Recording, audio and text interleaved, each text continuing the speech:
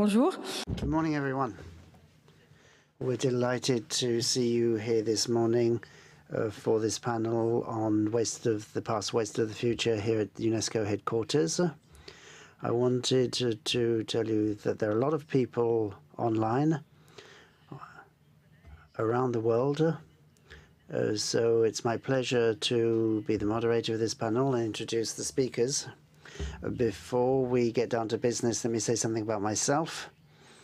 I'm Stéphanie Roland. I'm a visual artist.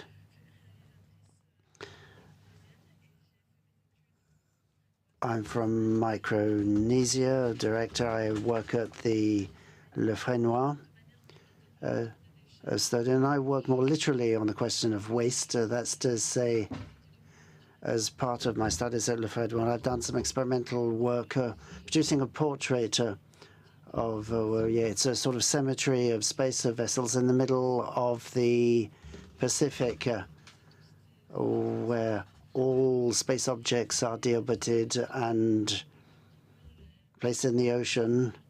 It's at the end of their life. So it's very much part of what we're talking about today, and I was delighted to be able to look at all this, and I'm very interested to see how the Western world creates these invisible areas. And this is a narrative we'll be talking about with today's speakers. I was asked to give some practical advice.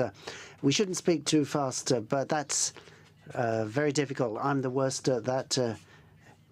We'll do what we can to make sure that everyone can follow, so that people who are listening to translation can follow as well. So I'm going to start with an introduction of Tom van Doren. He is online and he'll be making a presentation. He says that he's a ground philosopher. He's at University of Sydney, a professor. He's also a guest lecturer and a creator of environmental humanities. So Tom van Doren is a pioneer in what we call extinction studies. That's to say, extinction of certain species, and he looks at the relationship between humans and these endangered species and endangered locations. And he has a particular approach to this because he brings together ethical issues with natural sciences.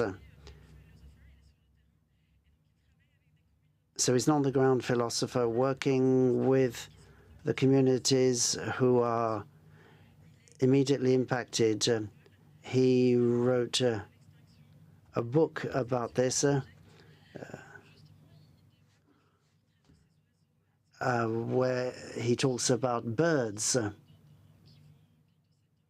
that are threatened with extinction, how they live, how they're born, how they die. And he's very close to these bird species. And he's also studied in another book the intelligence of crows and what this means for human communities.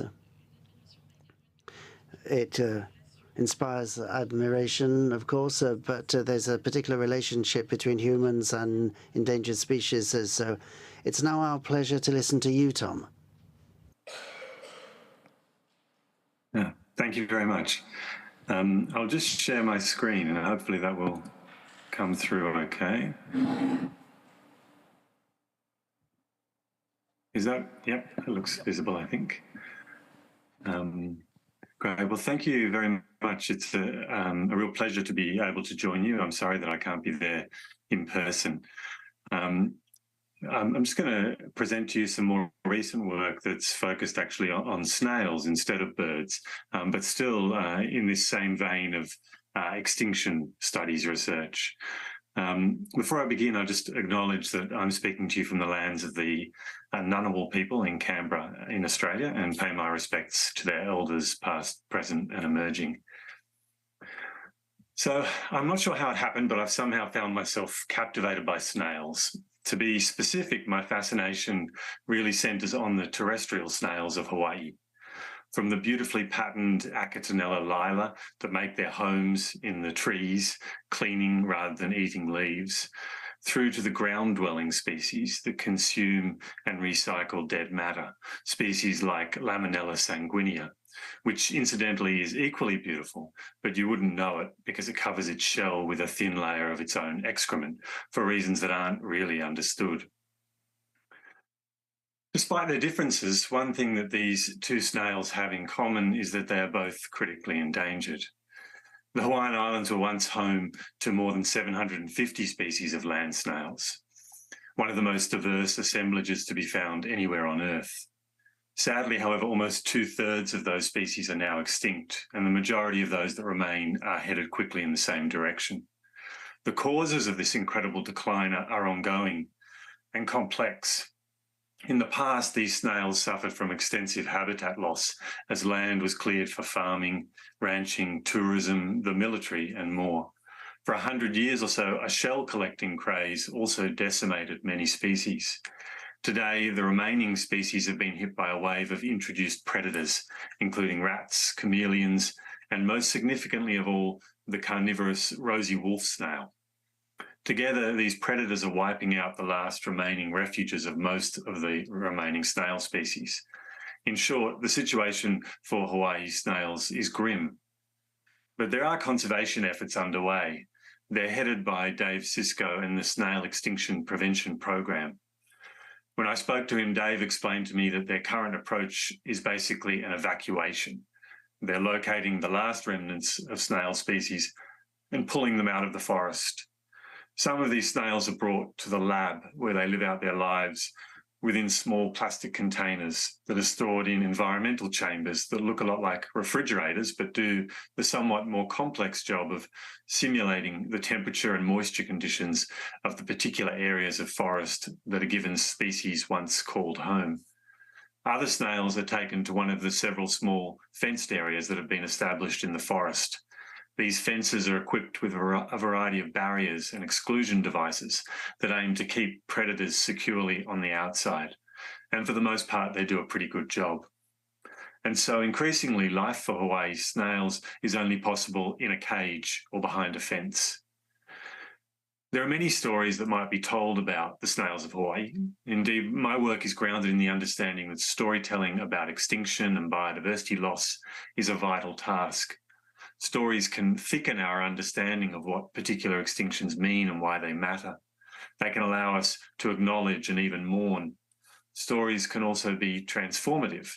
They can draw us into new worlds, into appreciation, into complexity, into responsibility. In the stories I've told about snails, I've explored the way in which they craft slimy worlds of meaning for themselves and others, following mucus trails to rest out the hot days together in groups before heading off to feed each night. Equally, I've wondered about what all these snails did in the ecosystem. Has their decline impacted on the health of trees or soils? Sadly, we don't know, and perhaps we never will.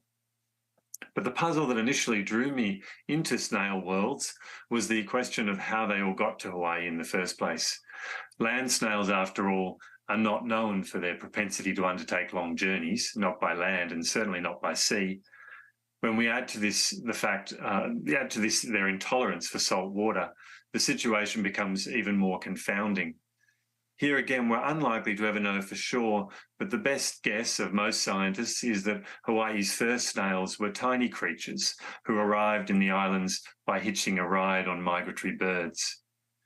But amongst all the fascinating stories about snails, those of native Hawaiians stand out. Without doubt, the most consistent theme across numerous traditional Hawaiian songs and stories is the idea that snails sing in the forest. But they don't just sing at any old time. Rather, their singing is deeply meaningful, often said to occur as a sign that after a series of adventures, changes, or turbulence, all is pono again, which all is righteous, correct, and good. I've spoken to many people about singing snails. Most biologists told me that snails don't have vocal cords and can't sing. Some people told me that these stories are more metaphorical. Once upon a time, when the forest was full of snails, the wind whistling over their shells would have made a sound like a melody.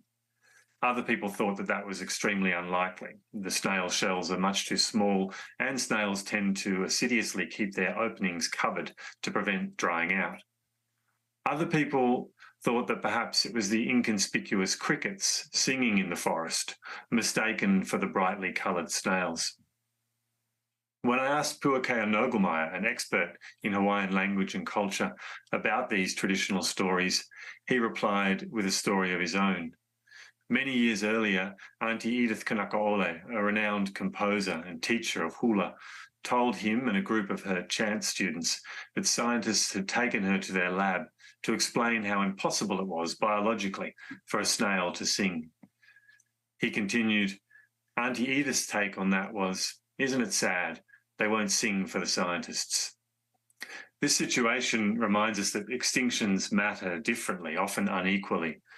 What does the decline and disappearance of snails mean to people who have inherited these stories? What becomes of stories of singing snails when there are no more snails in the forest? Extinction ripples out into the world in myriad ways, cutting across imagined distinctions between ecology and culture. Good stories help us to see and become responsible for these ripples. But the cultural significance of snails in Hawaii is also shifting as new relationships emerge. Over the past few years, I've had the privilege of learning more about the work of the group Malama Makua.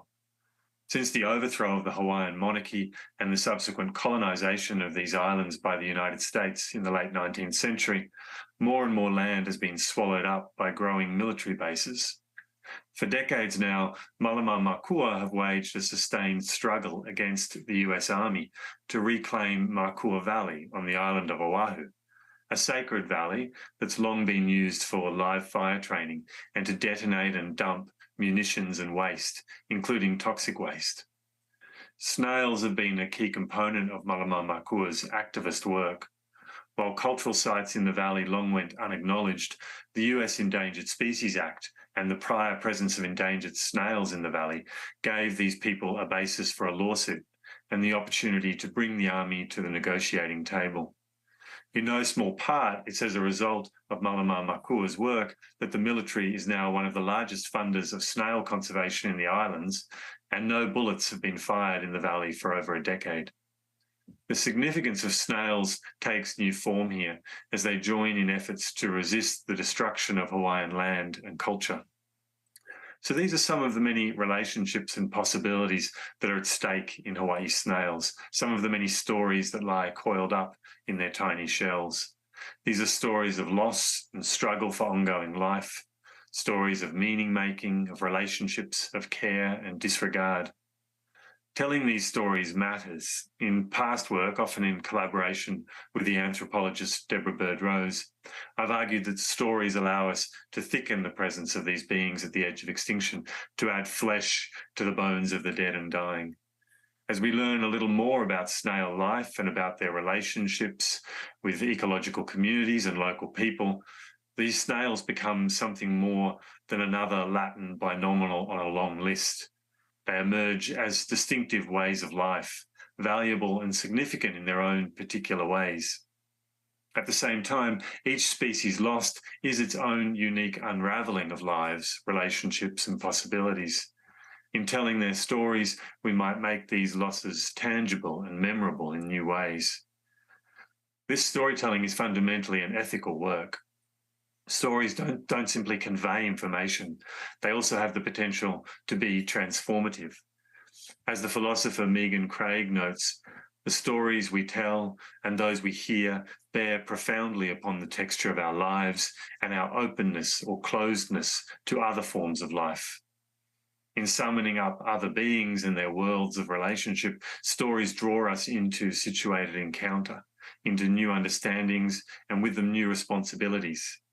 In this context, stories can be opportunities to test and explore, to cultivate the intellectual, emotional, and critical capacities necessary to recognize our own implication in the world, the consequences of our actions, and possibilities for other kinds of futures. While storytelling isn't a substitute for on-the-ground conservation work, it might nonetheless have an important role to play in thickening our sense of what extinction means and why it matters. of drawing us into new understandings and new forms of concern and action. Action which might itself benefit from a fuller sense of the multiple and often unequal ways that extinction matters in diverse lives and landscapes. But the importance of extinction storytelling goes beyond any kind of conservation efficacy that it might have. In addition, I'm firmly of the view that telling these stories is an ethical obligation, an obligation to bear witness. In the first instance, witnessing is an act of faithfulness to individuals and species whose worlds we collectively have destroyed. It's an act of acknowledgement for the death of another, as well as for the loss of the unique way of life of a species.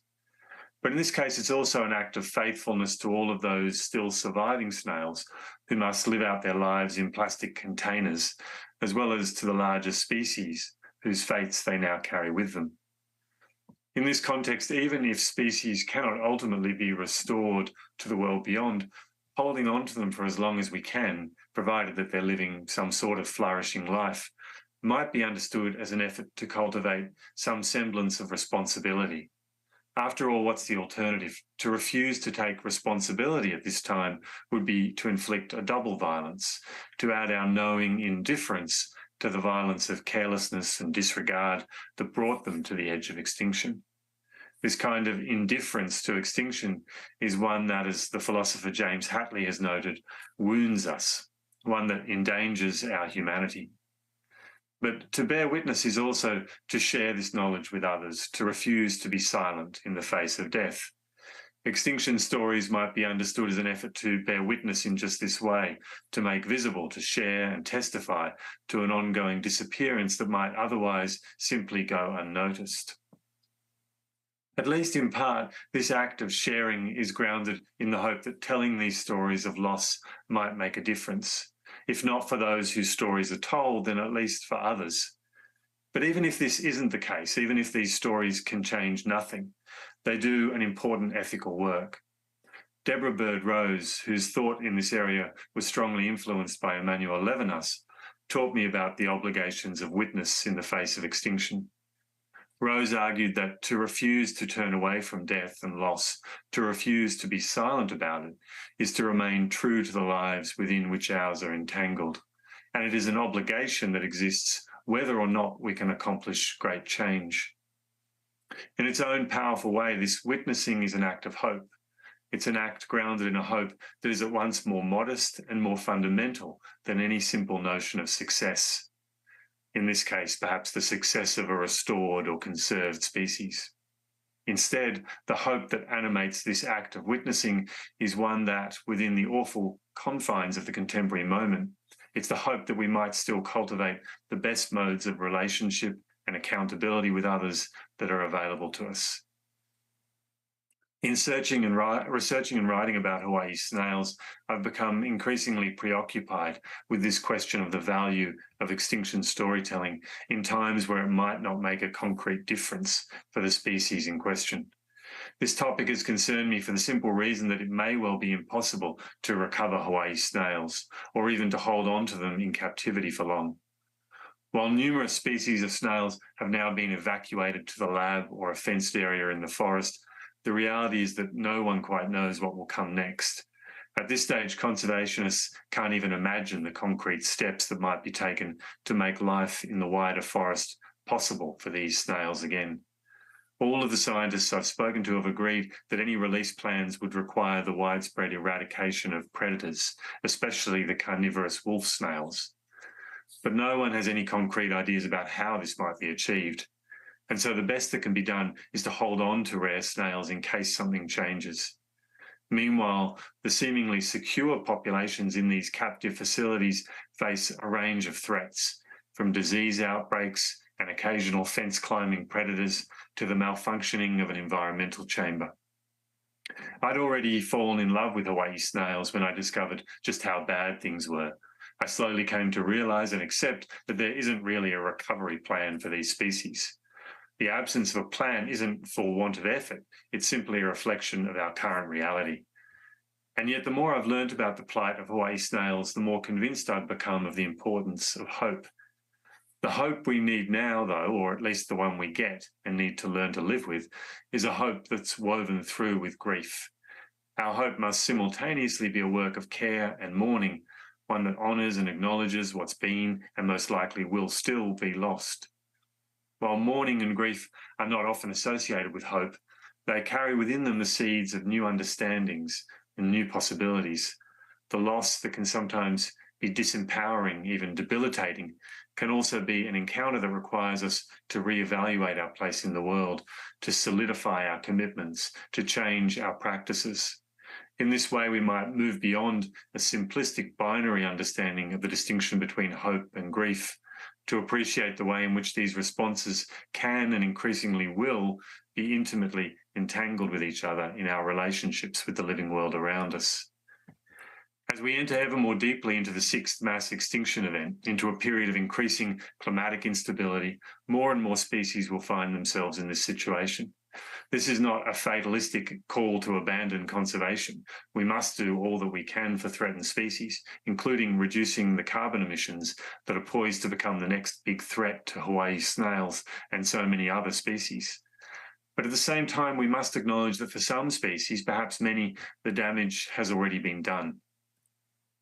These are the extinction stories that I think we need to tell, stories of mournful hope, stories that open up a new and deeper sense of wonder and appreciation for disappearing species, stories that animate and inspire the search for flourishing possibilities for all, but stories that also honour and acknowledge lives lived at the edge of extinction, that face up to and dwell with the incredible processes of unravelling and wounding that are taking place here.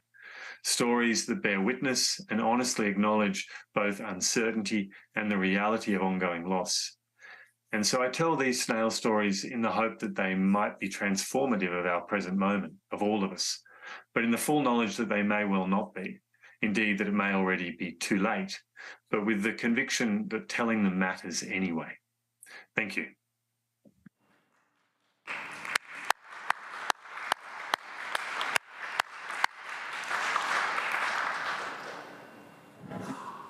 Oops. Merci beaucoup, Tom. Thank you very much, Tom. There are many comments, many questions, but I think we're going to go on with the presentations, and then we shall hear to the audience.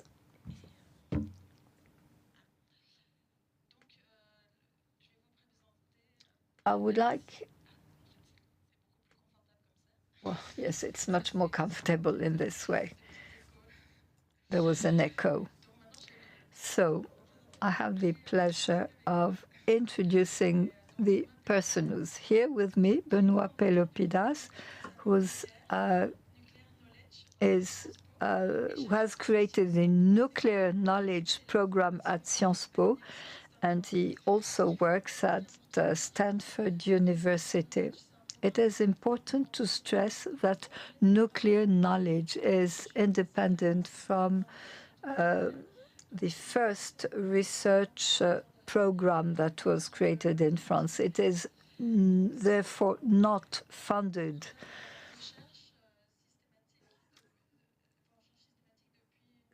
So it is through the systematic research of your group that you've been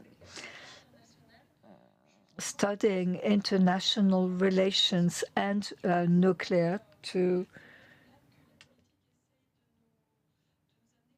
have an idea and to challenge what is being said. You are also challenging the democratic environment. You are dealing with a number of issues. First of all, the difficulty to see how vulnerable we are. You are also studying nuclear proliferation, which is not as linear as we might imagine. You are also studying security and the notion of luck. So, Benoit Pelopidas, we're going to listen to you. Thank you, Stephanie.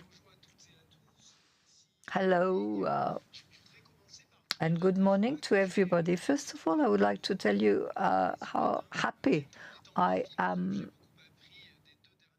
here with you. I'm not a philosopher, and I learned a lot during the past 2 days. So I would like to thank the organizers for inviting me to take part in this important event. As you're going to see, what I'm going to say is that the social scientist I am is going to base himself on Gustav Anders' statement, who in 1964 said his contemporary humans were lazy people waiting for the apocalypse. So it would be interesting to find out if we can keep this definition for our current times. And if that is the case, to what extent should we work together, philosophers, social scientists, and artists, so that the human of the future is no longer a lazy person waiting for the apocalypse? What does it mean, first of all? And I'm very pleased that Tom spoke before me, because it provides a transition with what I'm going to say.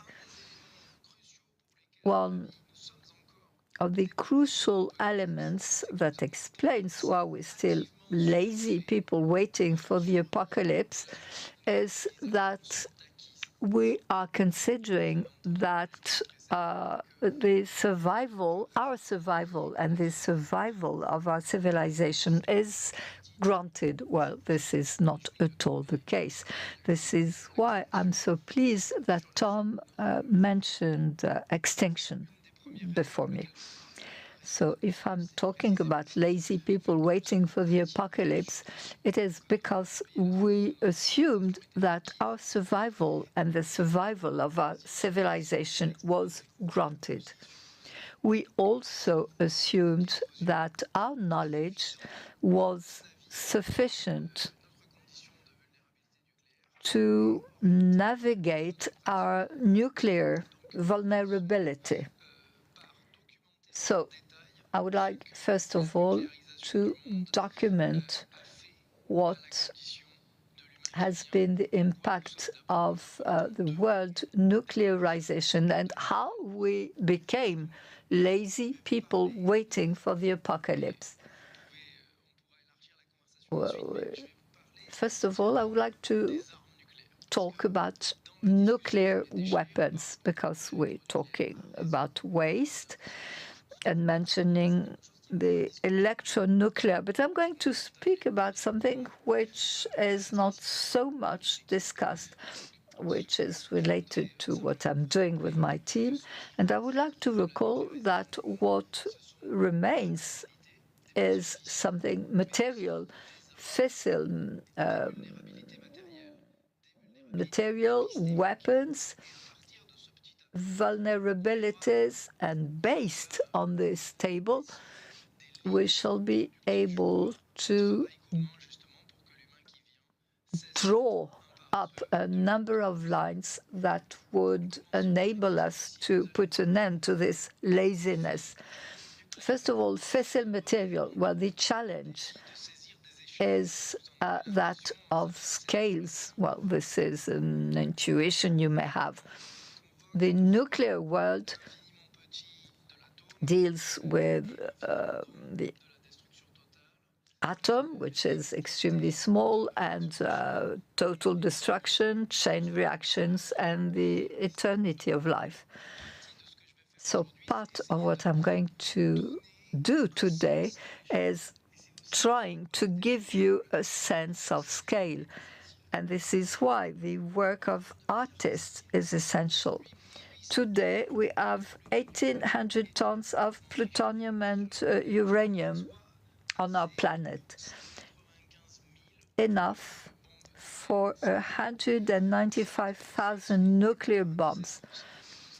97% is possessed by nuclear states, in majority Russia and the US. We're also talking about weapons in the Northern Hemisphere exclusively in 9 countries, and also 5 countries that host American nuclear weapons. This is to give you an idea of the geography of nuclear armament and contribute to our idea in terms of proliferation. You only have 9 states, 9 countries involved, plus 5 host states. I'd like to stick to this issue of scale. Today, we have over 12,000 nuclear weapons. Most of them are much more destructive than the one that was used to destroy Hiroshima.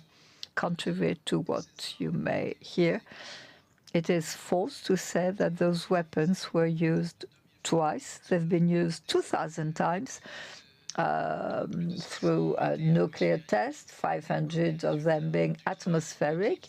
And my team has demonstrated that the health and environmental impact of those tests is unknown, and concerning French nuclear tests, their impact has been underestimated. As we could say the same about American tests, but it is another team that has demonstrated this impact. As Stephanie said, non-undesired nuclear explosions were avoided, well, luckily avoided. What do I mean?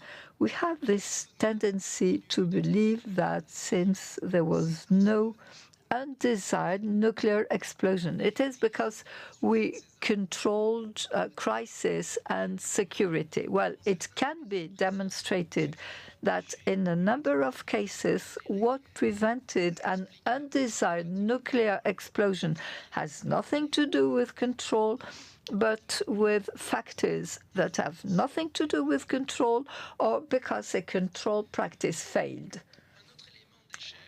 Something else in terms of scale. The explosion of 1% of those weapons on cities would put an end to our civilization based on what we call a nuclear winter. And if we project ourselves in the future, we might think that dismantling is impossible based on what we've done so far. If the physical, material obstacle were the only one, it would be possible to dismantle over 10 years, even in the absence of technological advance. As I said, we're faced with a challenge of scale. And this is why we can say that we are lazy people waiting for the apocalypse.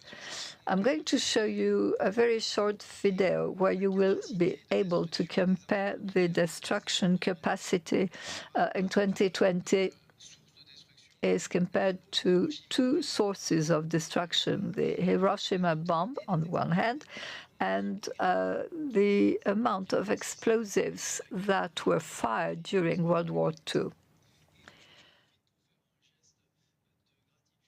And I would like to thank our interpreters, since the video will be in English and they will have to work into French. Pardon. Bon. Ah, alors, excusez-moi, j'ai une difficulté pour lancer la vidéo qui ne veut plus se lancer. Sorry, I have a problem. On August 6, 1945, a single nuclear bomb destroyed the city of Hiroshima. Imagine the explosive force of that bomb combined with the second nuclear bomb that destroyed Nagasaki 3 days later, and all the weapons used in the 6 years of World War II, the deadliest war in human history. The total explosive force of all of these weapons is represented by this single blast. In comparison, this is the combined explosive capacity of the global nuclear arsenal in 2020.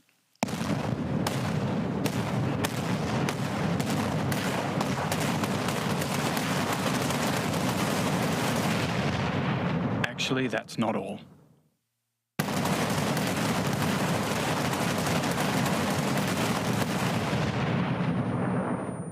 There is no protection against nuclear explosions, either deliberate or accidental. We remain vulnerable to them, and these weapons are being built in our name. Shouldn't we ask ourselves why?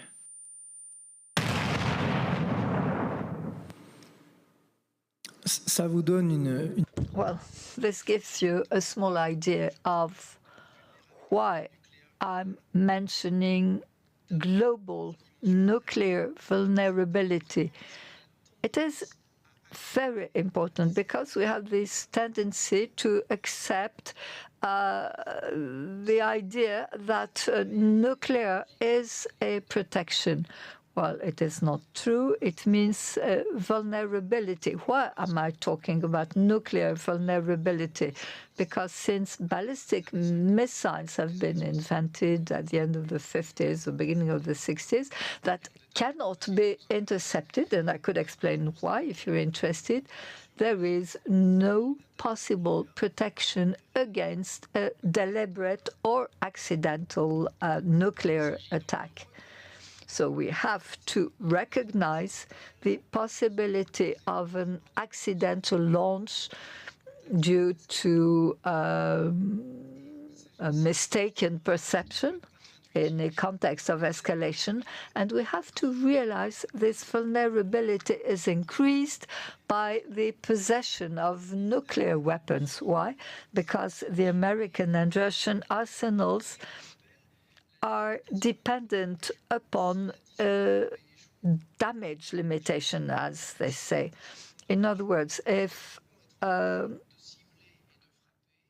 we have to be able to aim and strike as many enemy nuclear weapons as possible, so we're becoming a priority target. So, in other words, we are in a situation of vulnerability in case of technological accidents or in case our enemy considers that they have to do whatever they want to do. Why am I telling you that it is a global vulnerability? I'm not saying that everybody is equally vulnerable, but we have to realize that nobody is perfectly protected, as you can see here. Those things are rather intuitive for nuclear states who know they are targeted. But something which is less intuitive, less obvious, is that non-nuclear states are not really protected from a strike. sont clairs. Why? Because doctrines are clear. Except for India or China, no country having a nuclear weapon, and that includes NATO as well, have a policy of non-first use of nuclear weapons. Such policies have never been really adopted. Biden, when he ran for the White House, said he would introduce a change of doctrine, but that change was actually not introduced in the law. So the thing is that all states having nuclear weapons did not ratify protocols establishing nuclear-free areas, because such protocols would have committed the states not to target other parties. As I said, states which do not have nuclear weapons host American nuclear weapons, namely Italy, Germany, Turkey, and the Netherlands. And as you probably understand, the propagation of nuclear radiation cares very little about the authority of customs departments, for instance. So this is the concrete material aspect of nuclear vulnerability, but there is an epistemic dimension which takes us closer to what Sanders called suffering from doomsday sloth. So the idea that we are tempted to grant to what we think we know a validity which goes beyond established validity. So if we are tempted to believe that vulnerability is not so high, then we are exceedingly confident. And this is what we suffer from. We are too confident in the control we have over crises and weapons. And on the other hand, whenever a crisis occurs, we tend to panic because that sends us back to the actuality of vulnerability, this very vulnerability which we tried to ignore. Let me give you an example of this excessive trust and confidence ratio. Let me go back to the idea of chance I mentioned a moment ago.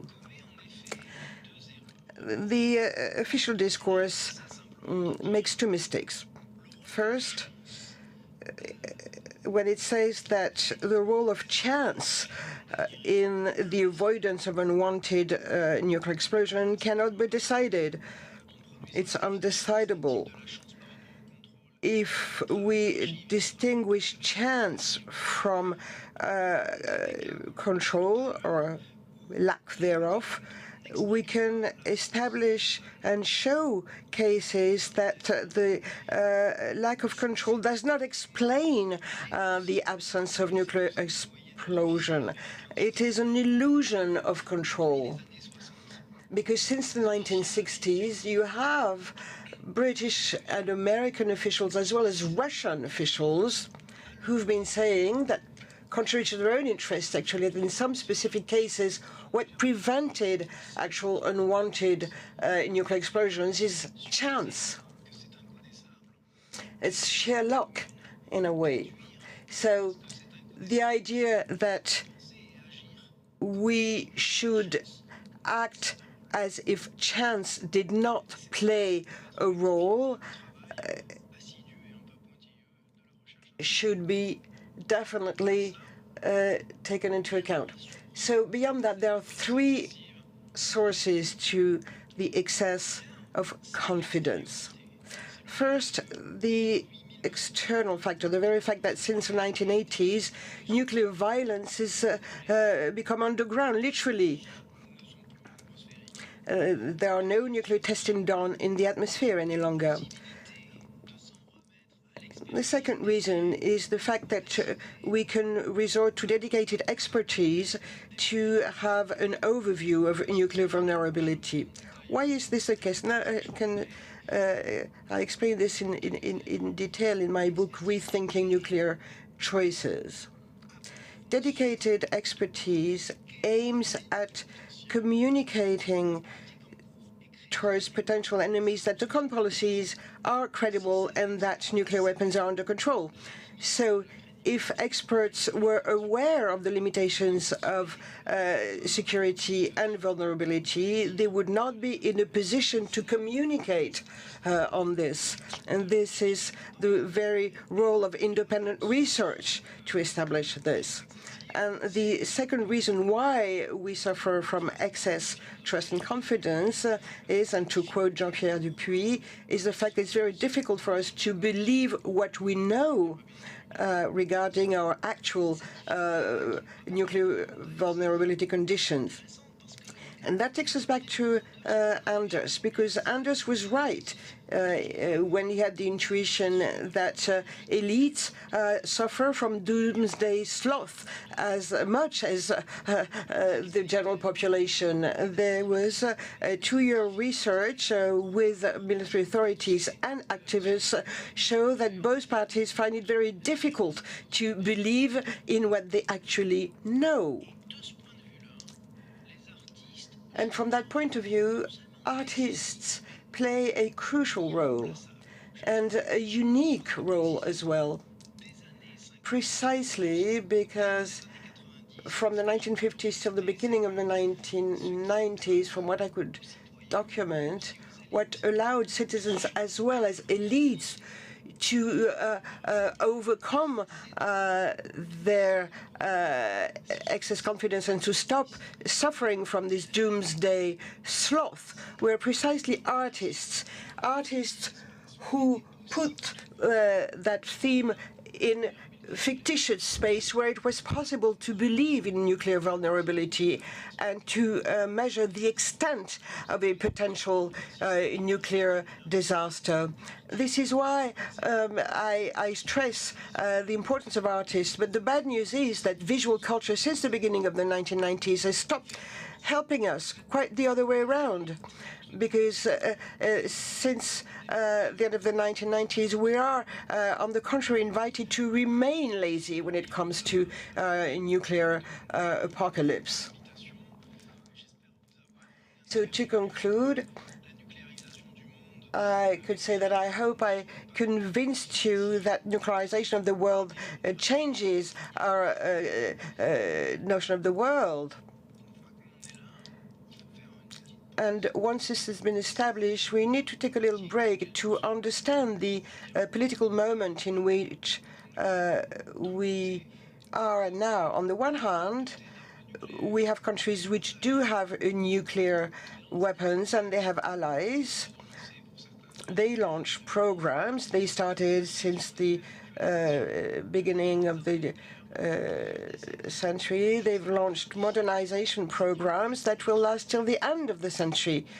That is for durations that are longer, actually, than the time they've had nuclear weapons. So they consider that nuclear weapons and the threat are necessary instruments for their own security. And on the other hand, you have a coalition that says, no, no, no, nuclear weapons are security problems, not security solutions. So we want security without nuclear weapons.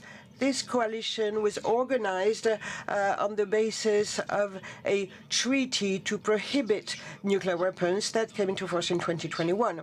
So in the face of this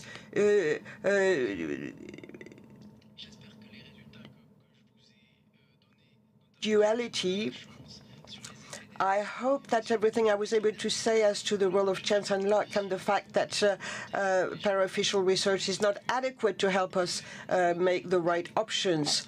What I mean to say is it's only the beginning of this research, and we've come with such findings only thanks to independent research, which is acknowledged and recognized internationally, whereas in France you have para-official research, which keeps on claiming that independent research is neither desirable, neither feasible.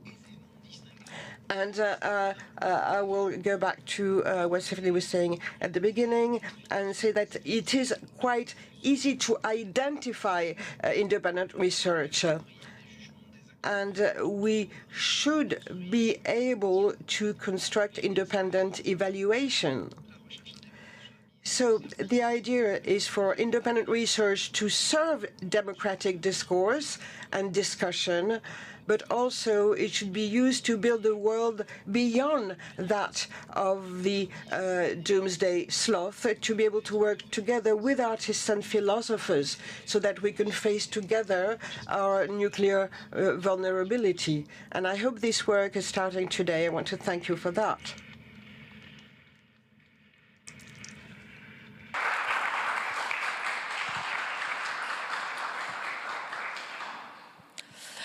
Est-ce que Nicolas de Warren Is Nicolas de Warren with us? I would very much like to go more in depth. I saw the video at the Festival des Idées, the Festival of Ideas, and because some of your research it really focuses on the role of fiction is what is not thinkable in the nuclear realm.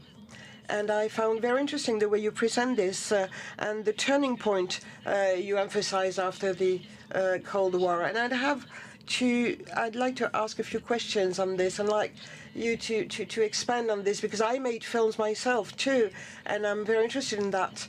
And I was wondering, so you developed a series of aesthetic gestures or aesthetic strategies vis-à-vis the fact of showing the nuclear dimension. So maybe you could expand on that briefly, and maybe you could mention, I think you mentioned a film by Akira Kurosawa, that could show the unthinkable, which is a good way to show the unthinkable dimension of the nuclear.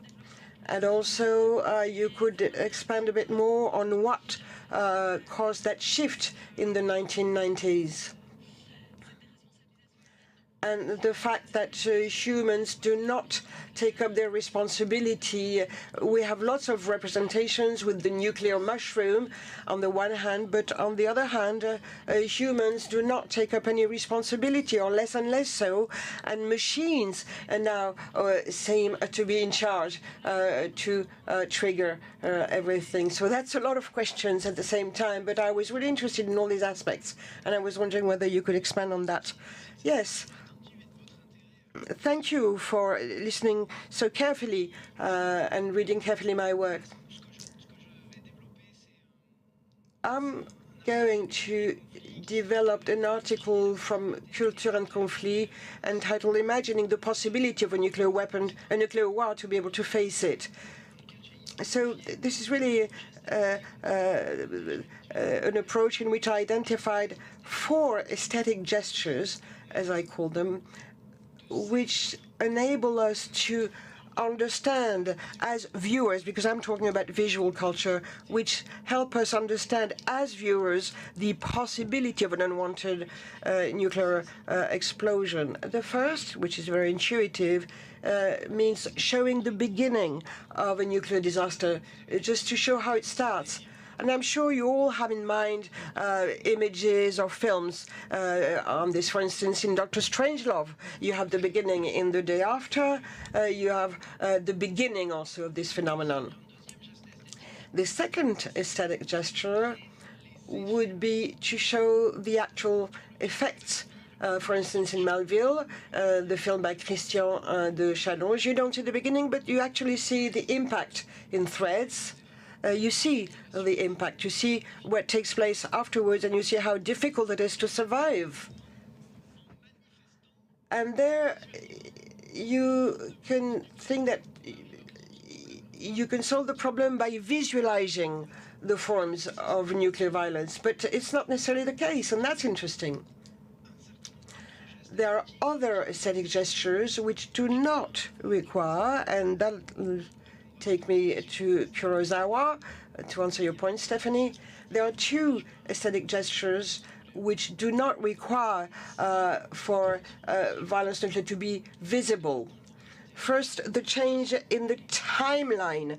You turn time in the doomsday waiting time, as Jolibert said. You tell viewers that the disaster has started, missiles have been launched, and you put viewers in a world of expectation where you wait for the disaster to actually take place.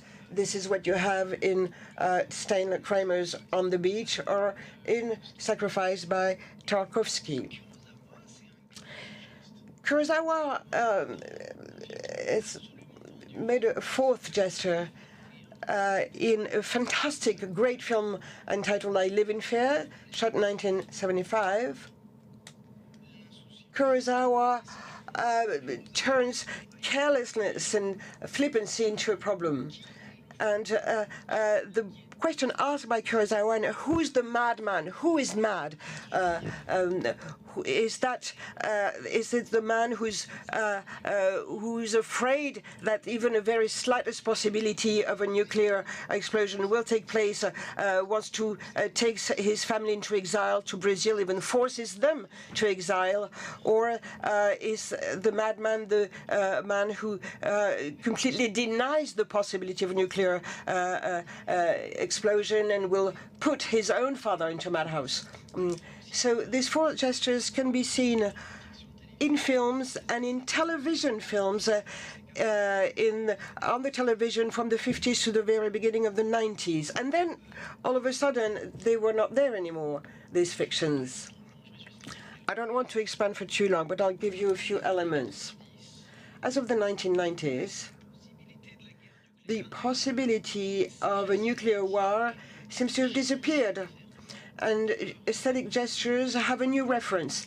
The reference is no longer nuclear war, but a virus, for instance, or an environmental disaster.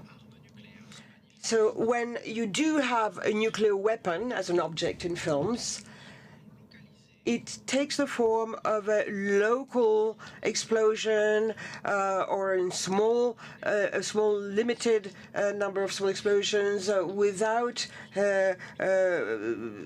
powerful impact. Impact is definitely minimized. I'll give you a recent example. I'll give you an obscene example as well. So The Dark Knight Rises, Christopher Nolan, only showing that you just need to explode the thing far enough from Gotham City and there won't be a problem. You'll have a beautiful sunset, and that'll be it. And then James Cameron's film, True Lies, that's even worse, because it turns a nuclear explosion into the proper lighting for a romantic kiss on the screen between the two heroes. And that shows to what extent the obscene exhibition of nuclear violence has been popularized. So in recent visual culture, this possibility becomes a play. There's The Brink, where the idea is to play with viewers, to frighten them on the play mode, but knowing that it will never actually happen. But what you see is that the nuclear disaster is completely severed from its human origin. Machines start the whole process. This is what you see in Terminator or in Matrix, for instance. Now, something that could be really interesting as far as the reception of a work of art is concerned, when you ask people whether they're military activists or political decision makers, when you ask them what actually left a trace in their memory regarding nuclear explosions, well, they won't mention the most famous films or filmmakers. It won't be Dr. Strangelove, for instance. It will be Threads and The Day After. Why? Because, and it's very striking actually, because Thread and The Day After have a common feature. They do not relieve you with catharsis. With Thread or with The Day After, you cannot, at the end of the film, you cannot close the door and establish a clear separation between your own world and the world of fiction, whereas other fictions, including Dr. Strangelove, can relieve you, because at the end you're relieved because it did not take place, or at the end of War Games when the light comes back and everybody hugs each other, you have the catharsis because it did not take place. Or regarding Dr. Strangelove, you have the sort of orgiac show of the end of the world, which also has a relieving effect. This is what you do not get with Threads or The Day After, and this is why they come on haunting you, including they haunt people who suffer from doomsday sloth. Thank you very much. I'd like to link up with that and ask Tom a question. In the light of this, Tom van Doorn, because you were talking about storytelling, how species extinction is important and is related to storytelling. So I want to know what film or media or aesthetic form is most relevant or perhaps efficient, effective with respect to extinction. What do you think is the best media for showing extinction? Whether you've seen this or historical turning point in extinction stories. And I want to know the importance of storytelling because I read some of your articles about Hawaiian snails. And in general, your ideas about fiction, storytelling in general. I know it's a big question, but maybe you can say something. Thank you. Yes, it's a great question. I'm a writer, obviously, so I'm biased to, I guess, to that media and to telling stories through the written word, but I don't know that it is the most effective media. It is just the one that I grew up with. So I have in recent years been moving more of my work into audio experiments, so working with sound artists and documentary makers to develop some audio storytelling around extinction. And that works really well for some species. It works, I think, well for birds and other kinds of acoustic species, or species that have or that make sounds that are pleasant to the human and that are detectable to human hearing. And of course works not so well for species like snails, I'm finding.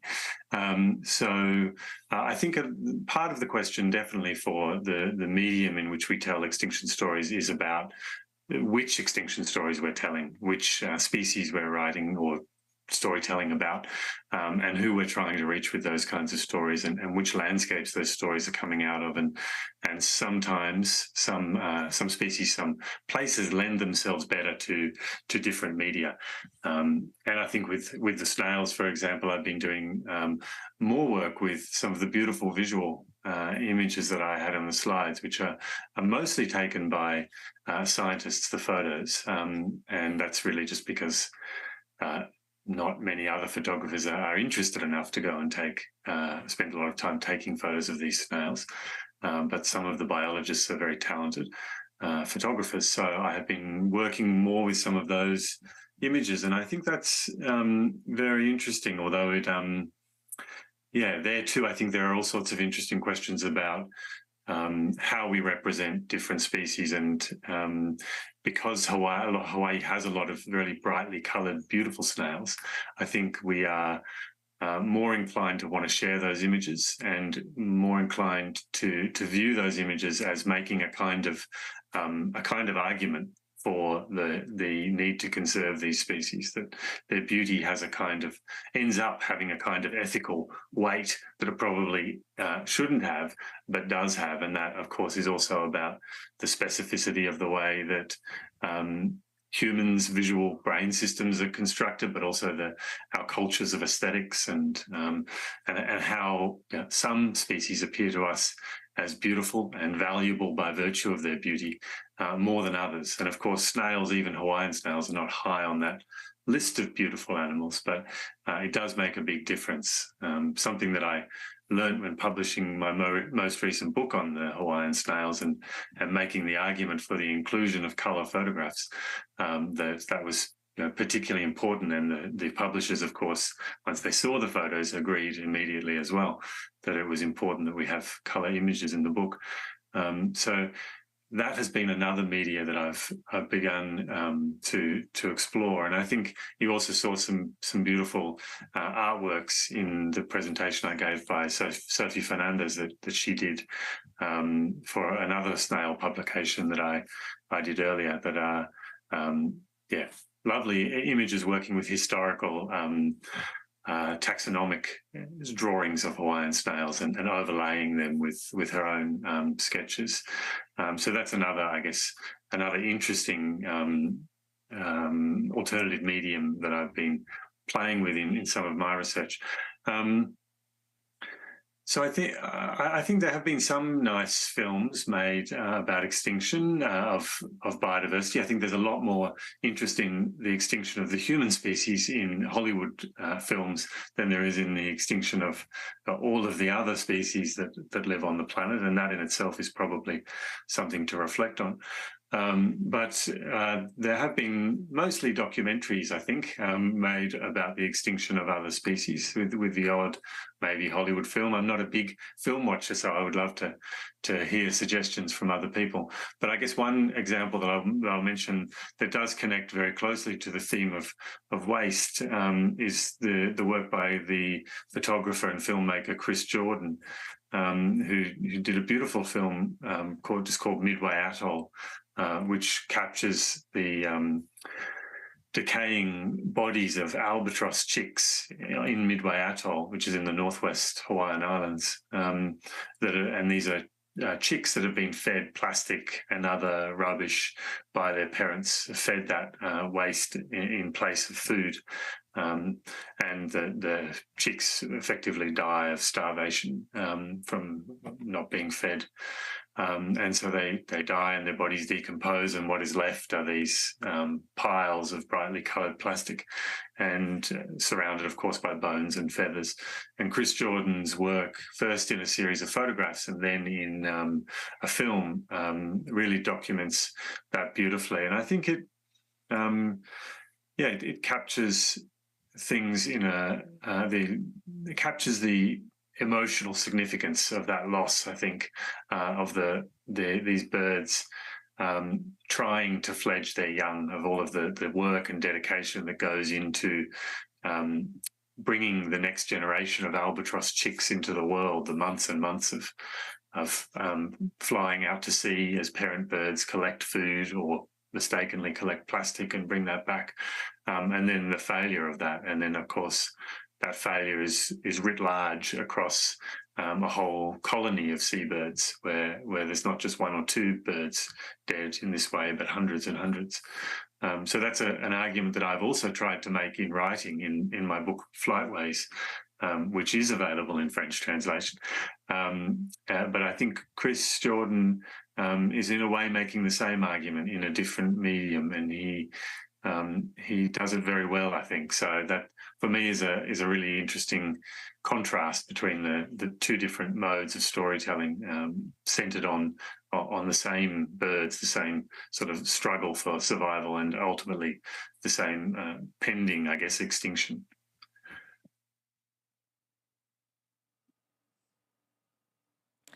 Merci beaucoup. Thank you very much. All that's very interesting, moving, what you write about the birds there. And I want to pick up on this because you say in Hollywood they've made much more films about human extinction and have neglected a bit other non-human species. And recently there was a film I saw at a film festival which is called Geography of Solitude. It's a documentary about a woman, a scientist, studying species on an isolated island, so very distinct in terms of biodiversity. It's in the Atlantic, just off the Canadian coast, and all the sounds in the film are insects. That's the entire soundtrack, using small microphones placed next to the insects, and musical scores were composed on that basis, and it in some way gives them a voice in the film. And I thought it was very interesting to see how we can come up with new ways in films of representing non-human species. And I would tie in with another film by Werner Paravel and Lucien Castanteller, another documentary they made where they seem to give fish a voice. They spent several months on the boat, and they decided to record the sounds and the sites on the ship, but also they tried to get non-human sounds. And so there are things that you can do in films to express animals' viewpoints in that way. I also had another question for you, Tom, because doing a bit of research, I saw that there was a comment about your book by a philosopher from my country, Vincent Després. It's a magnificent, very intelligent, sensitive book. It shows that taking passionate interest in others can be a way of resisting weapons of destruction. So I'm thinking about nuclear weapons. So I wondered, by working with communities, which is something distinctive about you, what avenues of resistance did you explore? Is there anything that ties in with what Vincent says? So can you give us a bit of hope in that respect? How can you explore that? Yes, thank you. I think of myself as a field philosopher, so I trained as a philosopher, but I spend a lot of time working with communities in different parts of the world who are at stake in extinction in some way. So those are very often communities whose lives are bound up with disappearing plants and animals in different ways. Sometimes they're conservationists, sometimes they're artists or activists, sometimes they're indigenous peoples whose traditional cultural practices or livelihoods are in some way threatened, either by the fact that this species is disappearing or by the conservation efforts that are trying to hold on to it that might instead be impacting on people's livelihoods or connections with place. So I'm very interested in philosophizing in the field, in asking about what extinction means and why it matters in these particular places for these particular communities. So I've done that in a whole lot of different places. I guess maybe I'll go back to an example I mentioned very briefly in the talk, which is Makua Valley on the island of Oahu, which is a valley that is a sacred valley, as I said, that where activists there have effectively used the snail, and the Endangered Species Act used a particular species, Acatenella mastelina, which is critically endangered, to enter into this lawsuit with the US Army and to try and halt those destructive activities in the valley, which includes a lot of live fire training and things that cause fires that burn the forest, and now there's very few trees left up around the edge of the forest, edge of the valley. But it also includes the detonation and dumping of missiles and mustard gas and white phosphorus and all sorts of other things that have ended up dumped in that valley. So it's a really interesting story, I think, and what has really interested me about it is how the snail itself has become an ally in this struggle by Indigenous people and the group Malama Makua, but also there are other human allies, some of the scientists and lawyers that they work with. So I suspect that what Vinciane is referring to in her comment perhaps is this way in which other species might become allies in these struggles for more livable worlds. So that, of course, often when it comes to extinction, I hope that it's humans advocating for other species, but I think we might also enter into a kind of multi-species solidarity with some of these species and find ways to work collaboratively together. And my work in this area has been very influenced by people like Bruno Latour and Donna Haraway and others who have taught us to think about the agency and vibrancy of the non-human world.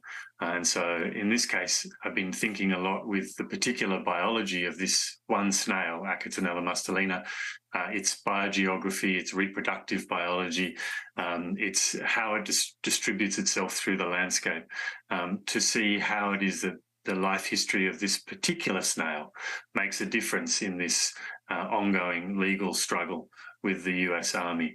And part of my argument there is that other snails from Hawaii, but from other parts of the world, would not have been anywhere near as good an ally as this particular snail. That this snail, there are features of its biogeography and of its reproductive biology that have made it particularly difficult to conserve, and particularly and quite widespread across the islands, across the whole mountain chain. And as a result, it has been very difficult for the US Army to get on with what they wanted to do, and which is basically get back to using the valley in the way they were. And instead, the biology of this particular snail has been a real obstacle to them. So I'm interested in I guess, slowing down with the biology of some of these endangered species to see what opportunities there might be for working with them, whether that's through the courts or through with collaborating with artists or Indigenous groups, or how we can make these non-human species sort of thickly present in our work, and how they might contribute to fighting back in some way in their own conservation.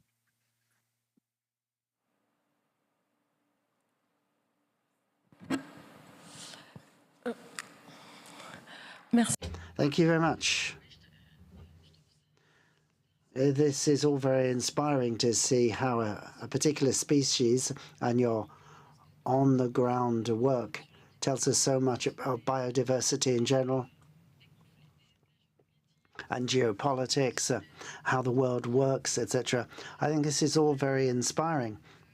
Very nice analysis. Now, before I turn over to the audience for questions, I'd like to come back for you, perhaps a tricky question.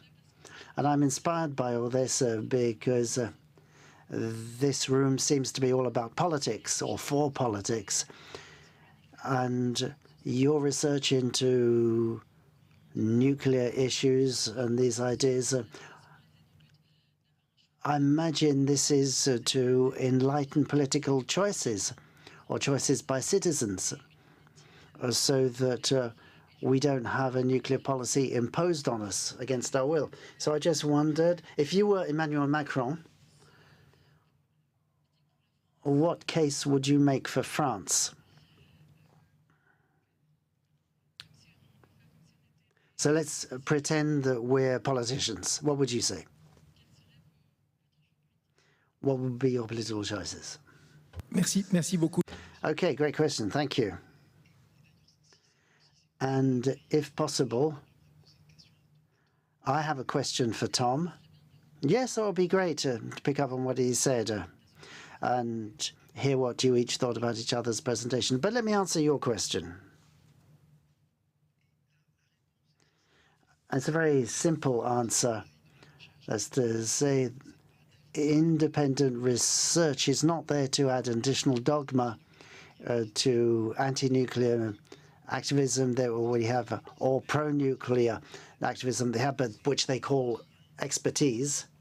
It would be about saying we have to make it possible to ask the question of what weapon system do we need for what defense policy and what ethical stance for France and Europe. And for the moment, we cannot answer that question. What we're trying to do is show that the public arguments to justify this are not sufficient to support these policies. So I'm not trying to say you should do this or that. It's simply to clarify what is our memory of the past, how do we imagine the future, and what ethical and political investment matches which kind of policy, and then you choose. So it's independent research in order to facilitate a democratic choice. If I were to say the upshot of that is I think you should do this or that, I think we would have failed. And therefore, I think in my presentation, I stressed this idea that we should stop being apocalyptic sloths. Yeah. You could say, well, he's telling us we must work with philosophers and artists, and well, he may just be polite, and it means everybody's, well, willing to go on working as we've always been doing. So I think there should be some sort of cross-fertilization. Philosophy is directly related to our discoveries, and in artistic terms, the representation of worlds, of catastrophes that have been avoided, or of other possibilities, are powerful means not to believe that things could have been different. I'm not sure whether you're aware of what we've been doing about nuclear tests in Polynesia. We studied the trajectory of clouds and radiation. So we've done the scientific work, but it would be interesting to have an idea of what could have been possible. I can directly ask you the question, Tom. And that was, I think there are some things there because you used the same word. My question is about hope. Because you asked him to give us some hope. And when I listened to you, Tom, I thought, okay, you know, that you started from a duty to bear witness and a duty to care regardless of whether we have a chance of success. So given the richness of the project and the ethical kind of substance of it, my sense, and you know, correct me, is that you don't need hope. And hope could be even a problem for the project that you're proposing, if I understand it correctly, because I think we're in a world in which this constant requirement to give hope ends up being, or ends up producing two things. It ends up producing a rejection of the diagnosis of extinction, which you are actually making, and it ends up creating the sense that, you know, it's not about duties, it's not about caring, it's just about hoping. You know, in a way, hope is compatible with apathy and is compatible with denial of the objective that I think you're carrying. So essentially my question is, what does hope do for your project? And would the project change if you removed the notion of hope? Thank you. It's a great question. I am very interested in hope, and across all of my books, there always ends up being a chapter about hope that is usually not very hopeful, I guess, or at least more complicated than simply hopeful. And a big part of my interest, as I think comes through nicely in your question, is in asking critically about what we hope for and what are the dangers of some particular kinds of hope, and what does it mean to hope responsibly and carefully. And I have looked, for example, connected to the same valley that I was just speaking about, at the way in which the kind of hopeful project of banking snails actually, and some can be, and in some cases has been, and by banking I mean pulling the snails out of the environment and putting them somewhere safe, whether it's behind a fence or in a refrigerator. How those projects that are sold as hopeful projects, how they have very often functioned just to move the snails out of harm's way so that business as usual, the same kind of destructive activities can continue. So I think that's a deeply unsustainable, irresponsible form of hope. And that's part of my concern, to find careful forms of hope that ask, what do we hope for and at what cost for whom? So that's what I've been doing. But I guess I would say that I'm not abandoning hope. Instead, what I want to do is find other kinds of hope. So in the paper that I shared with you today, and there's a much longer version of that same sort of argument developed in my recent book about mournful hope. I think I would say instead that I'm interested in hoping for something different. So I guess we can all hold multiple hopes at the same time, and sometimes they're conflicting, and sometimes that's problematic, and sometimes not.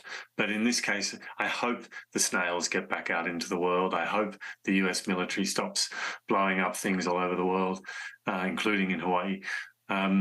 But I also hold other hopes, and I guess in this case, one of the things I'm advocating for is that we work towards the best possible kinds of relationships that are available to us with these snails, and that might not be saving them from extinction. That might not be possible, or it might not be getting them back into the world and that they live out, the next 20 or 30 or 40 generations in refrigerators and then they go extinct. We don't know. But until we know, I think that what we can hope for is that we craft the best possible relationships still available to us with them. And so that, I guess, is the more modest, but I think fundamental hope that I'm trying to reorient us towards. I still want to hold on to those other bigger hopes that we might get them back out into the world and that there's an end to militarism. But I also want to redirect some of those hopeful energies towards the cultivation of relationships that are sustaining for those who are still here.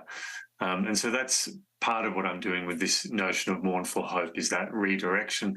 And the other part of it, of course, as you mentioned, is trying to continually hold on to what is being lost, to not allow hope to become a form of escapism, to make sure that our hope is kind of saturated with the realism of loss. And I agree wholeheartedly with you that hope becomes a kind of or is an excuse for passivism, and that it has become a kind of requirement in the conservation world, that rather than being critical about what we're hoping for, we're just all encouraged to be hopeful, and there's very little talk about the limits and dangers of hope, about holding on to mourning and loss, and instead we're just encouraged to push for the good news stories that will hopefully raise the funding that's needed and get people on board and get people recycling or doing whatever it is that they need to do. And I'm not convinced that is actually the best way to motivate people and get people involved. And I am also profoundly convinced that it's an irresponsible and deeply unreflexive relationship with the world. And while there is so much loss going on around us, I think, as you said, irrespective of success in the where success is getting these snails back out into the forest, irrespective of whether or not that can happen, I think we have that obligation to tell these stories and to hold on to what has been lost. And so that is also part of my hopefulness. And I guess it's for me also a big part of crafting those best possible relationships with snails, is also recognizing what's gone wrong and recognizing our culpability in that. And that, I think, is part of making good relationships. So I guess I'm hopeful about things that are not very utopian at all. And so a little part of me holds on to utopian hopes, but I think we need to diversify. That's a terrible term to finish on there, but I think we need to make our hopes more multifaceted and allow them to become the grounds for action. And reflection, self-reflection, and critical, ethical reflection, rather than just kind of the blind optimism about what might come.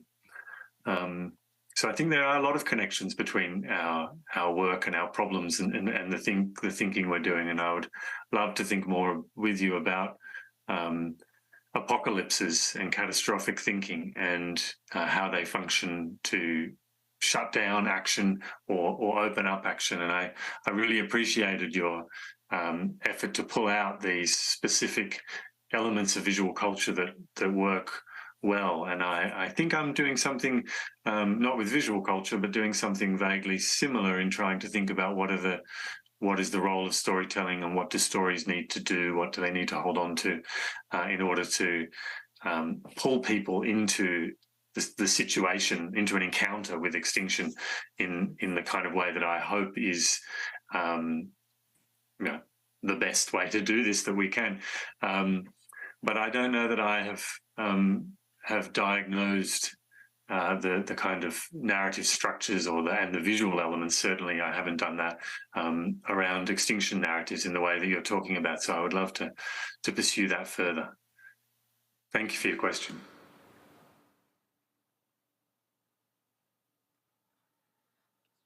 Merci beaucoup à vous. Thank you. I think we should go on talking about visual elements, but time is moving on. I think there are questions in the audience. Do you have mics? Should I bring you my own mic? Good.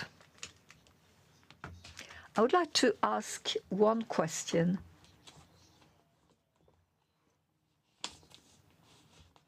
I think there is some sort of misunderstanding in our discussion. And I was wondering whether Benoit should not tell us more about what he calls apocalypse, what we call apocalypse, what philosophical, religious tradition calls apocalypse, and why this idea makes us lazy people. This is not quite clear. And I would say that the apocalyptic logic is dominating today our condition. It makes us lazy and it neutralizes responsibilities. And if my asking you for a clarification, it is because I think there is a discussion between you and Tom Van Duren. There is also a discussion between you and Martial Després.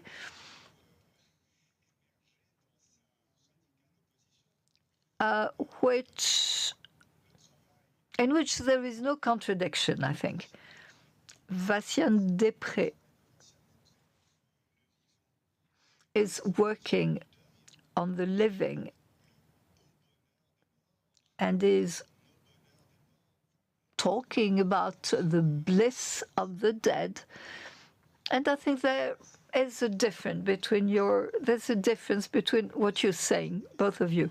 Since you're asking, first of all, political questions, which I find quite necessary, could it be possible to tell us the difference between you?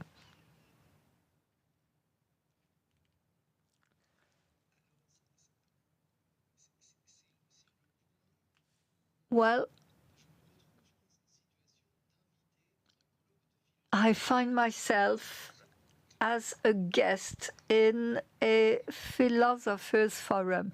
Vincent Després, well, I'm not really familiar with his work, so I'm not going to delve into it. And I admit I do not know about it, and I must discover his work. Now, I'd like to say that, on the one hand, this apocalyptic logic makes us lazy, but what I try to do very humbly is to think in the way in which social sciences and visual arts can show the current catastrophe, the catastrophe which is taking place.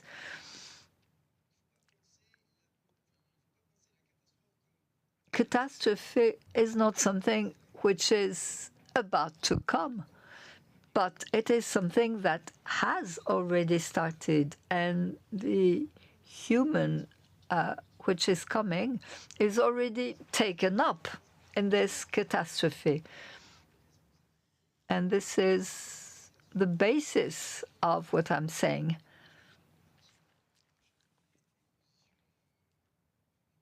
And this is the way in which I would clarify my position. I do not know whether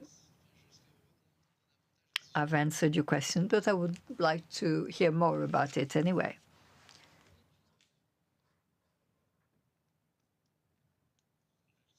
Thank you, and good morning. This is very interesting. I've heard a lot of questions. I have a very specific question to ask, but I would like to prolong what has been said by Raphael. Apocalypse, extinction, hope are Christian religious concepts. And for 2,000 years, we've lived with this permanent idea of apocalypse. What is interesting here is this new apocalypse,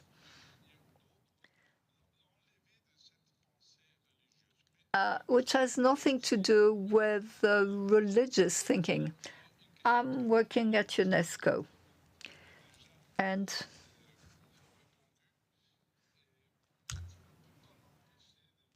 I would like to ask you, Mr. Pelopidas,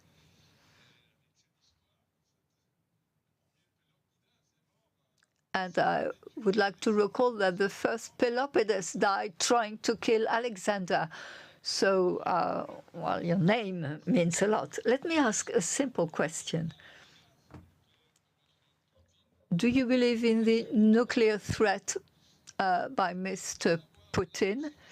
Do you think there is the possibility of a local nuclear war? And thirdly, do you think there is a risk of nuclear escalation? I'm sorry, but this is a very current theme.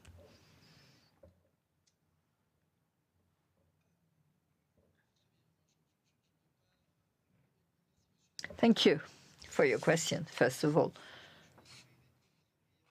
I shall answer briefly, but on this new concept of nuclear apocalypse,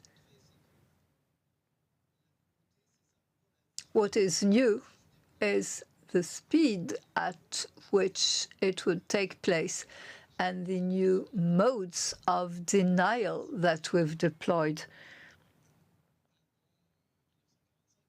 One should not think that before 1945 mankind could not destroy itself. It is just that it would have taken longer. And there might have been a possibility to interfere. Now,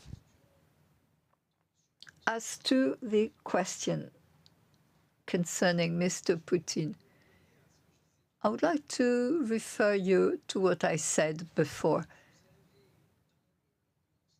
In the current situation, you have assertions as to what Mr. Putin wants to do or is prepared to do. Well, I'm not in Mr. Putin's head. I have no idea what he wants or doesn't want. I can tell you a number of things based on historical experience. First of all, we have leaders, or we've had leaders in the past who, when they're faced with an alternative between death and nuclear escalation, chose nuclear escalation. Fidel Castro, in his letter to Khrushchev in '62, was saying, "I'm convinced that the Americans are about to invade. The regime, therefore, is dead. And since our regime is dead, is asking Khrushchev to launch a nuclear war so that the Cuban regime would not die for nothing." Khrushchev, well, you know his answer. So we should not believe it is unrealistic this has been the case in the past. You can say, well, this is Castro with his special ideology. German archives gives us very interesting elements regarding Konrad Adenauer from another era. And then the city of Berlin is extremely vulnerable, and in case there is an attack, there is no means to do anything, because actually Berlin was at stake also in the Cuban crisis in '62. So Adenauer answers his advisor, Khrushchev is only an alcoholic who only understands force, and he tells the American to escalate. Fortunately, the Americans did not listen to their German allies, and the Soviets did not listen to their Castrist allies, but we can't be reassured by thinking that there was no precedence where there was never, ever a request for escalation. That is not the case. And there are, of course, possibilities of accidental escalations.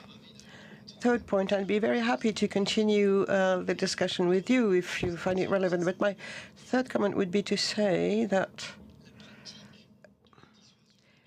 the nuclear deterrence requires that you keep the possibility of using your weapons, and you need to be able to tell your opponent that you might use them. So imagining that the possibility does not exist would be to misunderstand the reality of nuclear deterrence.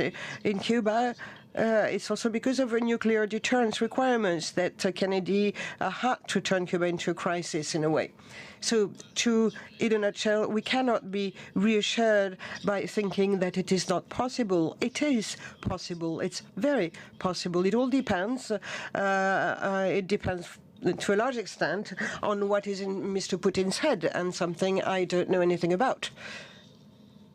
Thank you. Another question. You said that as of the 1990s, the nuclear threat was replaced by the threat of a virus or an environmental disaster. So we could believe that the Cold War's trademark was nuclear war, but the Cold War happened after World War II and the Hiroshima attack. So the Cold War was sort of born in order to avoid World War III. So how can you explain that Cold War falls within this continued threat of a nuclear war, whereas it is not basically the case? Well, good morning, and thank you for your question. There are two ways I can answer your question. First, let me make a small amendment. My point was narrower than what you said. I was just talking about audiovisual culture, which changed as of the 1990s. Visual culture changed in the sense that previously the major concern was that of a nuclear war, and after it was another type of threats that was more a concern for visual culture. It doesn't mean that the actual threats changed. Just the way the representations of threats. Now, Cold War is, of course, considered as an ideological conflict, but we should keep in mind the fact that the peripheral Cold War conflicts caused 25 million casualties, according to experts. So you see, Cold War was not that cold. It was just a war led by proxy, in a way. And it takes me back to a text published by Jonathan Schell in 2000 entitled Nuclear Weapons and the True 20th Century. Schell says that according to what will be decided with nuclear weapons after Cold War did not modify only the future, but also the narrative about the entire 20th century. And in particular, the narrative according to which nuclearization of the world was made necessary because of the evil nature of the Soviet enemy. So he explained that if we pave the way for renuclearization of the world after the Cold War, we'll have to reconsider the justifications that were given. This is just a way to start the next discussion, because I don't want to monopolize the floor. We're almost reached at the end of our session, of our panel discussion. Now, I think I will leave with this concept of alternative hopes we should seek and try to see what type of hope we should look for. So I really want to thank all our speakers. Thank you very much, Tom Van Doren, for being with us. Thank you also, Mr. Pedelidas, and thanks to the audience. Thank you for being here with us, and we're really waiting for the next panels to enlighten us.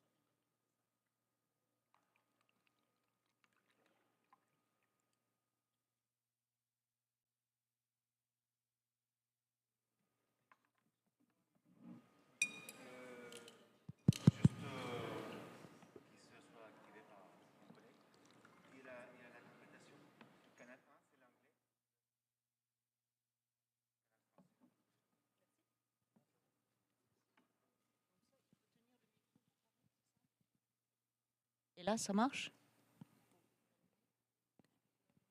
Allô, allô? Allô? Ça marche là?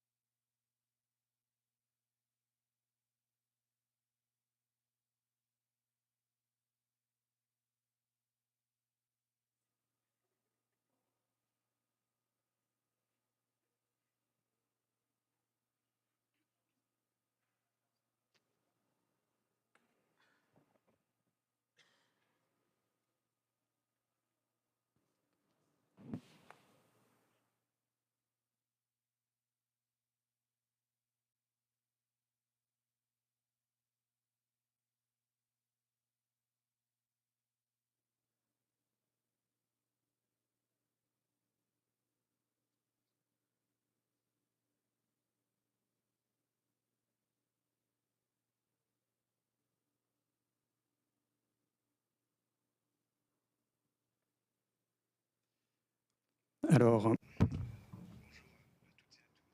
good morning, one and all, and welcome to the second session of this morning. I'd like to remind you, first of all, that on the webcast, you can select the language in the same way as you can here in the meeting room.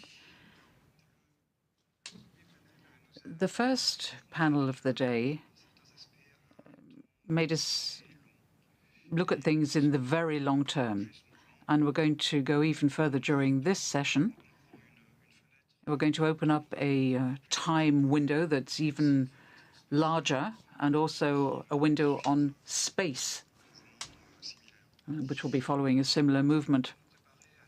So to get ready for the change of scale in space and time, there are two images I'd like to bring to mind, going back to the 1970s. First of all, a photo of our planet, the planet Earth, that was taken by the Apollo missions, Apollo 17, on the 7th of December 72 at some 47,000 kilometers away.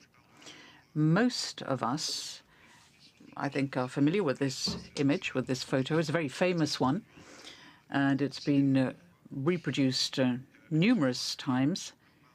It's very often referred to as the blue marble.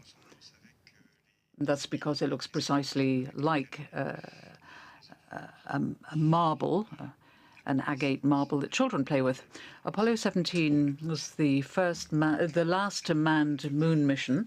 No human being has ever gone as far in space to take a photo of the entire planet Earth. So it's it's the first and only photo of the planet that was taken by a human being.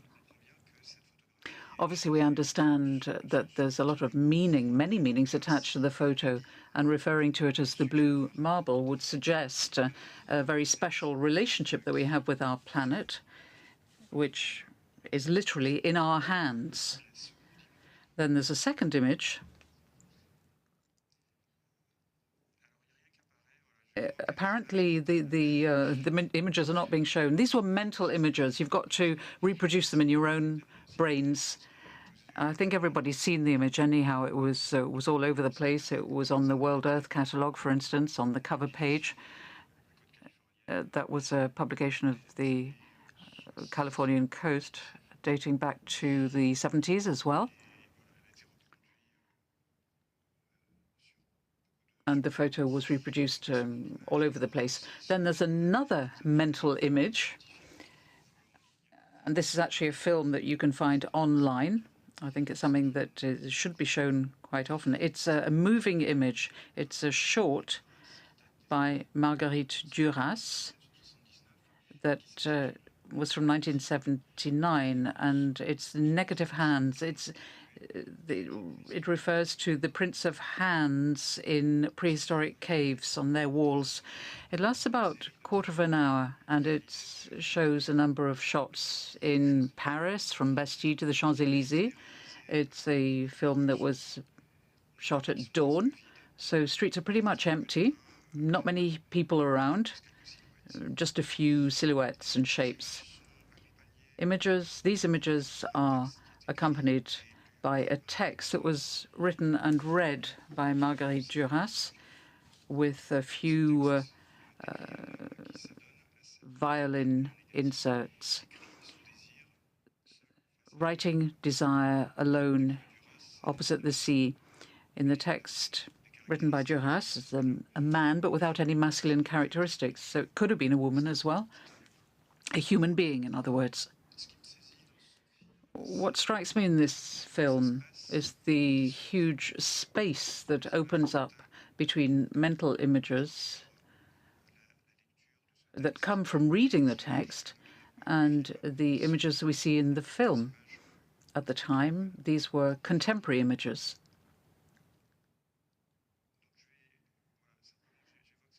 So I'm just bringing these images to our minds, all of us, as an introduction. And perhaps they will link up with the presentations that we'll be hearing.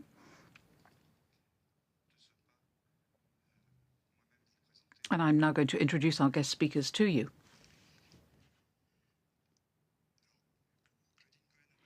Claudine Cohen is a historian and a science philosopher. She's a director of studies at the Social Sciences School, École des Hautes Études en Sciences Sociales. She's a member of CRAL in Paris, and she also works elsewhere, and including in Dijon.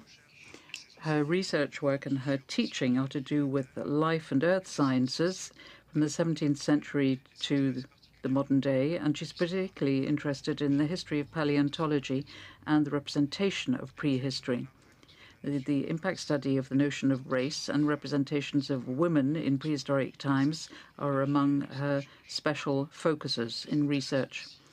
She's also interested in the place and the role of the imaginary world in developing knowledge and how they're spread through art, literature, and popular culture.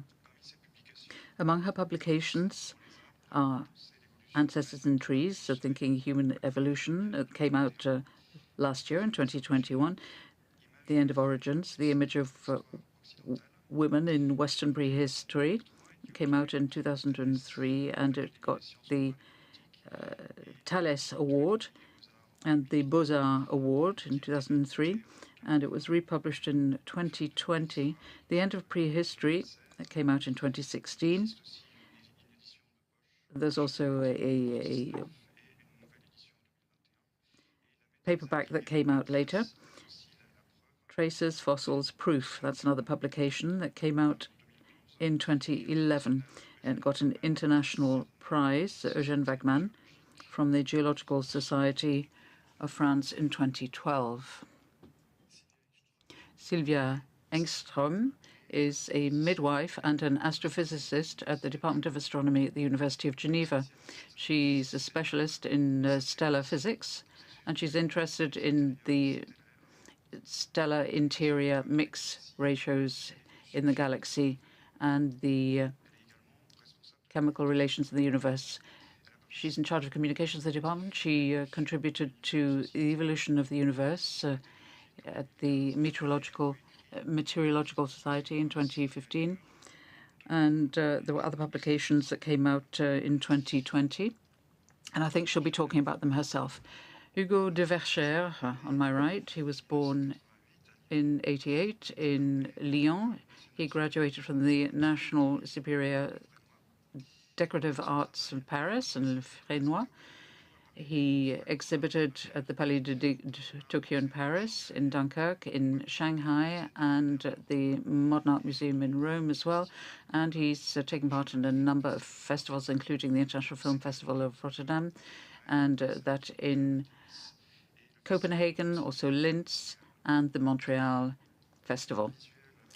The visual universe of Hugo, from which there's total absence of human beings, is shown through multiple channels of investigation: astrology, astronomy, and microbiology. On the basis of thinking about the countryside, the environment, he takes a look at specific contexts that correspond to a vision of an unexplored elsewhere. Hugo de Verschère develops what he refers to as science fiction, and this term should be taken literally here. The visitor is invited to deambulate through the processes. The two disciplines, dialogue, going beyond the literary domain.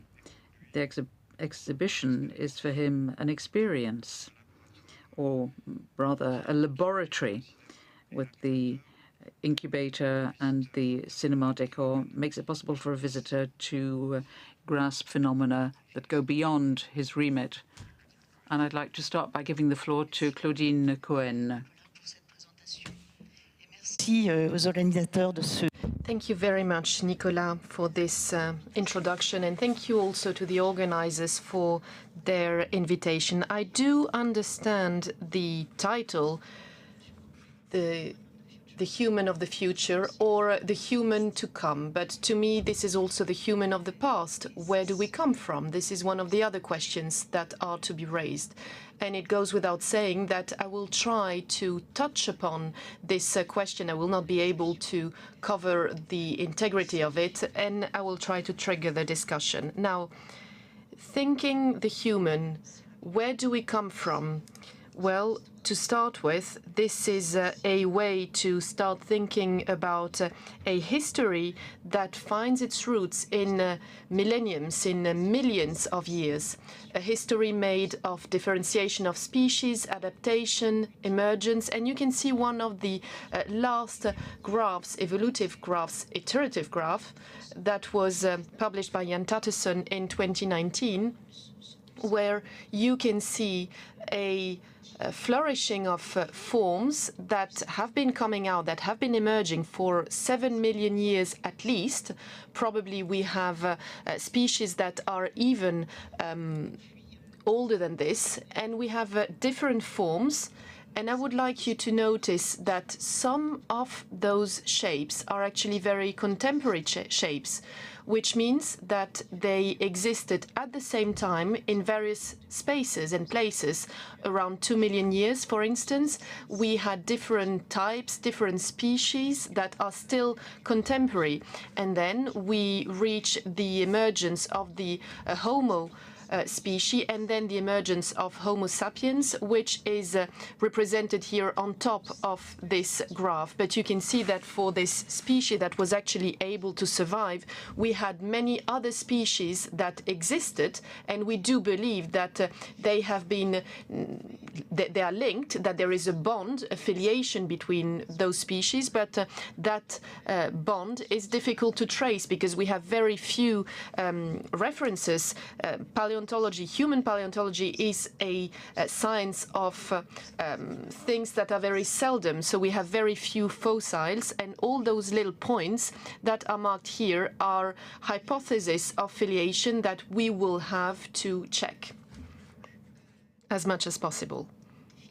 Now, if we are to define the human, if we are to try in that endeavor, we have, of course, to try first and foremost tracing the characteristics that will allow the paleontologist to recognize what is human, what is a man or a woman, and what belongs to other species.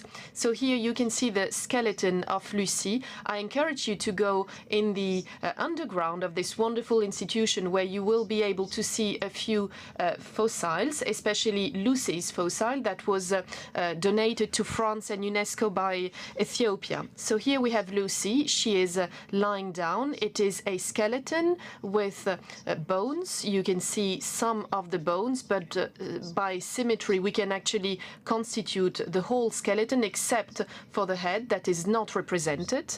But if you go if you go to see it here at UNESCO, you will see Lucy actually standing. And this is essential because one of the criteria, the essential criteria of belonging to the human family is being a biped, so standing on your two legs. And the permanent biped means that the skeleton is reorganized with a shorter arm, the hands that are to be free in order to seize objects, and it also liberates the mouth. This is what Laurent Gourand actually said. He described this ensemble of characteristics that are associated. So the mouth is being liberated, and this means also that the organs that are used to speak, to express things, are being liberated, and the brain that is in equilibrium on top of the backbone and in a way that just rolls around the human being with the deployment of the frontal parts of the head. So there is a thickening of the brain, which was not necessarily efficient and effective at the very first stage of the human being, and we have the child of Taung, which was the first Australopithec fossil that was found in 1925. The skeleton was actually a child, so we could see the brain, but the brain did not actually get bigger when the species was growing. The brain started thickening and becoming bigger later on, and then became an essential characteristic of the human being. Other criteria are also invoked, cultural criteria, for instance. They did not necessarily appear at the very first ages of this humankind I described, with 7 million years. But as from 3.2 million years, we had objects that were not necessarily associated to the Homo species, but to the Australopithecus species. So it was sort of a cousin. The tool, as we thought for a very long time, did not only belong to the human being, the Homo faber, but we know that the fact of using a tool, this is something that could be associated also to other human forms, other human species, and I will be talking about it later, to other forms of primates as well. Now, this first tool, so you can see here that we have a rock that was cut down in order to be able to be used and to cut. And then slowly but surely, it will be more details will be provided with tools finding new forms, very ancient forms. You can find them as from 1.7 million years. But those tools illustrate this concern for symmetry. And well before the emergence of paleontologic art, this concern for symmetry marks a sense of the aesthetics that existed in humans of that time. Now, let me talk about the tool. So the abundant and permanent tool is a definition of man, but the apparition of a tool does not only correspond to the Homo species, and some of the great apes, chimpanzees and gorillas know how to use and how to fabricate tools. And the hominids in Africa also used some rock objects in order to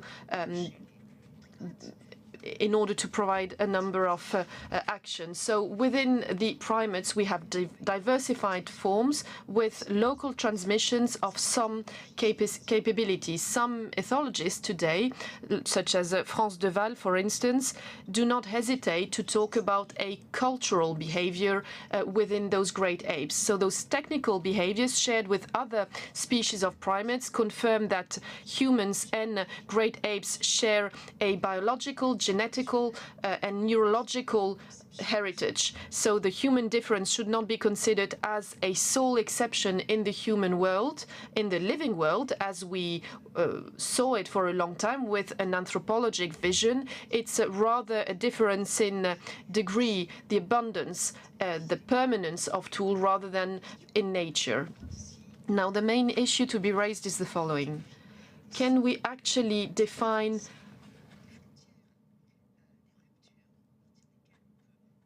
maximum limits? Do we have ruptures? This issue of borders is not really contemporary anymore. What we tend to talk about is rather scenarios of hominization. What are we talking about? Well, we are talking about a hypothetic model, a narrative that takes into account various parameters, environmental, biological, known parameters, in order to have an understanding of the apparition, extinction, and evolution of species that belong to the human species, to the human family. Of course, what we are doing is telling stories, and those stories are based on a very rare material that is fragmented as well. And they also have a part of imagination in their very constitution, which means that very often those storytellings are inhabited by hypotheses that we try to understand, political stakes, ideological stakes linked to the notion of race or others that inhabited those storytellings around hominization, and today they might be read with a new lens and criticized in order to make sure that new models are produced and are able to emerge. Now, if we have to think about human evolution, biological evolution, this also means that we have to trace those graphs, those schemes that I showed you a few examples of. Now, if you watch this linear scheme that you can see here on the left-hand side of the slide, well, this is outdated. This ascension, in a way, that goes from the primates who were walking on four legs towards the human who is modern and who is standing. This is not at all the way paleontologists and evolutionists believe that this evolution took place. It was not linear, it was not a straight line, it was not a progress oriented towards us, but there were ups and downs. It was not necessarily regular. And in other graphs that you can see here on the right-hand side, and it looks like what I showed you at the beginning, it is from Aber Mabrout, who is a major evolution paleontologist. And you can see that we have many different flourishing, many things happening with many species, many genres, and this shows this multiplicity of adaptation that were actually observed and that then made up the human family during the 7 million years or more of existence. Now, the adaptation to multiple environment, starting with the African cradle, we thought at the beginning that it was only in Southern Africa and Western Africa that we had representatives of the human family, but actually you can also find them on the western side as well, towards Chad. So we thought at the beginning it was only on the eastern side and southern side. But Ghazali, for instance, was found in Chad, so it's western more than the Rift Valley that was always considered as being the cradle of humanity. And it is probable that the expansion of hominoids in Africa was vaster than this. If we keep searching, we will probably find many other references. So the African cradle, the human was born in Africa in the savannah with a very specific climate, and during its migration he was able to adapt to new environments very far from his original biotope. So here we have an attempt to create relationships. You can see that there is a sort of a tree at the beginning, and we have many parameters that are being used. Climate parameters, parameters that are linked to the modification of soils, and that seem to actually have an influence on some of the events of the species making that took place during this evolution in Africa. So those paleontologists, climate paleontologists, environment paleontologists, they try to create links between the various types, the various parameters, in order to think that becoming human aspect. So becoming human is also a synonym of migration, migrations starting from Africa. We tend to say that there were three main great migrations from Africa, one around 2 million years, one around 1 million years, and another one probably 50,000 years. But in between those great migrations, that were three different types of hominids that actually started this migration, representing the beginning of the Homo genre, then Homo erectus, and then Homo sapiens. Well, in between we had smaller migrations, which means that you can find representatives of the various species in various regions of the world. Here you have the migration of Homo erectus, and you can see that Homo erectus in a way will conquer the whole of Eurasia through their migration. And we can also notice that this is quite a remarkable conquest if we think of the following. At the very beginning of migrations, we had it was glacial time, and the invention of fire only dates around 500,000 years ago. So the domestication of fire, the capacity to manage fire, which means that beforehand there was a large part of the human history in Eurasia that actually took place without the use of fire. As Darwin underscored it, the human being is a generalist species, and what appears very clear from the origins of the Homo genre is their capacity to adapt to all climates on the Earth, and not necessarily by biological responses, but by cultural responses. The various species of the human family developed their capacity to adapt to the most diverse and difficult environments. Now, another item that you should take into account. Earlier, I stated that there were a few species that were contemporary during the evolution, and these species actually met, and sometimes there was a hybridation. We have the proof rather, that the Neanderthal species, which was very different from the Homo sapiens, it was quite a primitive species compared with what we are now. Well, there were a few genetic exchanges between Neanderthal and sapiens. We can see the genomics and the studies of ancient DNA that was actually realized in quite a remarkable way and has been done for the past 20 or 30 years with Svante Pääbo, who received the Nobel Prize for his research. So there was a study of ancient DNA that showed that between sapiens and Neanderthal there were some genetics exchange and very probably also cultural exchanges that are referenced by a few cultural changes, industry, tools, types of tools. Oh, I'm very sorry. My phone was ringing. Right, and it looks like it somehow belongs to a mixing, to a meeting between those two species. So, we are talking about evolution with a few exchanges, and here you have a graph that shows how complex this tree I was talking about is. Here we only have the sapiens, the Neanderthal and others, but we have many different arrows linking the various species between them, which is the mark of introgression. So exchanges that gave rise to a number of changes that today are very well known in the whole world. Now, becoming human. We talked about the paleontologist story, but what about the becoming of human culture? Very often we tend to define the human culture as being externalized, and I do believe that this is quite a significant concept. We are talking about the technical forms multiplied to the infinite of this externalization of defense towards the external world that constitutes the characteristic, the specificity of the human being. And we can see that there was a growing complexity of the tool and an action on the nature, transformation of materials, management of fire. So a technical becoming that was cumulated, and in a way it could be considered as a progress because there is a complexification of the ways we act on nature and material. But once again, we have a whole variety of cultures in different spaces and places at the same time. For instance, with the Neanderthal, we have a proper tree, a flourishing tree of the multiplicity of those Neanderthal endeavors. Now, this cultural becoming does not necessarily follow the biological one, even though we have a few interactions between both.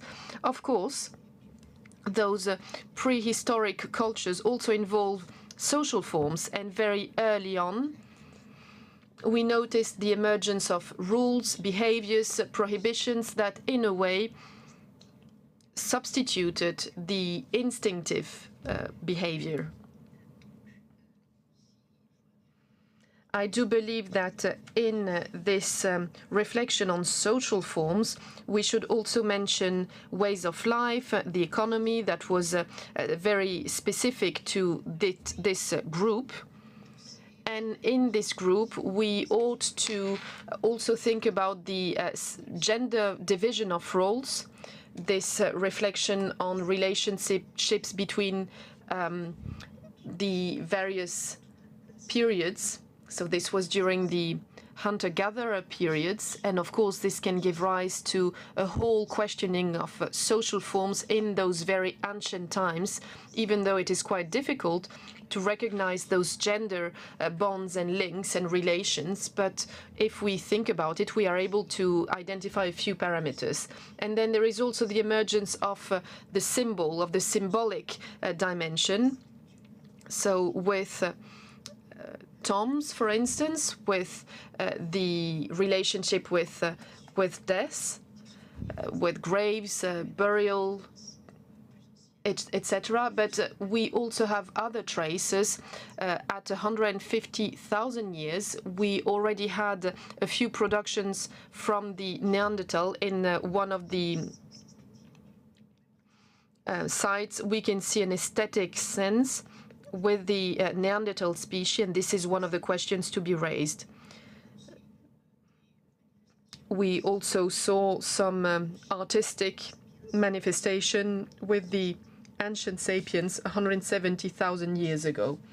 So what we are told by this very old story is that we are the descendants of a biological and cultural becoming that for millions of years shaped our humankind. And in order to synthesize what I have just been saying, well, thinking about the human becoming, the human of the future, requires the intervention of three parameters.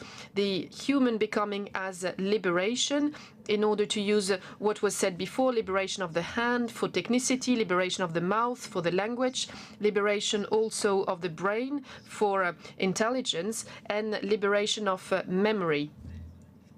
Memory through cultural forms such as writing, for instance.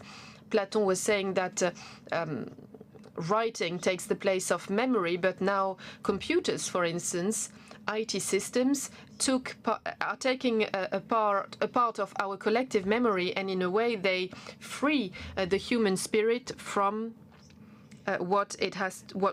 from when it has to memorize things. So liberation, emancipation also linked to the constraints of the natural ecosystem through this proliferation of technicity. Second point, if we think about human becoming as adaptation, I said the humankind was able to adapt to all terrestrial environments everywhere, whatever the climate, when it's warm in Africa, but also in other places. The human being is everywhere. Adaptation also to the needs, and the human being is adapted to their environment, but they also adapt the environment to their own needs. So the humankind became a factor of transformation, sometimes radical transformation of all means. And then thinking human becoming as an exchange between man and animals.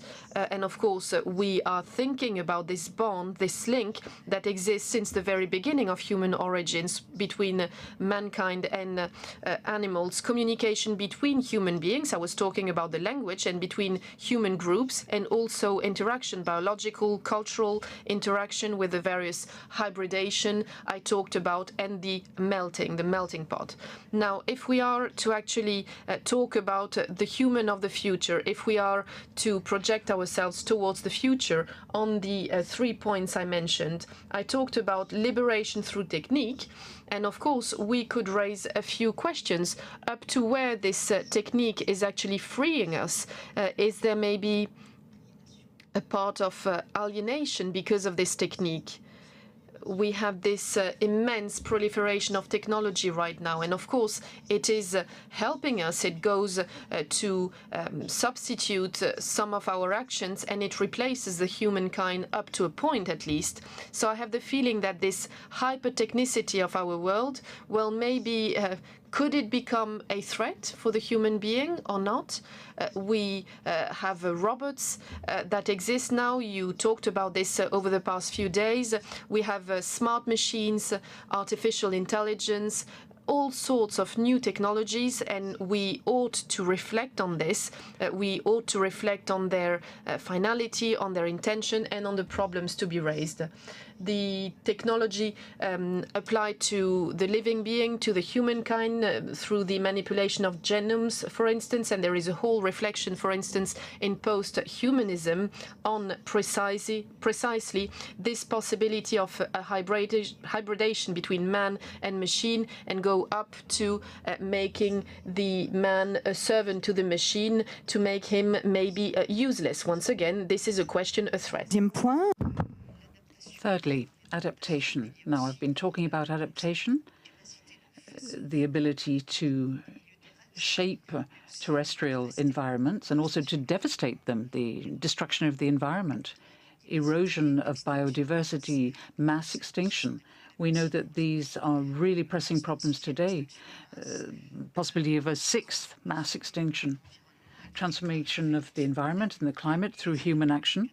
And this is where we bring in the Anthropocenic intervention that we've had for about 20 years now. And it allows us not just to describe what humans are doing to nature, in other words, the traces that are left, even geological traces that can be left in the environment, but also this Anthropocene is a militant concept. It's a warning, if you like, against the destructive action of human beings on the environment and an invitation to action. And then one last point, and this is something that was referred to in the previous panel, the notion of extinction.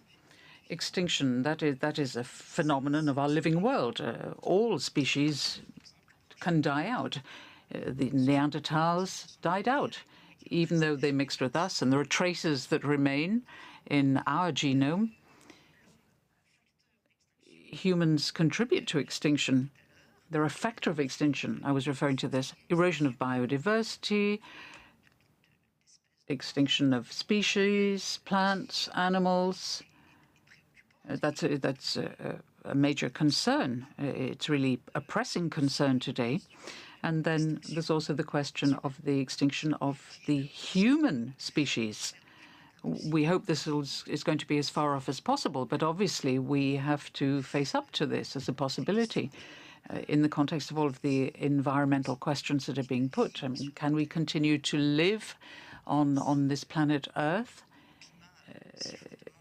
given that the climate has been so affected? And, of course, the possibility of destructive wars. So I think I'll leave it at that. Thank you very much. Thank you very much. And I'll hand over immediately to Sylvia. We're going to continue to look to the future. And I hope that at the end we'll be able to have a Q&A session with the audience.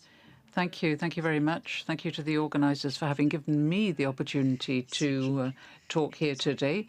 And I'm going to embark upon some thinking about the human of the future in space, in the broader sense of the term. Will humans remain Earthlings? That's really the question. Or should we think of human beings as having a future in space? Should we think about a planet B in order to preserve the human species? As Claudine was saying, we evolve, we adapt, but the Earth, the planet, is condemned in the long term because of the evolution of the sun, and this is affecting the habitability of the Earth. It's also regularly hit by cosmic catastrophes, asteroids of different sizes. The bigger they are, the greater the damage that's caused, and some of them can affect us at a planetary level. So we know that there could be catastrophic events occurring, and they could indeed occur while we're still here as a human species.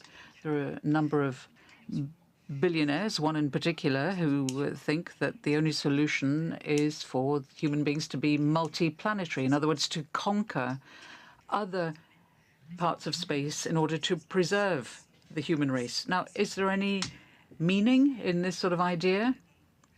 It's an idea that came out in the first half of the 20th century to begin with, and it's based on something Tsiolkovsky said. The Earth is the cradle of mankind, but a child never remains in a cradle. Now, that sounds amazing, perhaps, but I think it's extremely stupid, because a baby comes out of its cradle because everything it needs to survive is outside the cradle. It doesn't mean anything other than that for most human beings who don't put their babies in a cradle. So it's a typical example of a very stupid sentence that unfortunately is a great success because it sounds good and it puts an image into our brains that is erroneous. And I'm going to try to explain to you why I think we have to get away from that image whereby the Earth is just one step on the future path of human beings. I think the first thing we have to do is to get space into perspective. We've been to the moon. Human beings have set their footprints. We had the Apollo missions. A number of hours were spent on the moon. So, okay, you can just jump into a can and stick your sandwiches under your arm, and that's it, straightforward, no problem. Going from the Earth to the moon, broadly speaking, is like trying to swim across the English Channel. It's a sporting exploit. You need to be trained. You need a logistics support, but it's possible. People do it on a regular basis. But now we start talking about Mars as a possible planet B. Well, why is Mars so important? Why have people started to think about Mars? largely because it would seem that in the past there were conditions that were that made life possible many moons ago. So there's this idea that there was life on Mars, which means that we associate Mars with life. Scientists are fascinated by it as a result and want to take a look at the surface of Mars to see if there are any traces of life. Could we find life there? I mean, that would be an answer to a fundamental question already as regards the emergence of life as a shared phenomenon or a rare one, unique to Earth. So, yes, there is a point to exploring Mars, but is there any point in talking about it and choosing it as a planet B? I would say it's a poor choice because Mars is no longer inhabitable. It might have been billions of years ago, but now it is not at all. Which means that going to Mars, living on Mars, means that we would have to construct habitation bubbles to leave humans on the surface, because human beings can adapt, but only up to a certain point. It's 5 to 8 months travel time to get there. So yes, it's feasible. But the conditions of the journey are extremely tough on the human body, and I'll say more about that shortly. But just keep in mind this image of astronauts who come back after 6 months on the ISS. 6 months in the ISS, it's pretty much the equivalent to a journey to Mars, but in conditions that are far better than they would be if you were traveling to Mars. And to bring them out of their return capsule, you need a whole team to extract them because they can't stand. Their muscles have wasted. They have dizzy spells. There are inner ear problems. So they're in a pretty parlous plight. And if they were to be traveling to Mars, this is how they would be when they arrived in an inhospitable context on Mars. So that would be the start of their mission in those conditions. Going from the Earth to Mars, I'm sticking to this example, it's not like swimming across the English Channel, it's like swimming across the Atlantic. In other words, a totally different physical condition, totally different logistics. We're no longer talking about the same type of effort. It's not just a little bit further, it's totally different. So if we say, OK, Mars is not inhabitable, let's go somewhere else. There are loads of other planets that we're constantly discovering day in, day out. My colleagues at the astronomy department in Geneva are constantly discovering new planets. They're real specialists. The closest one is Proxima Centauri, is close to Centauri, several billion light years away. Now, it's not a few months you need to get there. It's not even a few years. At the speed of Voyager, that is the most rapid vehicle, it's 75,000 years it would take you to get there. So for light years, that sounds like it's just around the corner. But if we're talking really about 75,000 years, you're no longer you're swimming across the Atlantic. I mean, it's a whole different dimension. So it's just not possible to think about a few people going on a trip in a space vessel. You would have whole generations being born and dying in the space vessel to get there. Now, why is it so complicated to do the journey? Why is it so hard to envisage such a journey? Well, to a large extent, it's because we are Earthlings. We've emerged from a whole series, a whole past, not just of hominids, but mammals and living beings that have evolved and adapted to the conditions on Earth. So we need gravity, we need pressure in order to feel healthy and to reproduce, which is what you would have to do for such a lengthy journey. Now, when we're in space, we're in microgravity. And we are affected by cosmic radiation. Let me quickly give you an example of certain problems. Microgravity, well, that's what we very often see. The astronauts in the ISS floating around the air, turning somersaults. It sounds like great fun, but there are all sorts of problems this causes. The body cannot put up with this for too long. The first effect is that the blood circulation is there to pump fluids upwards to irrigate the brain. As a human being on the Earth, we need to fight against gravity to bring blood up to the brain so that we continue to function and to think. If you're in microgravity, your body doesn't know that it has to stop doing this. It continues to pump. So you're going to have an awful lot of liquid in the upper part of the body, which will cause all sorts of problems for your eyes, cognitive problems, and cardiovascular problems. The risk of thrombosis is high. Your arteries will age 10 to 20 years in just 6 months' time of microgravity. So there are serious consequences for you physiologically. There's inflammation that affects all of the body because it doesn't know what's going on. Widespread inflammation can lead to diabetes, to metabolic disorders, and all sorts of things. And that's just the result of microgravity. It also affects our skeleton, which needs gravity in order to remain solid, strong. We know that women, when they hit menopause, they're told to carry heavy bags when they go shopping because the load on the skeleton is good in the fight against osteoporosis because the skeleton will react to this additional weight. In microgravity, it's the opposite. There's no extra weight. Astronauts in the ISS, in just 1 month, lose what a menopausal woman loses in 1 year. So we lose bone mass, we lose muscles, because the muscles are not working.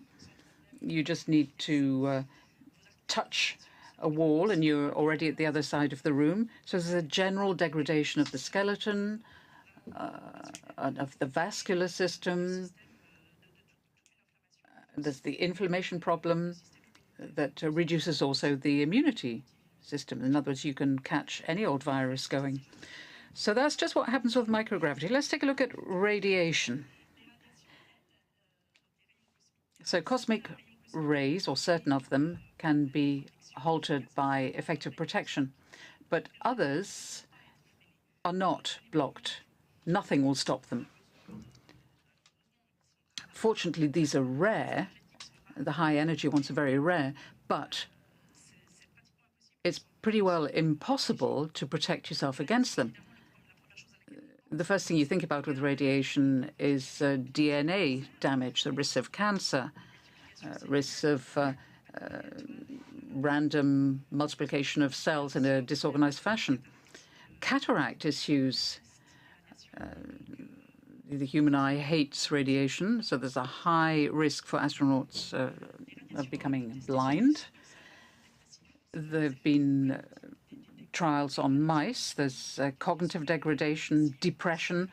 The mice have suffered from depression as a result of radiation.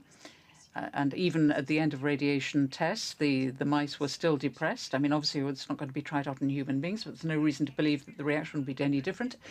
So if you take microgravity and radiation together, you can see that going into space is not necessarily a good idea, and going for a long time is even less of a good idea.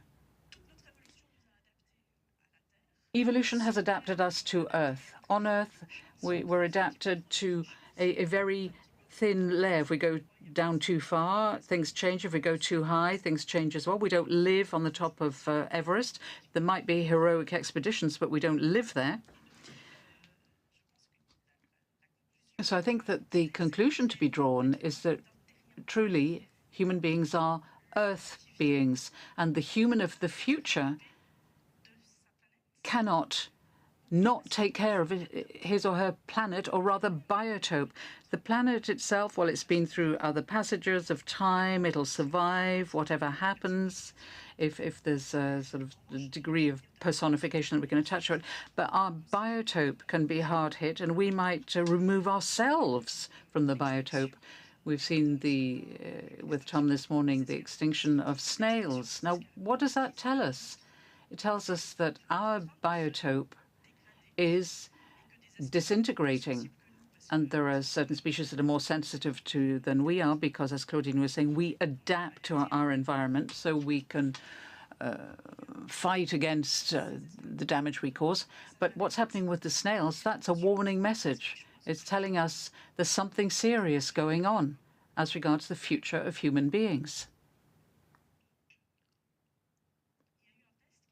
A test was carried out where an artificial biosphere was created. It's Biosphere 2, that's the name of the project, and the idea was to see whether we could create a biosphere that would make it possible for us to travel long-term and to continue to live there in the long term with food and everything. It was a failure. It was an experiment that taught us all sorts of things in a different regard, but as regards the biosphere itself, it failed.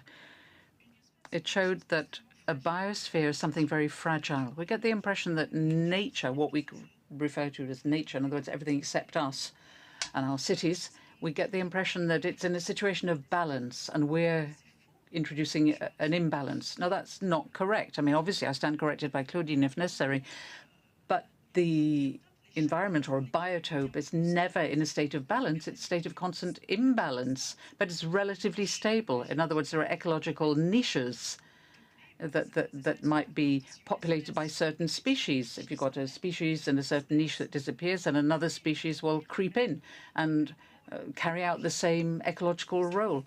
But for that, you need variety of species. And if we no longer have a variety of species, then we're emptying out these niches, and that can cause serious problems. So the human of the future can't be on his or her own. The biotope has to be there. The entire biotope has to be included in the reflection about the future. Over the last few thousand years, we've got to the top of the food chain. Certain think that this is the summit of evolution, but I think that's a major mistake to think in those terms. Being at the top of the food chain, it means, though, that we depend on everything below us.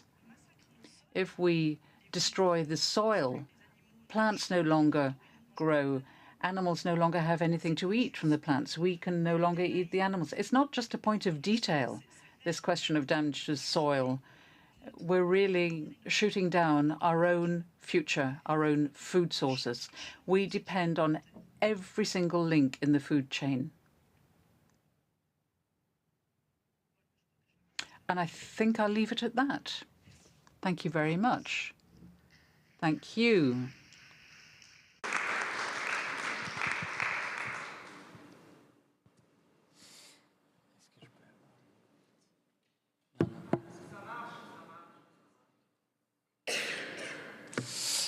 Bonjour. Good morning, ladies and gentlemen. Thank you very much for your presence here today, and thank you also for inviting me to take the floor during this panel. I am not a scientist, I'm an artist. However, I do cooperate and I'm very interested in science. I work with scientific labs, and in order to echo what has just been said during the first two speeches, I chose the following. I would like to put to you two projects that show two paths of work that I'm developing. The first is the following. I try to explore, to materialize, to make concrete and to represent dimensions that are not perceptible in our realities. And also I'm trying to represent scales of time and space that are beyond us. And then the second trajectory that is mine is an attempt to organize, to explore memory and the human telling, the human storytelling, the human narrative actually, by confiding in entities, in non-human entities to tell this trajectory. I'm thinking about biological entities, living entities, algorithmic entities, and mechanic ones. Now, the first project I would like to introduce to you is a movie called Cosmorama. I worked on this in 2017, and the starting point is a discussion that I am having with an astrophysicist from the Paris Observatory, showing me observations he just realized, observations that actually use a telescope that allows to observe the sky in infrared wavelength. So it is not invisible. Well, it is invisible for our spectrum, but it is close enough to our perception limit. This technique was developed and is quite interesting because it allows to talk, and I'm talking under the control of Sylvia, but this allows us to explore the deep sky, and it allows us to go further in the way we explore universe, because we can go beyond some gas or dust clouds, and therefore we can go further in, and we can also go back in time through this cosmic observation. Those pictures were absolutely marvelous, and the first thing I thought was the following. It does not necessarily have a scientific interest, but at least it has a conceptual one. I wondered what it could produce if we were to use the same technique, not to observe the cosmos, but to turn around the telescope and to observe our own world via this technique. So my idea was to modify a camera used for cinema and make it more sensible, allow it to register this very close infrared wavelength. And we hence created this movie. You can see one of the very first images. The starting point of the movie is an astronomy observatory on Tenerife Island in Spain. And as you can see it here, suddenly this technique allows us to abolish this border, this limit that would be the atmosphere or the sky, and that tend to make us forget that we are already in space, that we have to work with the movement of the cosmos, and the barrier, the border of the space was defined in quite an arbitrary way, from a geographical viewpoint, from a political viewpoint. It is a line around 100 kilometers away from our globe, from our planet. So this image was taken in full day, but here we have an idea of the Earth as if we were to observe it from far away, with the profound black of the space and the abolition, the disappearance in a way of the sky. Now, what I was interested in working with this technique was that it allowed me to engage in an experience of perception, because we have representations of our environment, and we are not educated to knowing this kind of perception. We have never seen this kind of image, so this is something new for us. It is an image of the world that is quite similar, which means that we recognize we are not completely lost. But still, if you look at this picture very quickly, you will notice that there is something strange about it. The contrast relations are completely transformed. We do not necessarily know where we are and what lens is actually being used in order to provide those observations. So the movie will describe a trajectory, an observation of the landscape through a lava field that is around the observatory, and that was also a test field in order to test rovers or other robots, in order to send them on Mars, on the Moon, or on other planets as well.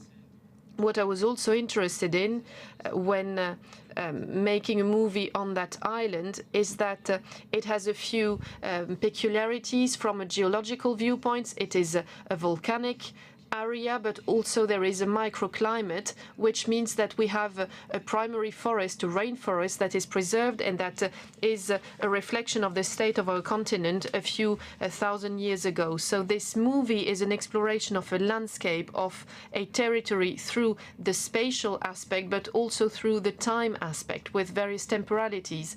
And we can see a relationship that exists when we observe the cosmos, which is that all the time, the further you go, the further further you go back in time as well, and you have to go back to ages that we don't know anymore. This technique also allows us to reveal some things that cannot be seen with the normal eye. Here you can see there is a volcano that is being observed, and we can see very clearly the various lava trails that here you can see. You cannot see them with the naked eye, but you can see them thanks to this technique. This once again recalls various timescales.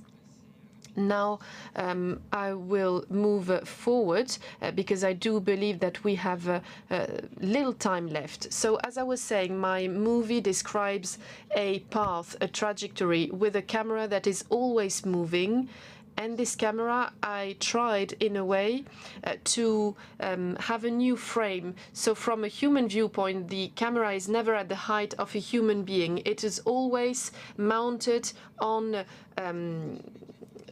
mechanic systems that were created for this movie, and those mechanic systems allow us to come out of the terrestrial reference from which we tend to observe the world and from where we tend to frame most of our images. And so I decided to use the horizon. Here the horizon is being cancelled, it goes away, and my will was to be able to explore the landscape in all directions, trying to make sure that there is no top, bottom, sides, or else, but to have to be weightless in a way. And this here you can see we have once again a primary forest, a rainforest, once again turned around. And this is quite funny to say that still our eye will try to reconstitute a place, a landscape, even in a negative manner. So something happens in our brain as well when we watch this kind of thing. And the movie will try to explore and to capture all the landscapes and all the scales of the micros as well, molecular scale and all the others. Now the sound in the movie, the soundtrack. Well, the soundtrack was created by transposing some astronomics data, some observation. You can see it very well here. We have the transposition in the audible domain of the observation of some air movements on the surface of Saturn, which was registered by the Cassini system. Now, thanks to this transposition, the movie will combine various sounds, and in the end we have a soundtrack that is quite musical, surprisingly so, and it is actually mixed with other sources, other registrations that I made during the creation of the movie. The idea is to not necessarily to capture the propagation of wavelengths in the air, but we are talking about microcontacts, and this allows us to actually capture the internal vibration within materia, mostly mineral materia, that makes the landscape. Now, just in order to have a transition with the next project that I would like to introduce you with, I will present to you this other piece, and I will invite you to explore the exhibition that is actually taking place in the margin of the symposium. It is in the space just next to the room for those who are present here at the House of UNESCO. I invite you to discover it.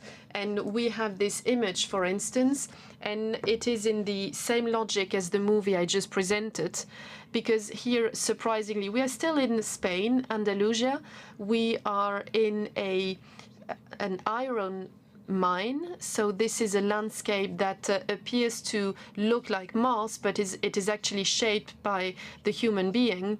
And the image you can see is actually a reconstitution of several hundreds pictures that were taken at the very same time, with captures with a field depth that is very reduced, and it took the whole landscape from different viewpoints, and it allows us to have a level of detail that is extremely strong. And once again, our eye, well, this is not at all the way our eye proceeds when our eye is trying to see things, to analyze a landscape. So this effect of reality of details is quite strange, provokes some strangeness, and we tend to doubt the reality or the materiality of what we are actually seeing. Now, very quickly, let me go to the second project I wanted to introduce you with today. This is an installation. The starting point is the Biosphere 2 project that Sylvia was talking about. It is an experimental research center, fully private, that was created at the end of the 80s, beginning of the 90s in the Arizona desert. And on those premises, huge architecture made of steel and glass structures.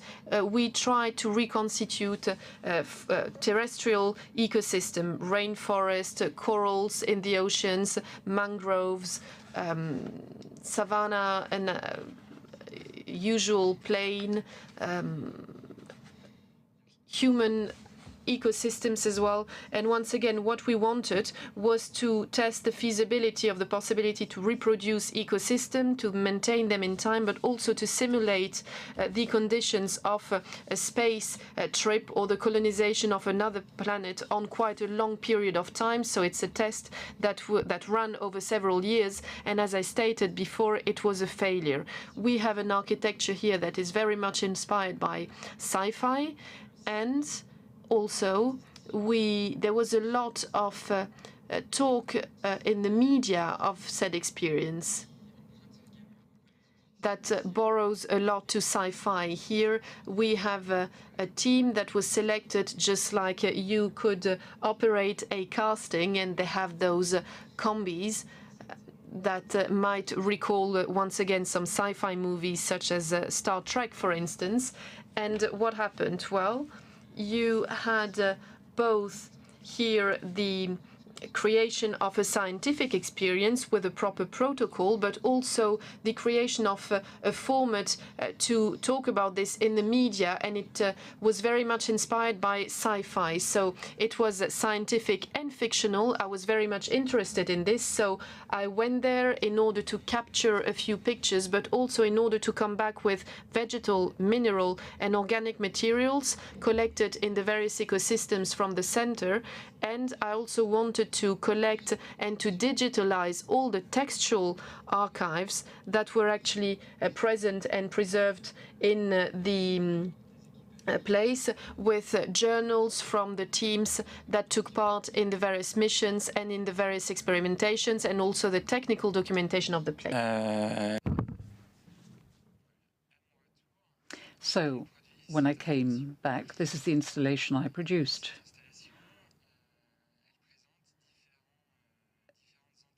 It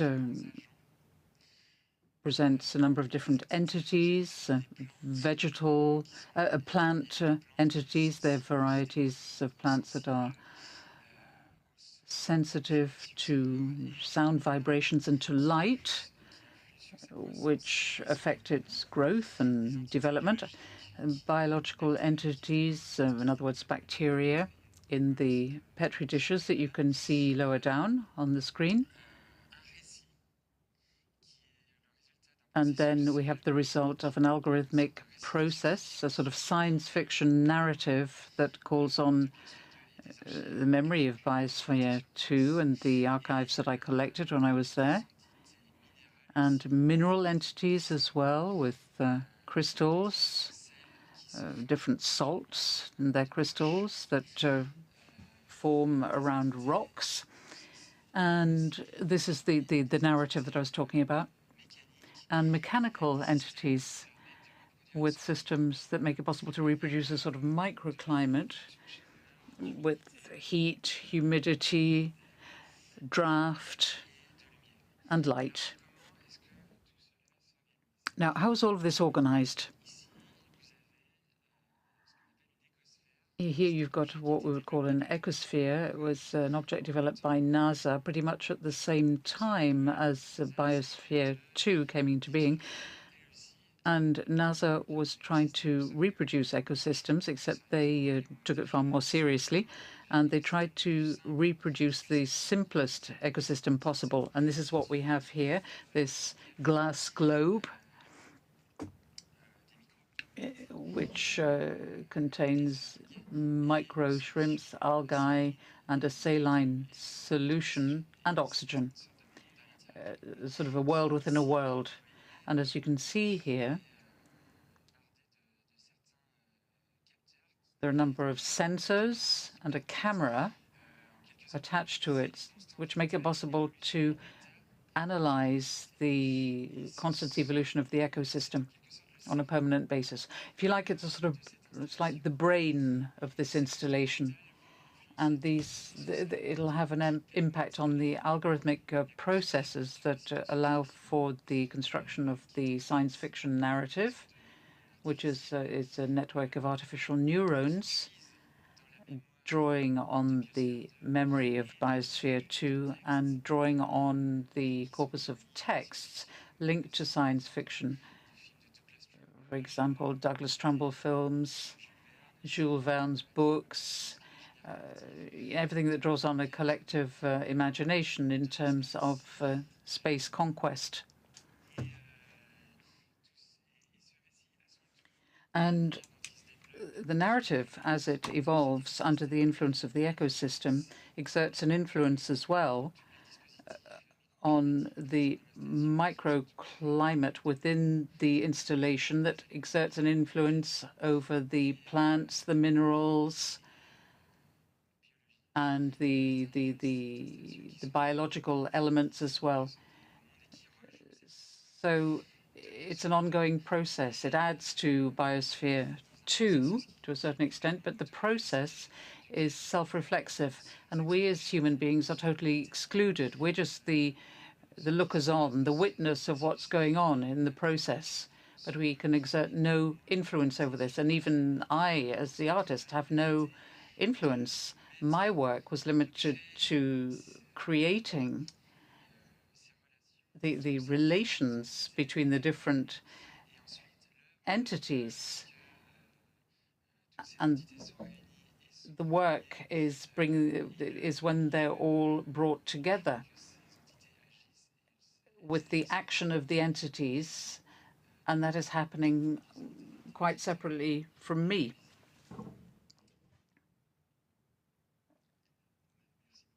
Thank you very much. That was very interesting to hear about your work in this presentation.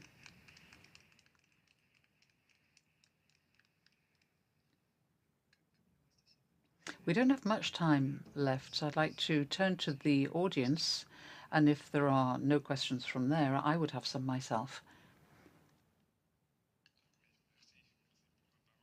Thank you for giving me the floor. I'd just like to thank all of the panelists. As always, it was most interesting. I'd just like to know whether you could comment on the conclusions of the Human Reproduction Update study, which came out 2 or 3 days ago. It came from some 53 countries, and it would seem that the quantity of sperm over the last 50 years has reduced from 101 million per millimeter to 49, which means that male fertility is no longer something that can be taken for granted. And I think this links up to what all three of you have been doing in your work, and I'd be interested in hearing your comments. And maybe it could be something for Hugo to look into in the future. Because what do we do if there is no longer any male fertility on the planet?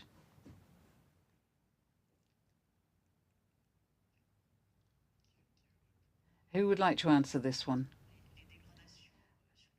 Yes, the degradation of the human body is not just linked to space travel. It's because of the way in which we live and the conditions in which we live, urban conditions, and in general terms, the conditions on Earth. So yes, this is one of the parameters, but I'm sure there are a lot of others as well that reflect the biological difficulty of human survival. Fertility is indeed at the very center of life. And there's no doubt that this is a warning signal. And I think that it's an interesting one, and it's good that this study highlighted it.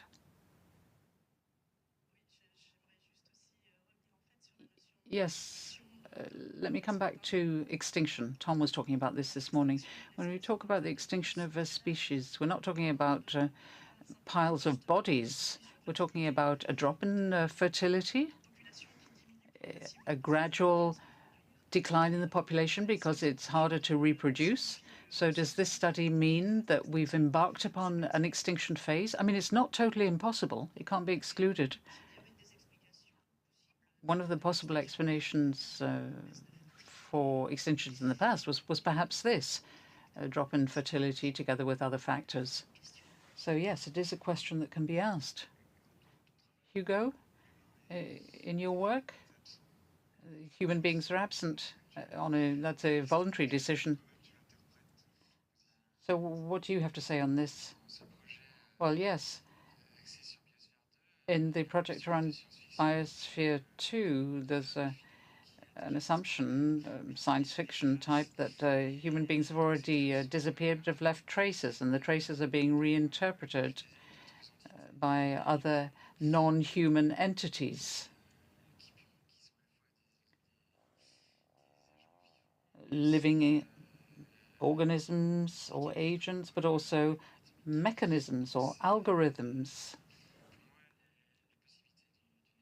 So for me, the possibility of human extinction is one of the triggers for thinking about the fiction. So yes, I deal with that. And even if in the film that I presented at the outset, Cosmorama, we don't know where we are in time. Is this before or after human beings or during? The three possibilities could be valid. It's interesting that you're taking yourself out of this equation, which is very similar to a scientific approach. Structurally, human beings try to extract themselves from the subject of their study in a truly scientific approach. Now, I was thinking about something, hearing the three presentations, and it also picks up on what was happening in the previous panel,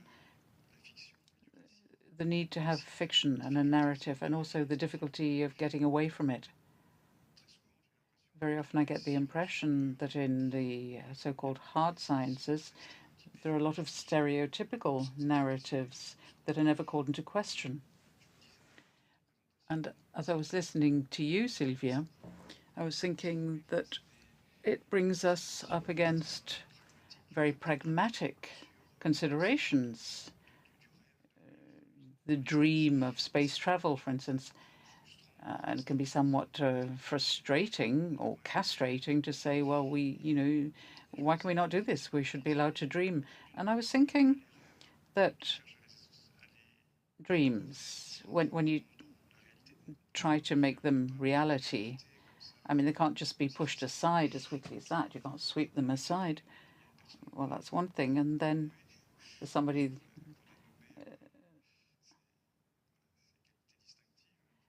that we've referred to implicitly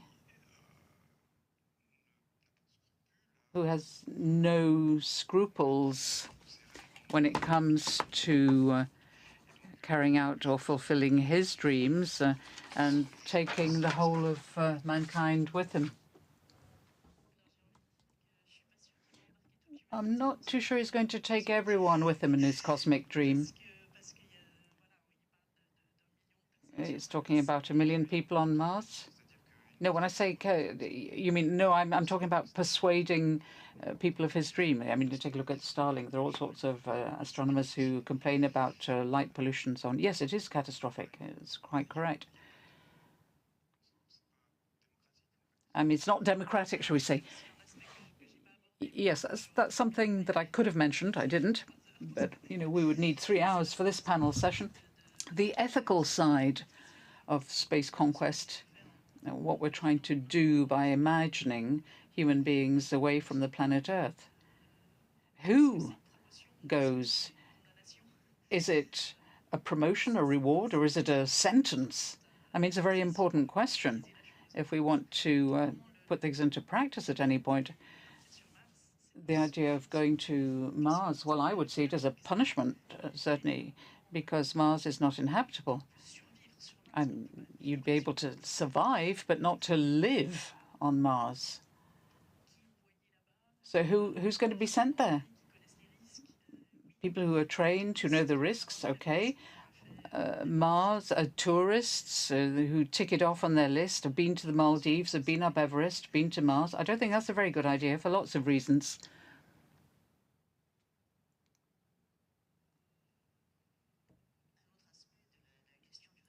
There's another aspect to do with the narrative.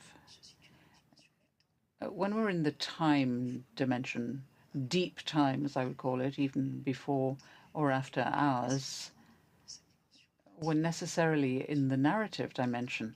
We're telling a very long story.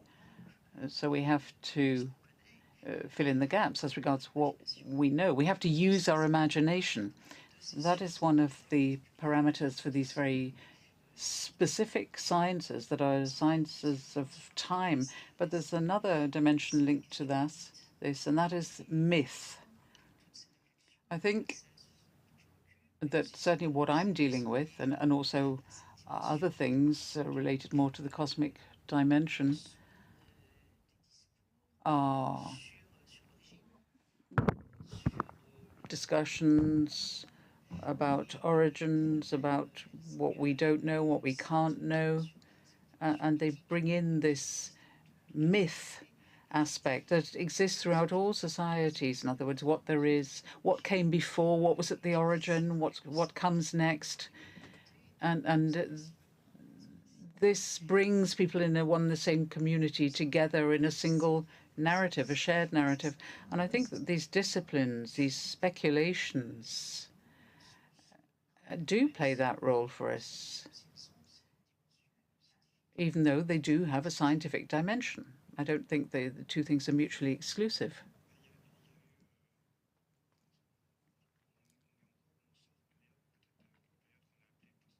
We're coming just out of the postmodern period where Lyotard spoke about the disintegration of the grand narratives. And I'm just wondering what's happened to those narratives.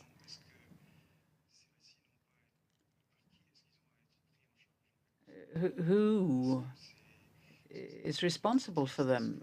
Are they to be assumed by artists? Are they somewhere at the crossroads between artists and scientists? Is there not a sort of a mutual interaction that can be found?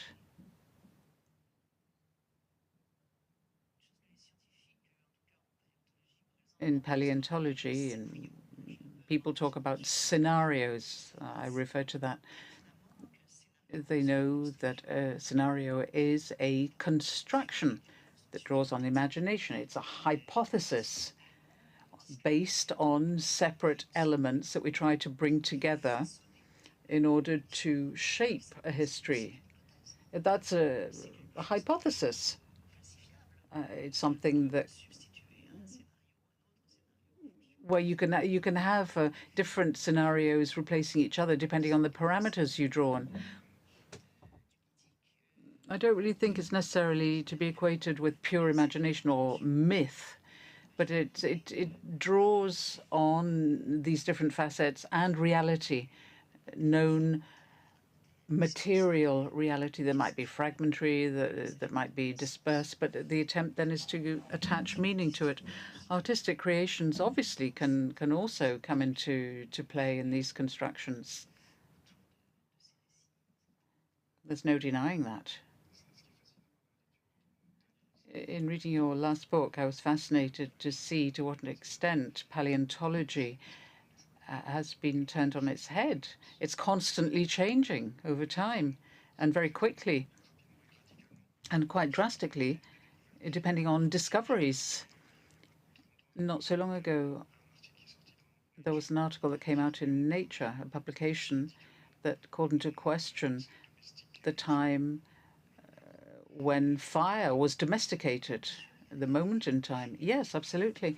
There are discoveries that turn things on their heads, and very often in these disciplines, you just need a single object, a tooth, a trace of something, a skull, to change the whole paradigm. Now, the story of fire, yes, okay, but the problem is that it is domestication of fire. We know there was sporadic use made of fire. There are forest fires, there are volcanoes. 2 million years ago, we found traces of fire being used. Domestication of fire, that's something different. And I was talking about the permanence, which shows how a technology can be acquired on a permanent basis. It's around about 500,000 years. I mean, that's what we're saying for the domestication on a permanent basis of fire. We can find proof of the existence of a form of fire being used before that. It's always very complicated to prove the permanent state. I'd just like to add that in science, there's observation and then there's interpretation. Experimentation that gives you results, and then how you interpret the results and the narrative you create. And you have to know exactly what level you're at. Are we describing the experiment or are we interpreting the results? So is it observation, which may remain unchanged and be reused a long time afterwards, or is it an interpretation which calls into question the state of our existing knowledge? And the narrative that we make of it. I mean, it's the same in cosmology as well with the Big Bang. There are observations, and then there's the interpretation and the narrative. Even if the facts remain, could well be that in 20 or 50 years, the narrative we attach to it will be very different because our interpretation will have changed, perhaps just with one additional observation that could change absolutely everything. When we're talking about descriptive science, such as yours, I think the question is perhaps different if you compare with more techno-sciences, where there's a direct impact on our modes of life, where the importance of the narrative is perhaps different. Well, I don't know whether we can differentiate in those terms. Talking about the fact, the object, it's not just described; it's constructed. It's immediately interpreted through its very description itself. And then you have variations in descriptions and in interpretations. This is one of the problems with these disciplines. Archaeology, historically, it just used to describe and categorize things. But with the concept of scenarios, we're moving away from the positivist dimension of the past, which is an illusion, because any fact is constructed. Okay, thank you. Well, I think we've come to the end, unless there's a pressing question from the floor.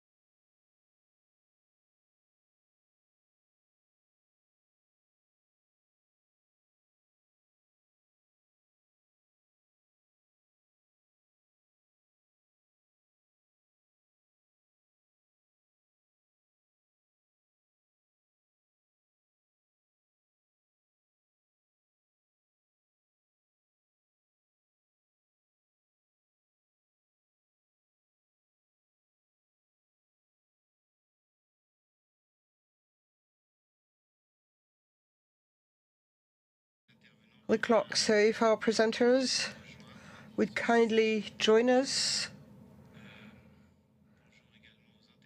on stage. And I want to say hello to our interpreters who are in the booths. I will try to be as brief as possible to leave as much space as I can to the presentations. I am in charge of starting this panel discussion, which will then, I'm sure, will thrive without me. Can you hear me well? Because I hear a very strong echo. And I should also say available right under the tables, so you can also listen to the interventions in English. Et je crois qu'aussi ça marche à... And I think there is a remote access to translation as well. So, the biographies of our speakers are quite long because we have really eminent speakers. So all in all, it should be 9 minutes, but I'll be as brief as possible. So we have a title that deals with the future and the historical becoming of the human being. Eschatologies,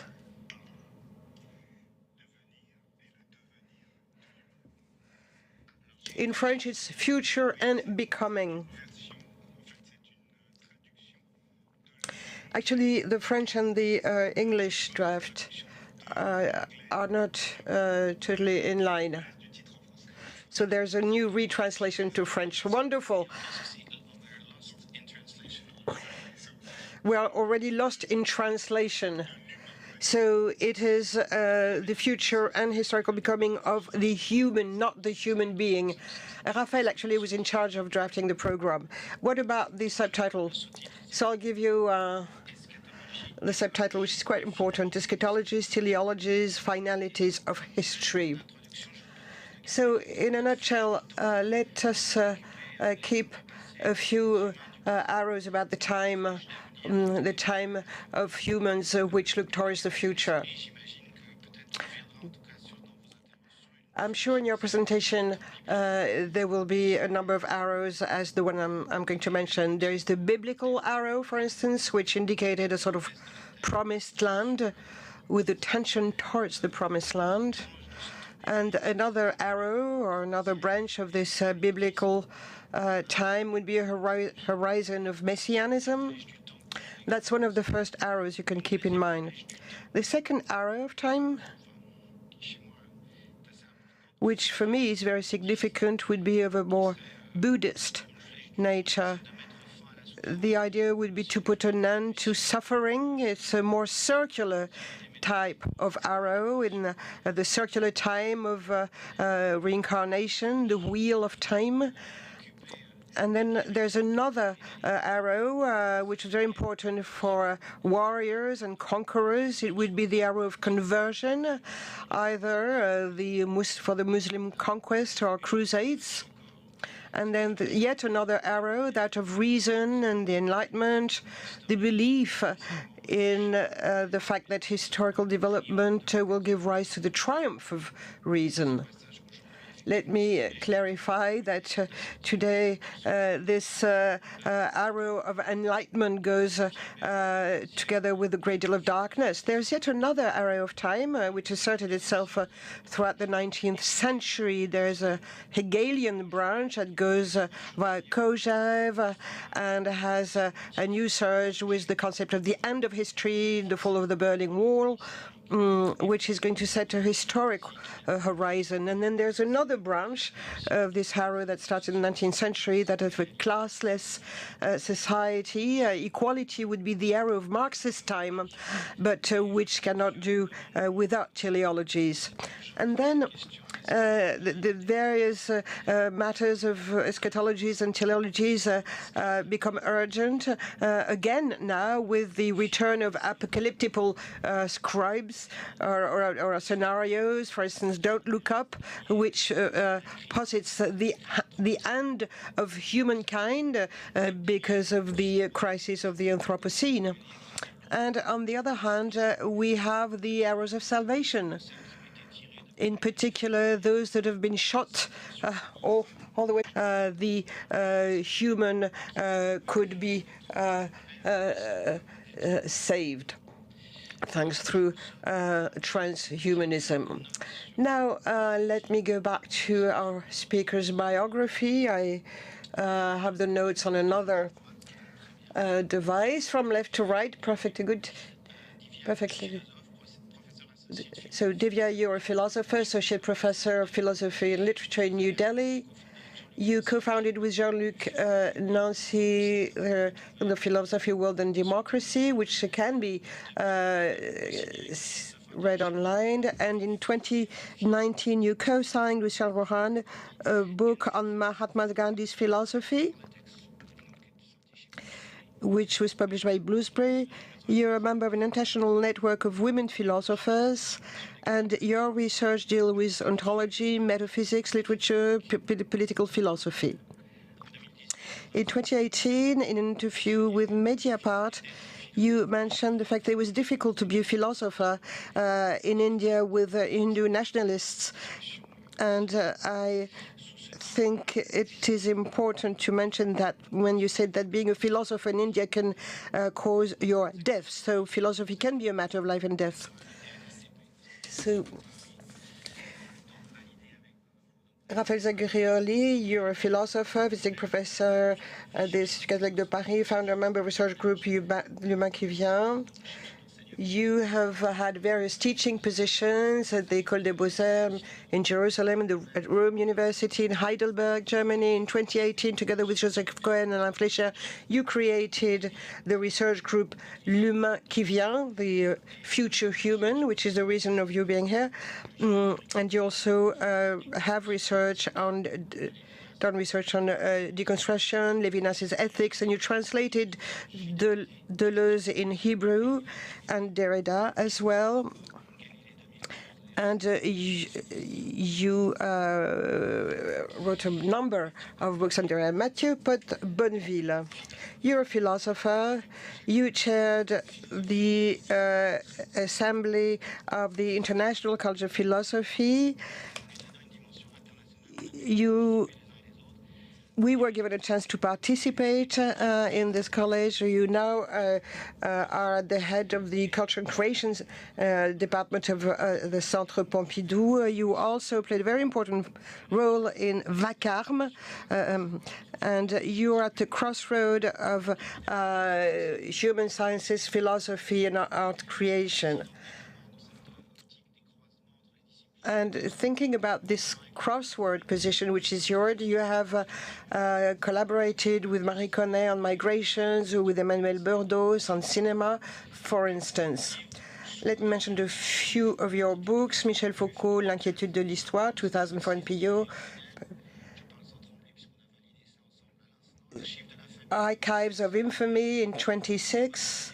And your latest book, Starting Again, Recommencer, which was published by Verdier in 2018.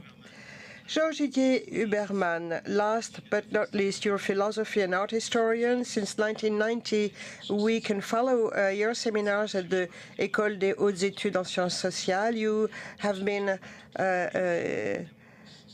invited by many great universities throughout the world. You received a number of awards, including the Humboldt Prize, as well as the Napoli and Adorno Awards, and Abbé Vogt Award in 2020. Most of your books are published by Éditions Minuit, and you have a very ambitious project called L'œil de l'histoire, the eye of history, which is still ongoing, and you published a book called Barks Écorce in 2011. You also curated the exhibition in the Jeu de Paume called Uprising in 2017. I'll stop here, and I will now give the floor, first of all, to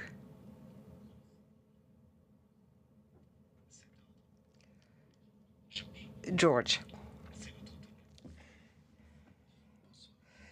Good afternoon.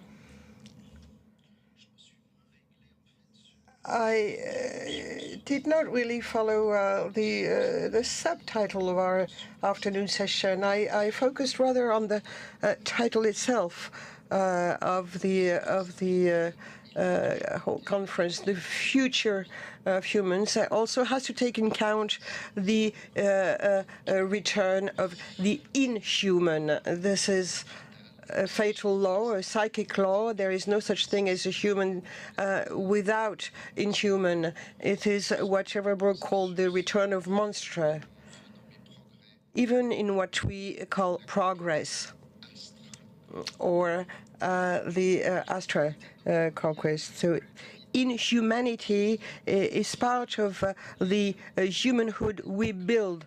We want to abolish it, but we only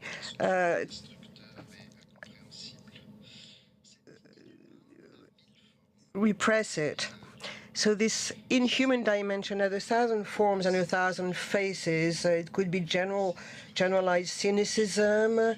It would be the famous phrase regarding the available brain time. It's the fact that Hugo Boss used to design SS uniforms. It is also the contrast between the high-tech Wagner building headquarters in St. Petersburg and the atrocities its members commit every day. And it is the emergence of intolerable situations. We realize that we are more objects than subjects in the society of humans. In other terms, in the future of humans, or in the inhuman part that is ours, the question is asked again. After Aristotle conceptualized, and then Kant, and then Marx, and then Georg Lukács, and then the School of Frankfurt, and so on and so forth. Once again, the issue is that of thingification, reification. Indeed, we are torn apart by thingification, and we're also emotionally torn apart by reification. And this is why we don't really understand anymore what we mean by values. What about the world of values? Maybe the world of values is also invaded by a lot of tensions and contradictions. Maybe we could limit ourselves to an ethical criticism. That would be very severe, but we think it's very important to consider the crisis of humankind, which is intrinsic to contemporary capitalism, to put it in simple terms. And we believe that is that reminds us of Husserl, who talked in 1935 of a crisis of European humankind. André d'Orléans is an economist who published in 2011 a very good book entitled The Empire of Value, L'Empire de la Valeur. Henri d'Orléans doesn't talk about the world of values, but about the empire of value. It is a world that is colonized by force, by the fetishist power of value. This is a very deleterious trend, very harmful one, because it gives value to value as such, whereas there is no such thing as value as such. Value is not an object, it's only a process. We should never talk about value, but about valorization. Now, within this process, writes André d'Orléans, the economic sphere takes up a separate identity, separate from the other human activities. And this is where the danger lies, precisely within this separation. And that's another concept that we can read in Marxist writers, in Guy Debord, but even before that, we can see it in Kant when he sets a distinction between dignitas, dignity, and price, precium. for instance. So process is a transformation.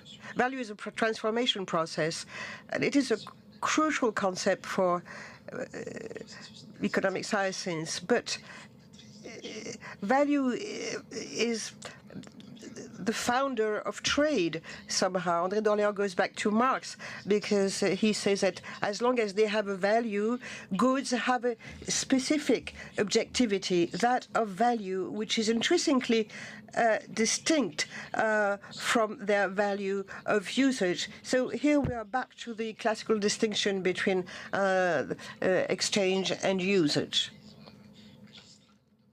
And that takes us back to Marx's analysis on the fetishism of merchandise.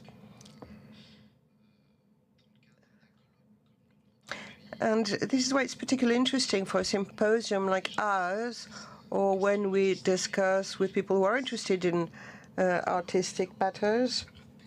André d'Orléans reminds us that what he calls the inner perverseness of value is related to a representation process. In other terms, if we want to have a new foundation of the way we consider economic relations in general, we should first criticize the way they are represented. So André d'Orléans quotes Castoriadis, for whom society is an imaginary institution. Society is a process which occurs through the creation of images. And perhaps it is only through giving consideration to unconscious desire. I know that yesterday you discussed psychoanalysis. Maybe I should have taken the floor yesterday, but I believe that it is via the relationship to unconscious desires that we can consider a critic of representation and therefore a critic of the fetishism of value. D'Orléans does not mention fetishism in the Freudian sense. He stops with René Girard, which is already quite fine, with mimetic desire, which he believes gives proper account of prestige processes in economic society, for instance. If we conduct this analysis, he says, we can achieve a new foundation of the entire discipline, and therefore the relationship between subjects and objects. Because of the prestige of related to the concept of prestige and competition, the notion of scarcity or rarity is absolutely crucial. And it also applies to artworks, of course. He said that scarcity is the civilian version of war trophies. And in a way, he repeats what Walter Benjamin said very well. In other terms, when we talk about cultural goods or cultural property, historically speaking, we talk about military trophies.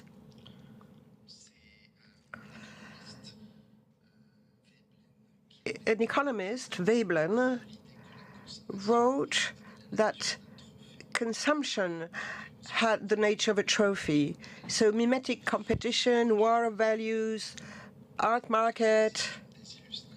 Art market is a very good illustration among many of such a process. If the value falls within this process, then we understand that we should develop an anthropology within which the social dimension should not be isolated or separated from the sensitivity, and the political should not be separated from the aesthetical. And I go back to André d'Orléans, who has been my guide for the past 10 minutes.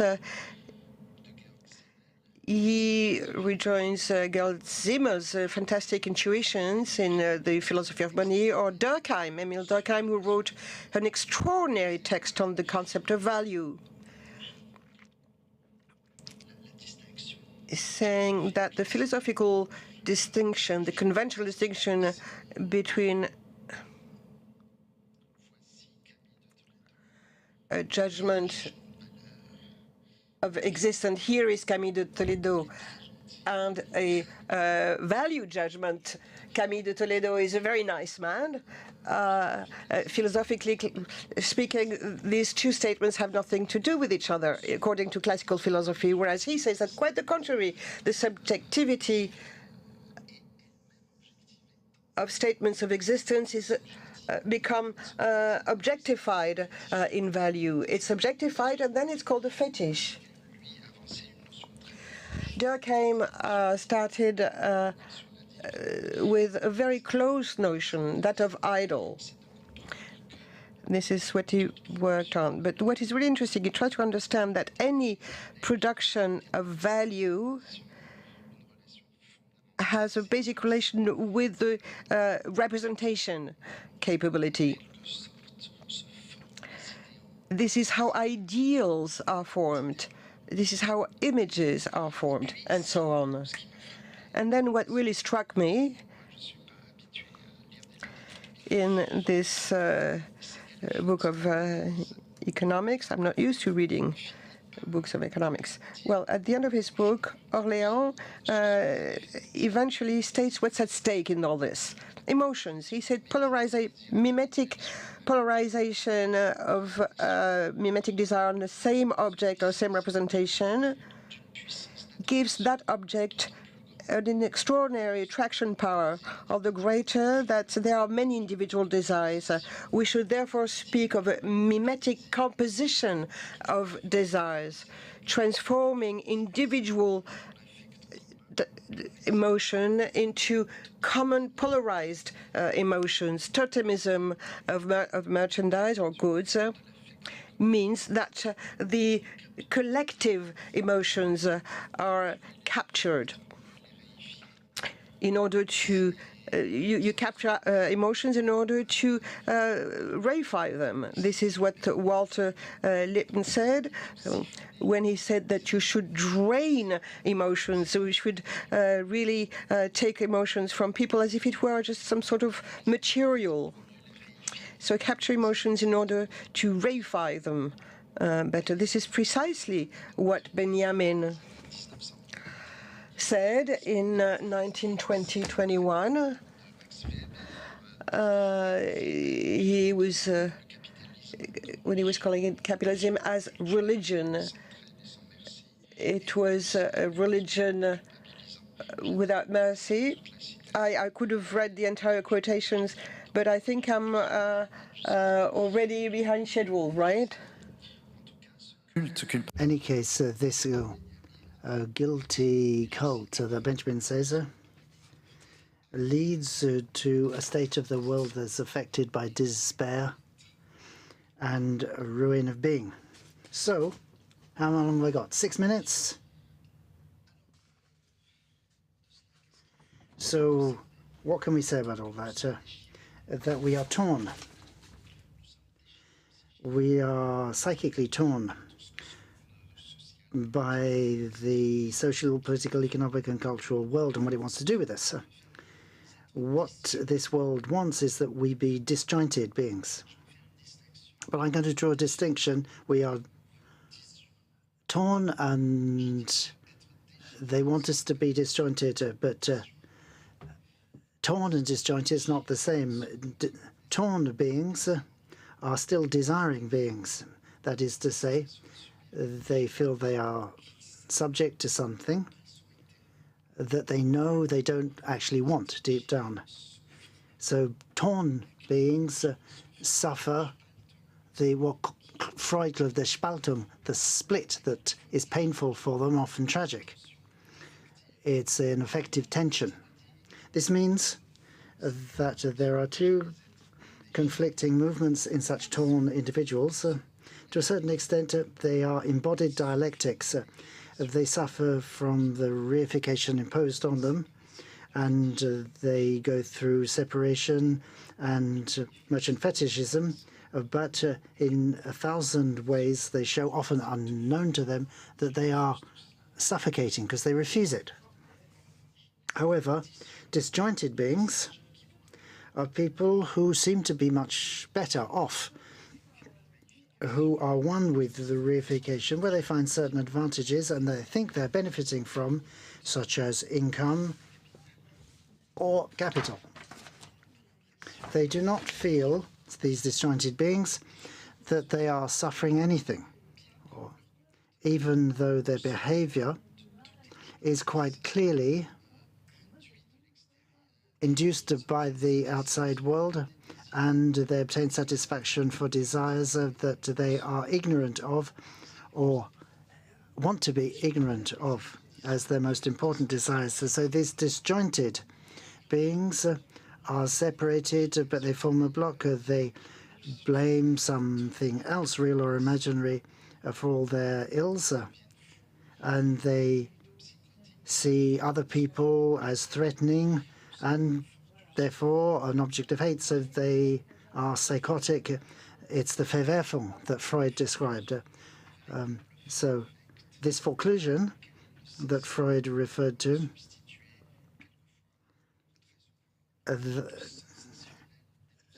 that's what Freud called their factor of effects, to which they always seem to want to substitute demonstrations of feeling. So what response can we offer to that? How can we find this inestimable value? Inestimable value, which means priceless, no fetishism of our affect facts. How can we turn against our own destiny in reification? Not really sure how. This is why it's always interesting to read people who faced this problem before us, who went through them,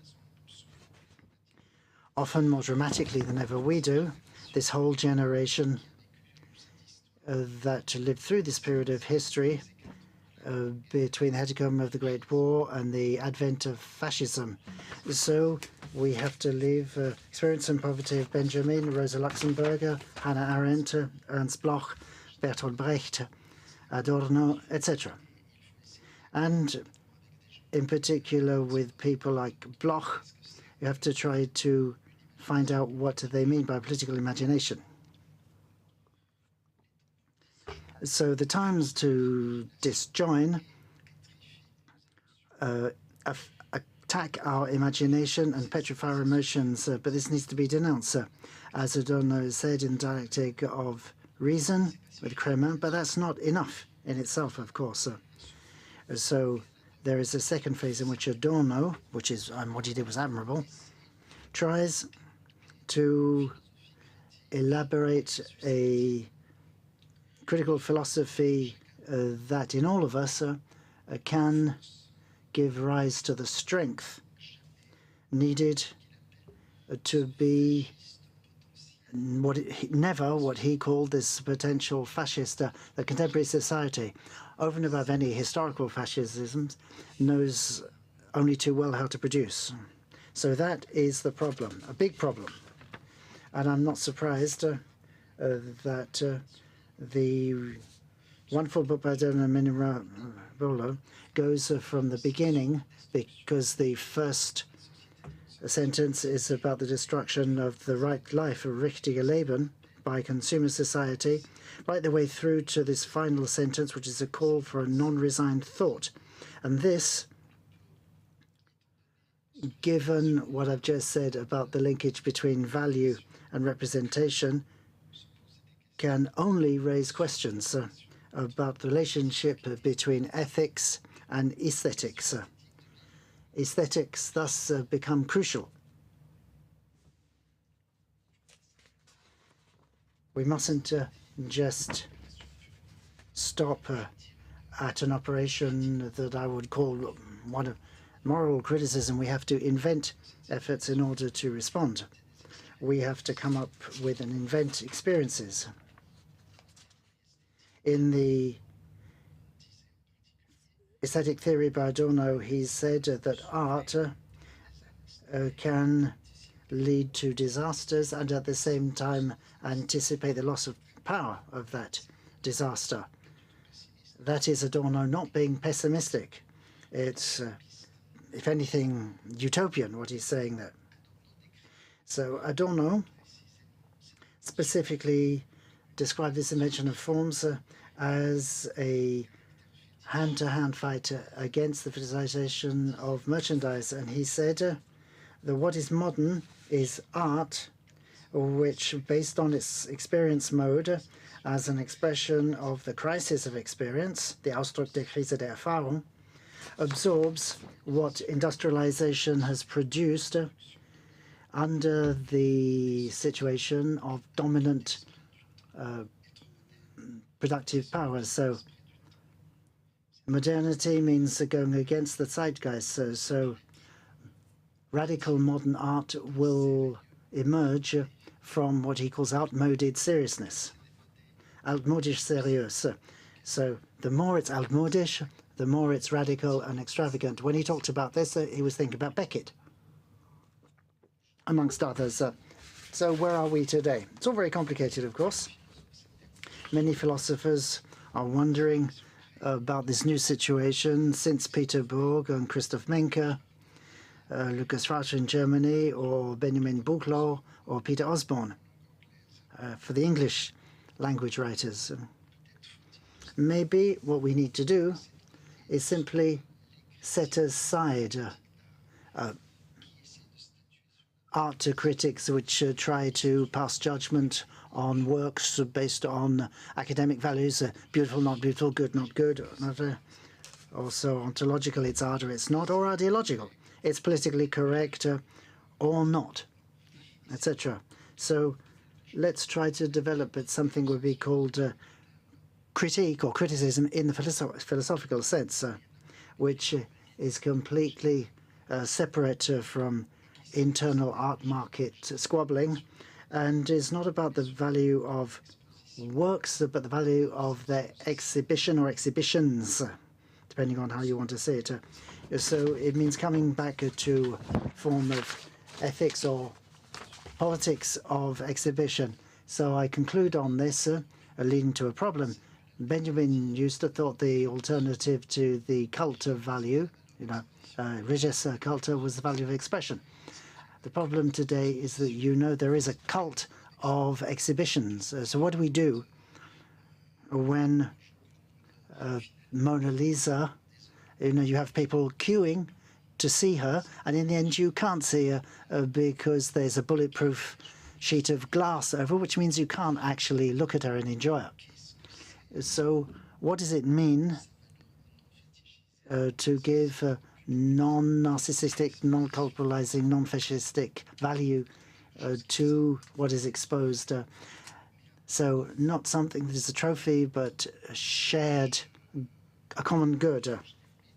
And I know I have to finish, so I would just say that it's necessary to do what I'm saying, but it's also utopian. Thank you.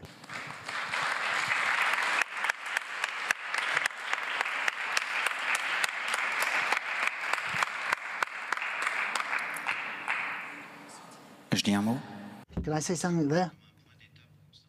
Just a sort of milestone so that we remember how we got here. I'll try to pick up on what was said, then pass on to Mathieu. Fair enough? Raphael? So this path you've suggested, the human to come, Georges is suggesting that we be attentive to the non-human or inhuman of the future. Tell me if I've misunderstood, and then you can pick it up on that in the discussion. We have to be careful of the inhuman of the future. That is something that is becoming in the present world. So it's not about finitude, but more keeping an eye on that. And we have to go through reification, which is one modality of this inhuman that goes through reification. I think we've had this nice distinction when it comes to limitation and etic desire. You were thinking of René Girard. But in any case, what I note myself here on my pad is these disjointed humans, which are on the side of humanity without humanity, which is not necessarily inhumanity, but humanity without humanity. George talked about torn individuals, and that is humanity with humanity. Then was this reversal to the question of aesthetics and exhibition or exposition, so as to identify an inestimable value, which is human, or rather than a reified value, which is very much under stress, tension in this world of art. So that was just a quick recap, which enables me to pass on the floor to Mathieu Pot-de-Vanville. What do you think about these different pointers of time? Thank you. So I've called my presentation A Story of the Future. And the subtitle is on basis of prophecy of Marguerite Duras. I have to start by saying that all the things we're asked to look at today, eschatology, theology, finalities of history, all of they raise a question of register or focus. Let's say the focus of our attention and gaze, because the concepts are mobilized, so scientific register that they borrow from, brings us to the theories of history and the question of our higher stance and long duration. But looking at these issues here and now cannot be separated from a form of urgency, because this relates to a collective idea about the possibility of impacting this process that is making the Earth uninhabitable and eradicating most of living species on it, climate change and sixth extinction. So what we need to do here and now is a double focus, just like a pair of glasses. We need to have the long-term view, and then we also need to look very closely at the coming catastrophe and approach the present with a form of common emotion, because it goes beyond the scientific or knowing world, and it relates to shared anxiety. So the question is how we can adjust these focuses to each other. This is the problem that you have when you have bifocals.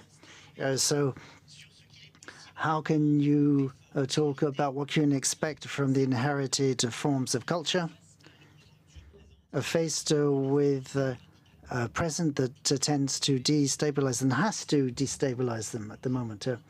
So what I'm going to look at is how we can avoid these positions that would mitigate the alarm, adding a level of depth, or putting it another way, and perhaps very bluntly, there are times when it's not enough to take the higher view.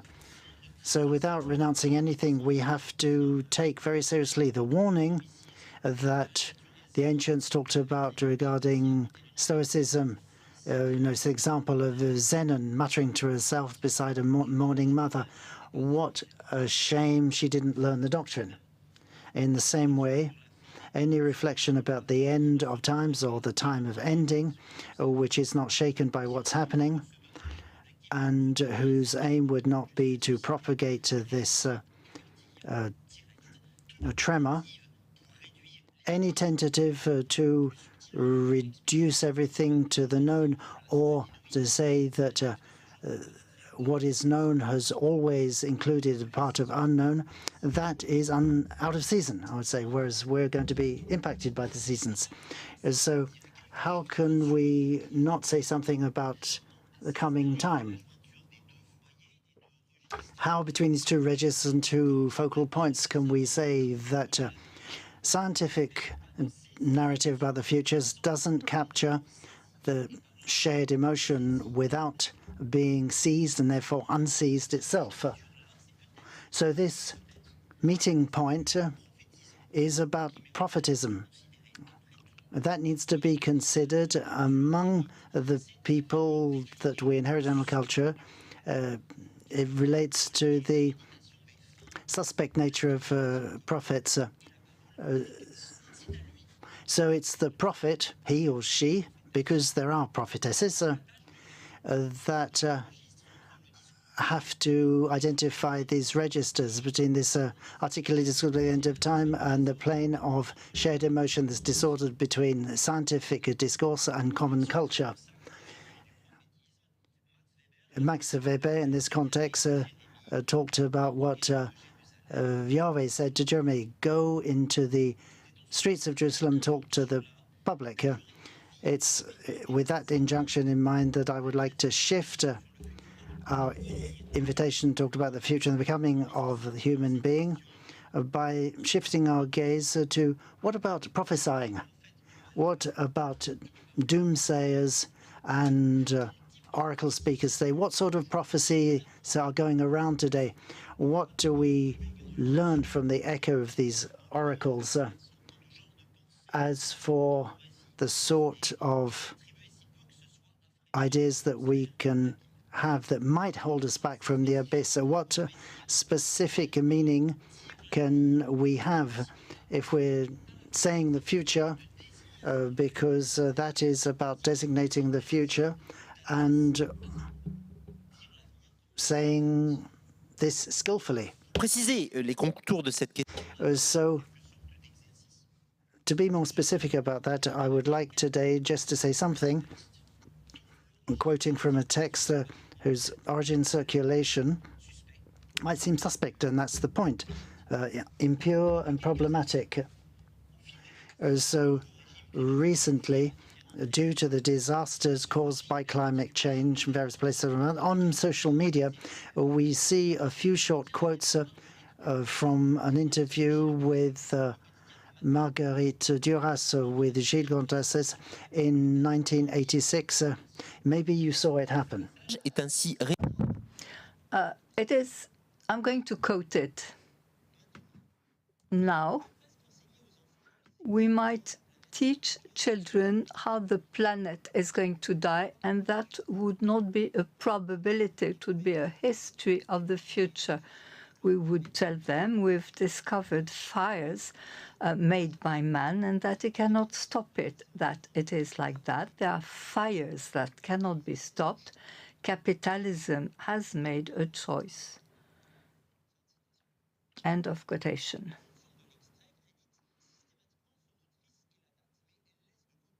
This ignores the context, and it was difficult to find the whole interview. But out of context, those lines characterize events that we've seen on the planet, mega fires. A search on Facebook and Twitter shows that the text was quoted in Australia in winter 2020, in California for 2021, and when we had fires in France in Gironde and Les Landes. The text found an echo and was taken up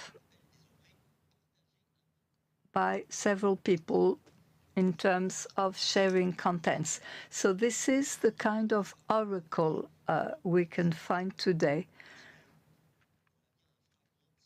Well, you will say that it shows the way in which culture is shown in our digital era. Well, I would like to say that I find this interesting, moving, and intriguing. This enables me to ask myself, first of all, what it says and for what reason those texts are referred to. Of course, we could criticize what is taking place, since we have three reasons to distrust those oracles. Recontextualization. Marguerite Duras was speaking about Chernobyl and not about mega fires. She was invited to comment on nuclear energy, and it had nothing to do with climate change. Then it is easy to see there is a retrospective illusion. Marguerite Duras has said so many things about so many themes that you can always consider that it was a prophecy or she predicted something. And now in terms of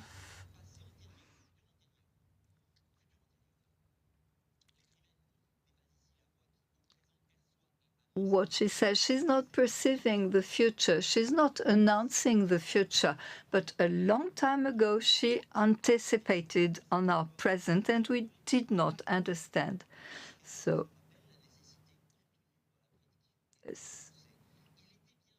it is true that those fires could not be stopped, and we did not realize that in time. So it is not a mobilizing discourse, but it tends to connect the past and the present in saying, well, she said so. So we do not take into account history, we ignore the context, we accept that we are powerless. So about this text, we could say that we cannot be fascinated by a text that pretends to tell us our future. It is a weak text.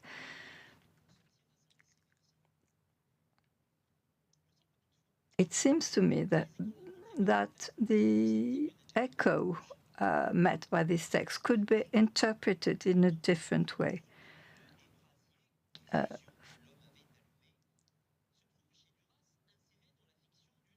Duras refers to a history of the future for school children. This interrelationship between past, present, future is a sort of story told in advance. This paragraph, therefore, is not a prediction, or not only a prediction. It is also a reflection on the predictability of events, the fact that the writer is not announcing a doom without telling us that it is almost time to announce it. This sort of prophetism is also an anti-prophetism, since she's stressing that the capacity to predict the future is not something that requires a special inspiration. It is something that has to do with an elementary knowledge. She uses simple words for school children. So you can see that sharing this text does not mean admiring the extraordinary lucidity of a writer who would have perceived before us what was going to happen. So if we consider it is an oracle, it is because at the time she announced a knowledge, and she was stressing that we had to be able to explain to young people what was going to take place. So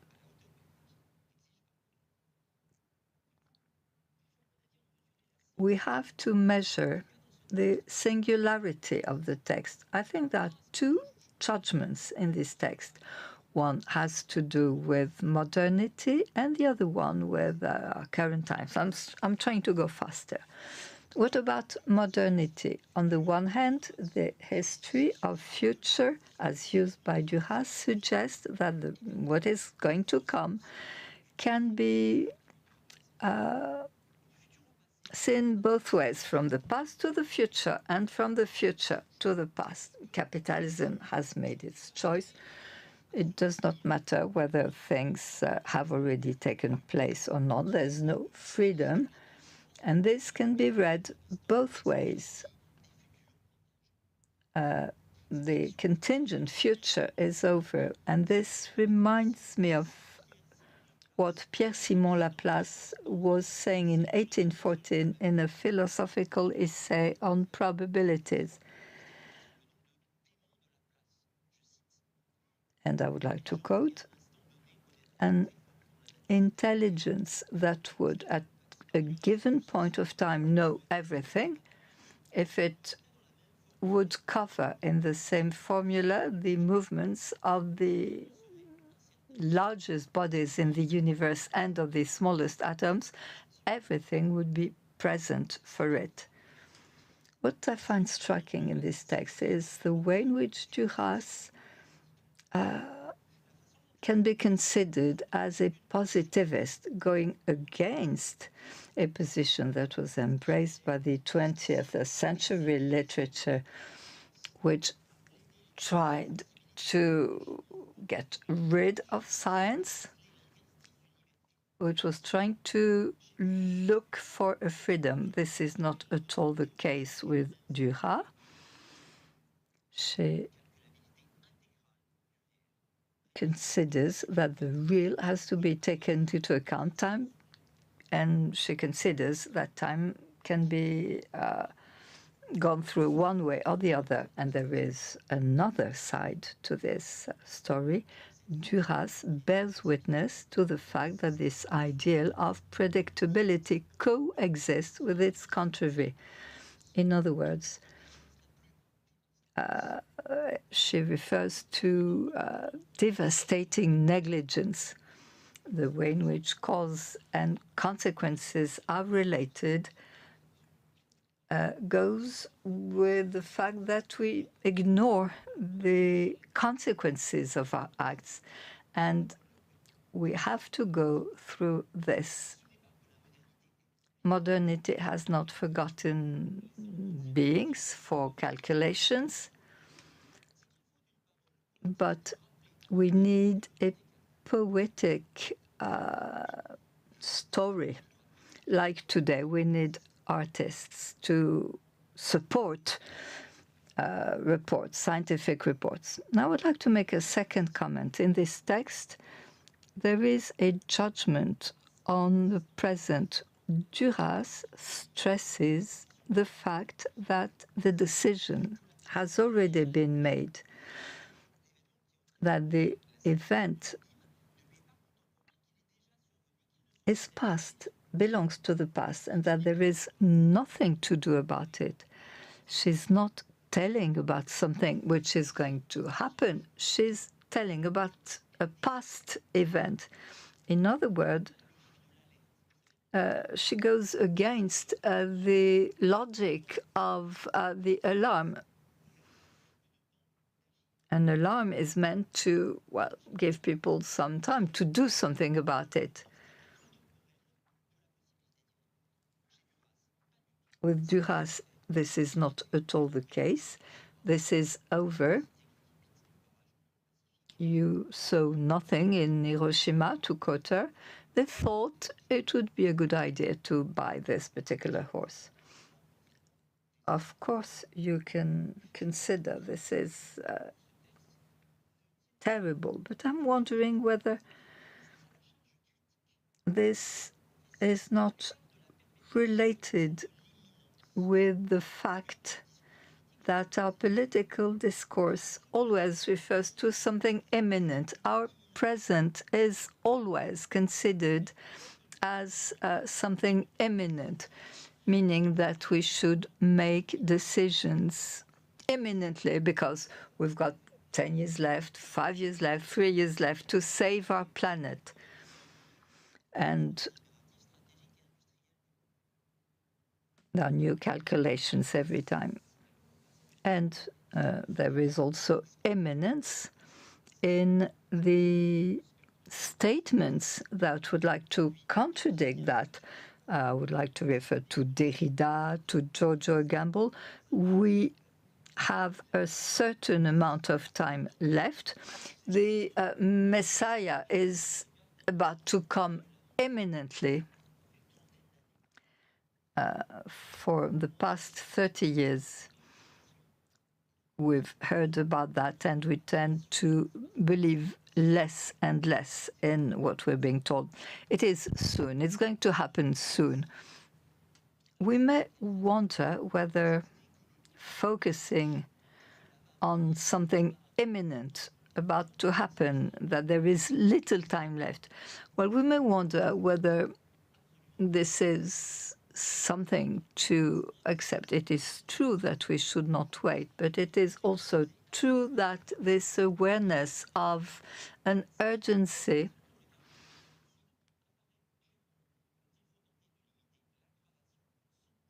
must be limited, and we should not expect any final restoration. The logic of alarm is now or never,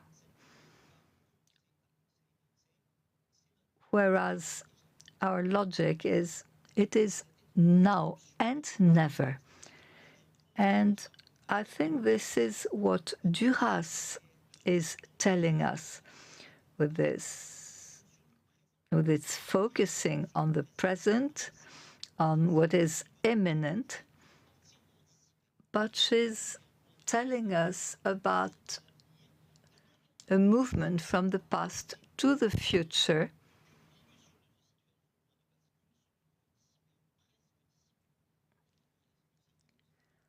and it is, and Duras is telling us that we might almost teach children that the present is related to this thread. I would like to ask myself what could be a present prophetism.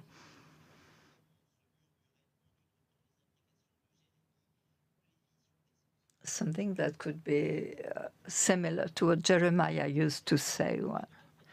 So we might consider that the challenge is to change our habits, to trust the present, to see everything from the present.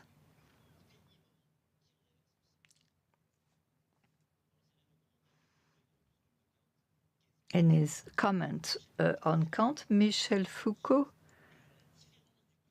was stressing what he called the difference of the present. What is the difference between today and yesterday? Well, with Marguerite Duras and with our readers, I would like to say that the difference is in an awareness that we cannot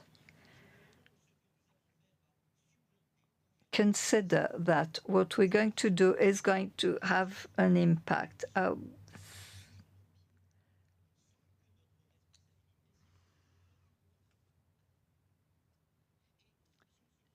And if we want to believe that prophetism takes us away from our current duty, but I think that this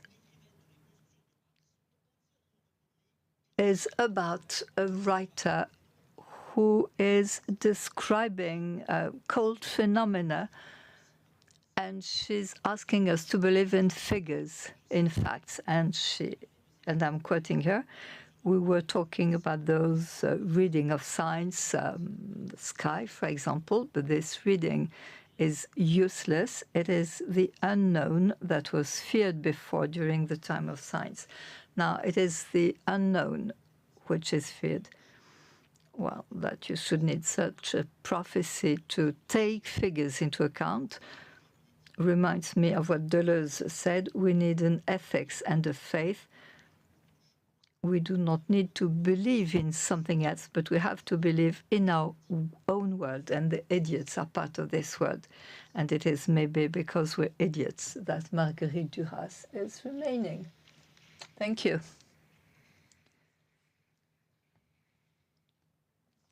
Thank you very much. So I would like to say that we started from the theme of the philosophy of history, and there was a counterpoint on emergency related to the crisis. You referred to the fact that we have to take into account these two things together, what is far and what is close. And then you read the text of Duras, you referred to the prophecy. We felt that there was a sentence that of an author who has become a cultural object, and you try to draw a synthesis between science and prophecy, the need to have a prophetic science as if the end of the world was announced by figures, wondering about what could be a post-emergency prophecy. And I would like now to give the floor to Raphaël Zaguri-Ori.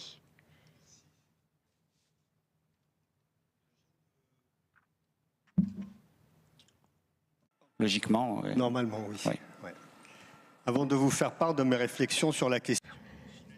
Before telling you my thoughts about the aims of history, about the telos of history and the status of humans, let me say a few words about the background of this symposium. I worked with my friends, Alain, Olivier, Stéphanie, Pascal, François, to organizing this symposium.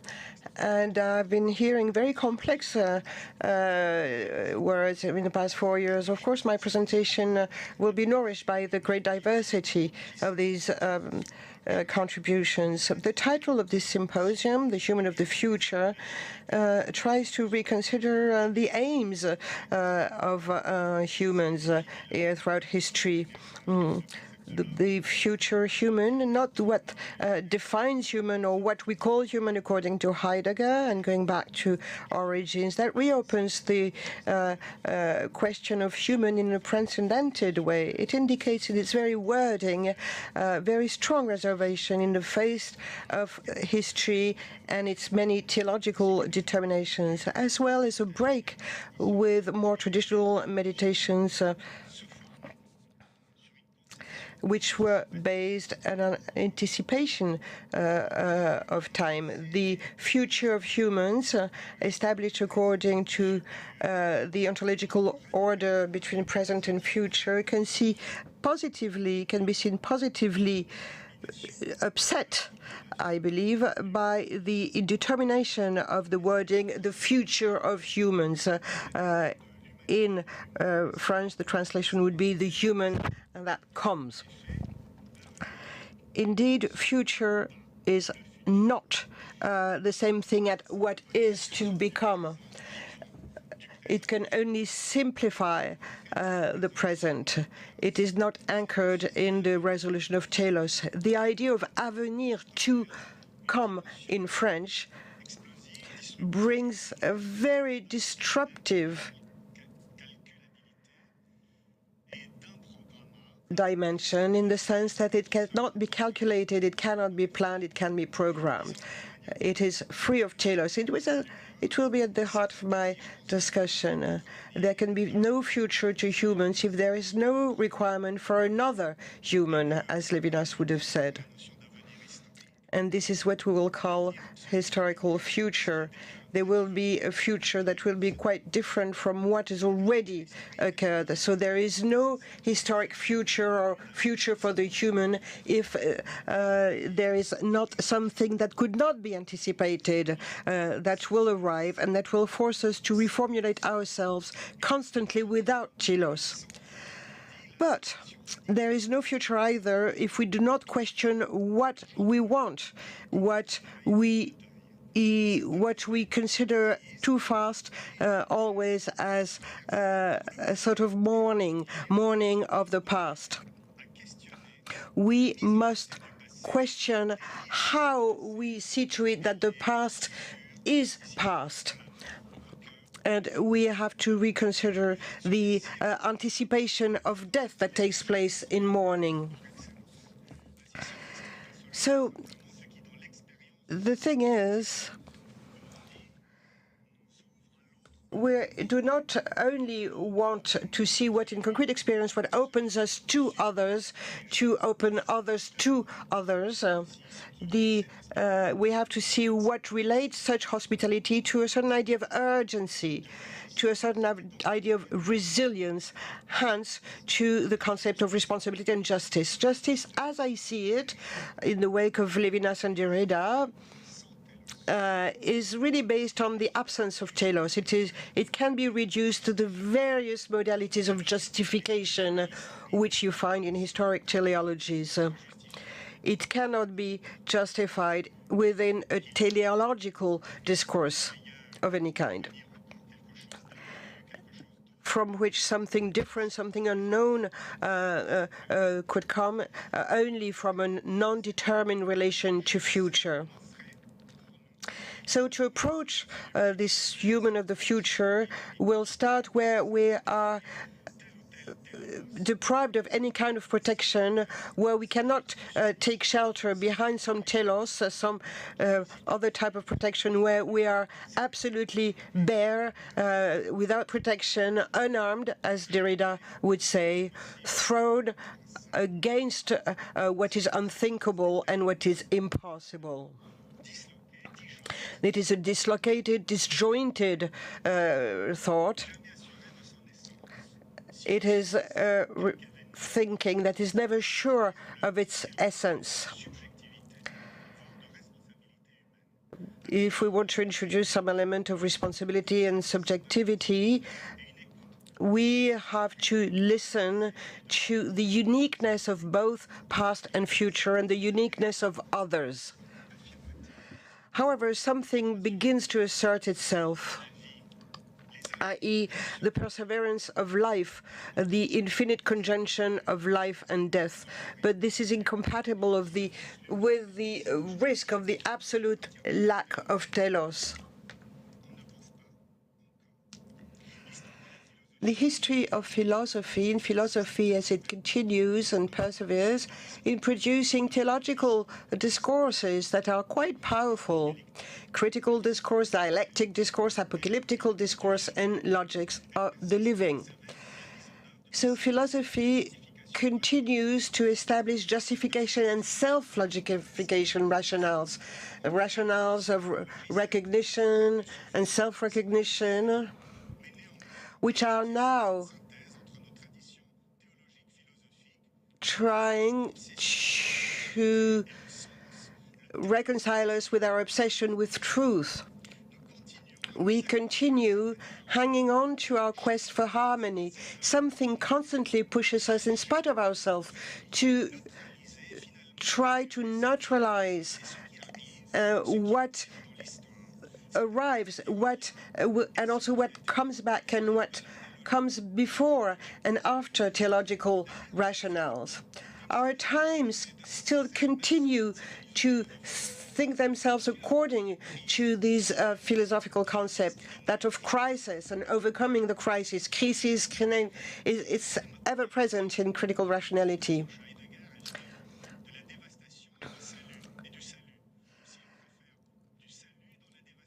And the whole apocalyptine rationale, that of salvation in crisis.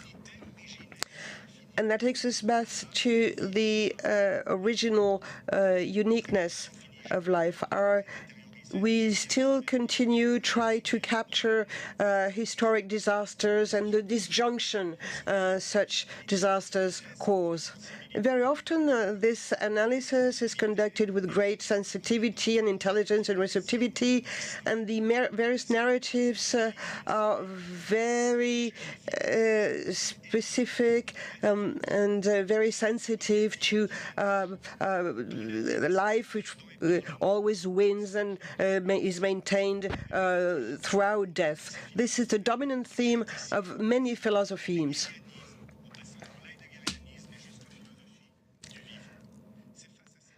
It is in the face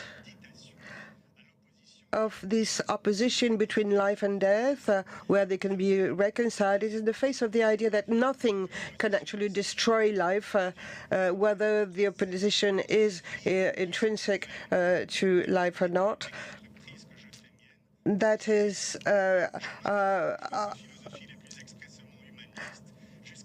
our mistrust, our worry begins to awaken.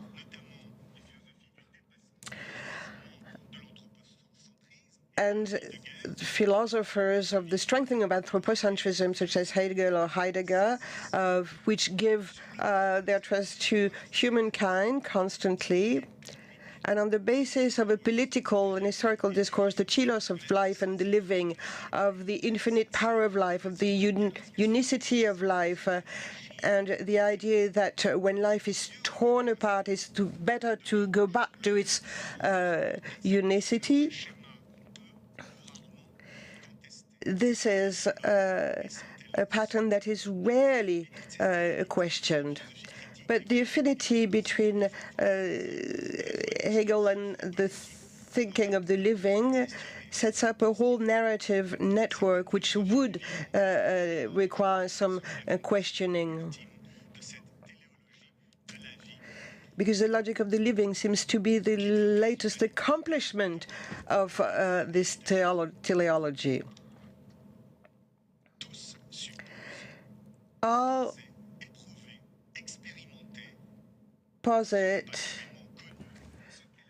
that death is known, and all posit that everybody agrees on what death means.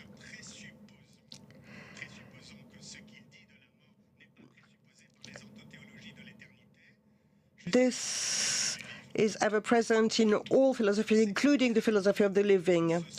Everything is explained by itself or beyond itself.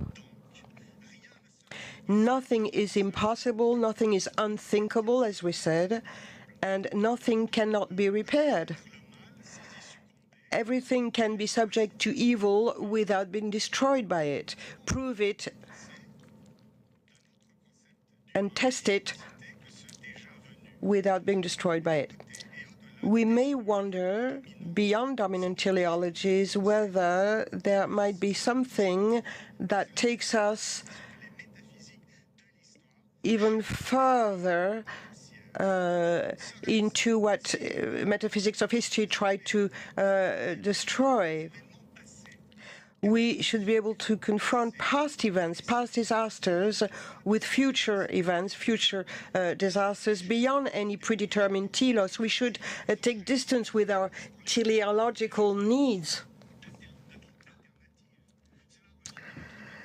So, in other terms, that would mean relating to the dead and the living and let them speak. It would be another way to put them back into circulation, beyond what the four dominant teleologies are doing, whether we're talking about crisis, apocalypses, and so on. The idea that philosophy would be incredibly receptive to the dead and to the living. This receptivity could also comprehend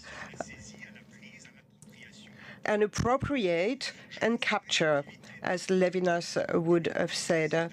I think the idea is to disjoint yourself from yourself, to take up Derrida's and Levinas's terms, what Levinas called the unassumability.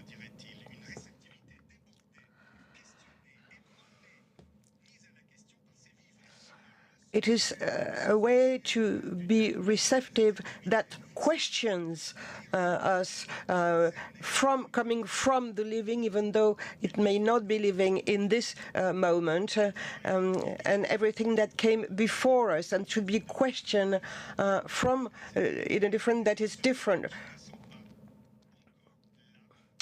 Because we are talking about those who are not in front of us, who are not yet present, but we already hear the suffering and the cries, and we may consider the future.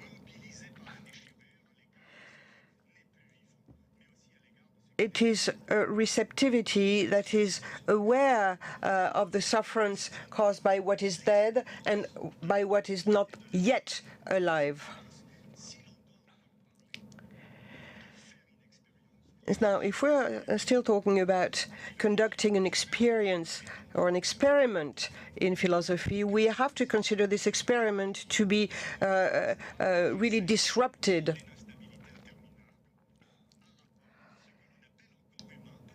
because we have to find a relationship between what we still call human and some future which is not determined. The human, the coming human, the human of the future, considering what it might be, would not relate us to something or someone that is before our eyes and that cannot be objectified, but still talks to us from the past and concerns us, interests us, without giving it an adequate or appropriate shape. The dead live. Wherever the value of the future and the past as a modified present is disrupted, is shaken, the issue of the human emerges as a question. Wherever there are issues of responsibility in their historic magnitude, mutilated memories of past disasters, and the future magnitude, the ecological issue, the nuclear issue, the gender issue, the issue of memory and commemoration, teleologies of history are upset and set back.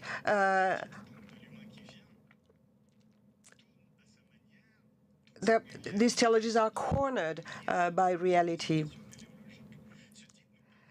So with the title we chose, The Human of the Future, we can submit the teleological horizon to an in-depth deconstruction. We can go beyond these teleologies without condemning them, without destroying them. We must not link such theological horizons to ontological determinations of human that would give us a good conscience and the idea that we could be satisfied with ourselves and our relationship to past, present, and future. Keeping in mind that past is never past, and we must keep on tackling the past. And of course, the future will not be equal to the present, and it cannot be captured with the present representations. We can still consider human from the point of view of knowledge, intuition, preconceptual experience of angst, of suffering, of death, or with a living originality. And these are conditions to which we should never give up, maybe. But these notions that are somehow worn away should never exhaust the possibility of an other kind of human. And throughout the history of philosophy, we have been trying to include and inscribe humans within Heidegger called the history of the truth of being. What we have is an unshakable notion of the living and the death. It is quite different from the ontological determination of life and death claimed to mean throughout its history. It is something that occurs and comes back in a very different way than what the teleological orders indicates. Any necessary redetermination, reassessment of human experience as resilience from what lasts,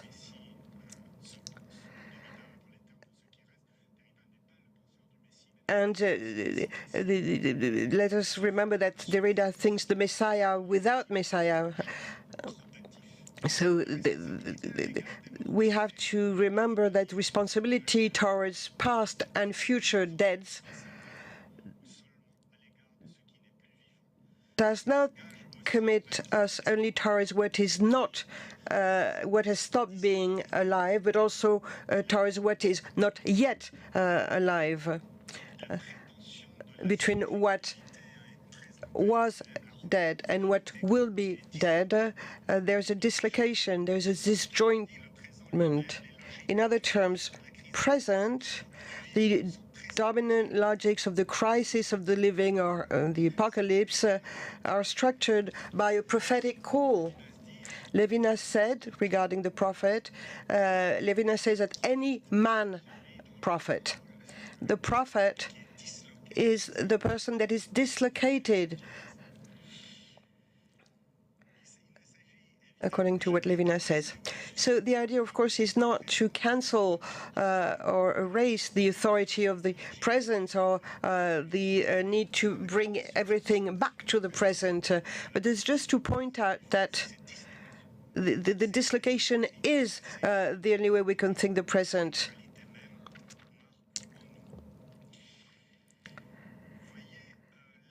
As you see, the question of mourning here comes back as a return of the dead or the announcement of an imminent return of the dead. But that should not be reduced to a possible interiorization of the dead or a possible identification or recognition of the dead. This rationale of spectra is dominated by undecidability, with a past that is not completely past and a future that is not yet present. This undecidability is at the heart of all humans, in whom cohabitate the living dead, the past dead, and the dead to come. So past dead and future dead. So this is a responsibility towards those who are not anymore and those who are not yet, who are not present or living yet. What would be the meaning of responsibility here in philosophy? What type of justice can we resort to in the face of these powerless dead who coexist with us? Ghosts disadjust this justice of responsibility. They put disorder in the linear succession of a before and an after, between a present that is present, a present that is past, and a present that is future. Mort vivant. This relationship with spectres and living dead means we have to rethink subjectivity, whereas one might have thought that the arrivant is the one that is without identity, and it would remove all the criteria of the subject. On the contrary, this is something that would fulfill its sense of responsibility, because if it affects the responsibility as Messase, it means that we have to be more responsibility as responsibility is a position before oneself. So the subjectivity of the subject is not about being in the world, as Heidegger said, or vivance, as many people say today, livingness, but the questioning of my presence by the present dead and the future dead. So maybe this is about a future or an avenir that neither humans nor animals nor gods nor being nor living world has ever seen. Will they ever see it? Maybe. Thank you.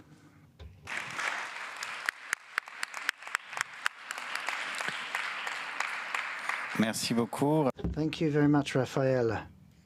Once again, I'll read from my notes. You know, sometimes in conferences you have sketchers who try to capture what's been said. So I noted here that you wanted to think beyond telos.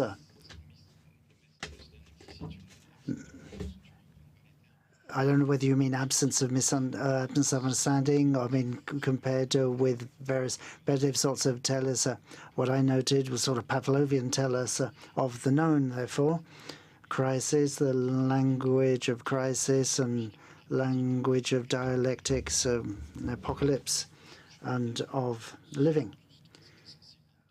I think it's something that you refer to quite often, messianism, this expected and awaited telos, or with an attempt to open up this becoming to be more radical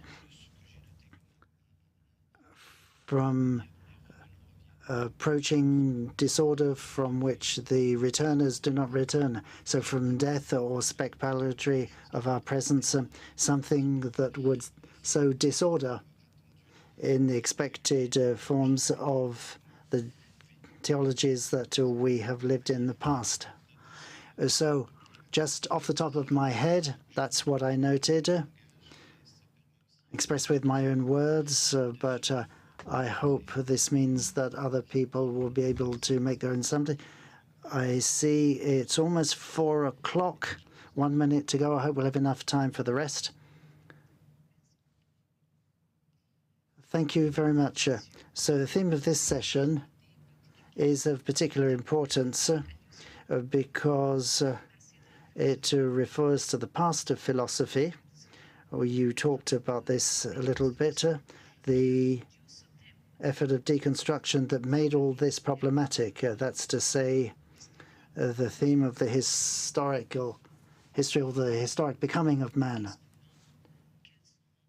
What is man? Its origins, its end, and this reminds us that we need to continue the work of deconstruction, thinking about a different form of future that's democratic, without creating new hierarchies. It also challenges us to diagnose the reasons why, more than ever, the former hierarchies and divisions of men and rationalized entities have returned even stronger than before, with greater immunity and prevent democratic discussions about our big problems, the climate change, homelessness, blatant inequality everywhere. So this is the necessary remains of destruction of categories of eschatology and teleology, through which the finalities and futures to come have been thought. What Heidegger told ontology, which in fact is not a unified history of the truth of being as represented by Heidegger. In this tradition,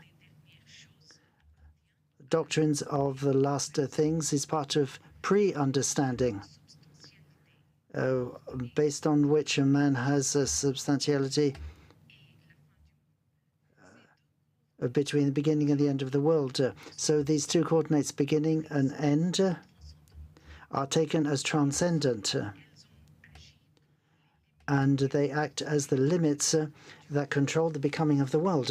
Derrida suspended this pre-understanding when he prized open the substantiality of the subject of origin and end by insistently asking who or what comes. Derrida revealed the metaphysical grammar of who, that's to say the identity of the subject, and what, which is the substantiality of the subject of becoming, which would already been exceeded by the monstrosity, that is the unpredictability, the unidentifiability of the to come. We don't know what is to come, he said. And it is yet this future that we must urgently ask about, because the metaphysical categories mask the possibilities of coming, but cannot arrest them. The to come also exceeds teleology, of the science that gathers means and ends into a transcendent program, which is once again ascribed to a substance subject together. Deconstruction showed the unprogrammability of the future according to any teleology. Together, eschatology and teleology held the future captive because they represented the delimitation of origins and ends, which are in fact infinite. You cannot get to the end of the telos.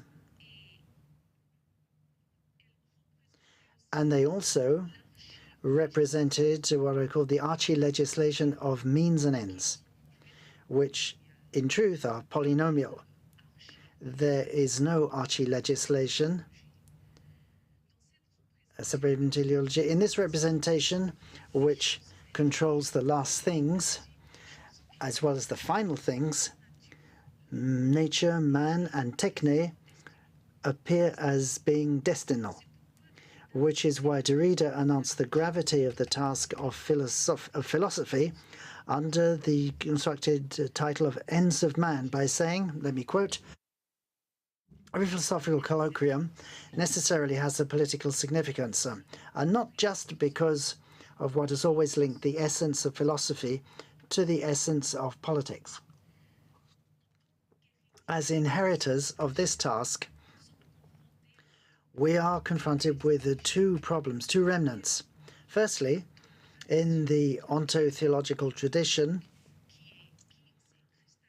crystallized in the 18th century, and that was integrated as a component of new technological and racist governmentalities everywhere, teleology came to be consecrated with occidentality, or westernness, and whiteness as conveniently interchangeable attributes of the substance and subject of the very history of ontotheology.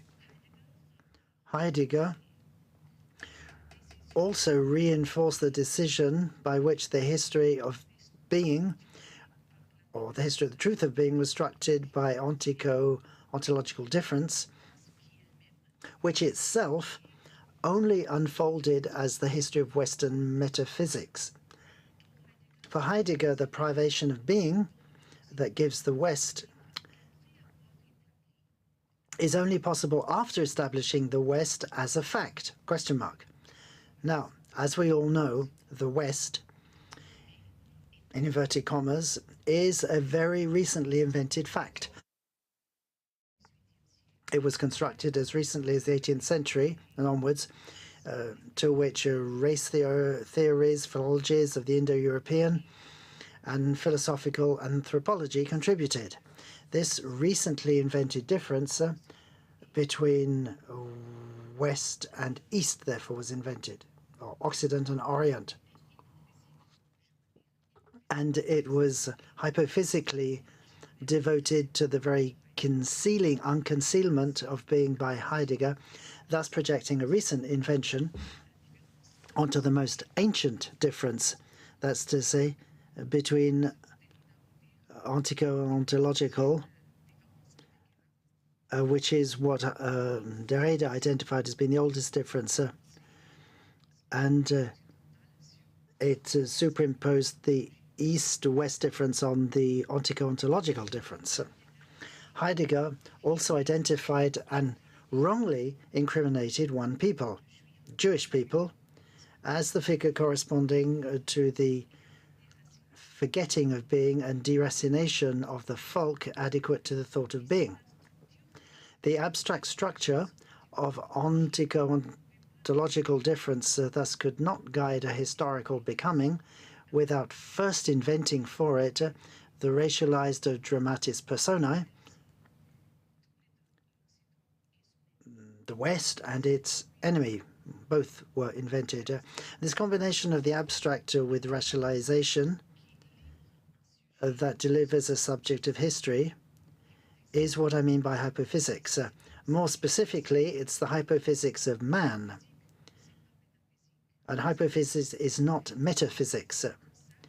Hypophysics consecrates a scaled intrinsic value of human nature through the notion of being born as by being born to. And that is how group identity has been obtained. We do not yet have an adequate deconstruction able to disentangle this hypophysical knot within the very history of deconstruction. As I say, Heidegger is part and parcel of the history of deconstruction. Jean-Luc Nancy took a step in this direction when he questioned Heidegger in thinking about philosophy as having its history in the range designated by Heidegger as, and I think we can quote Heidegger as this, metaphysics as ontotheology, as a history of the West. So in all philosophy and history of it, it's the same thing. And we don't know how this East-West difference was reached by Heidegger. There's no history or no research into that at all. So Nancy said in a recent text called Banality of Heidegger that in Heidegger, nothing essential has happened in Western destiny except the aggravation of metaphysics and its technical and democratic becoming.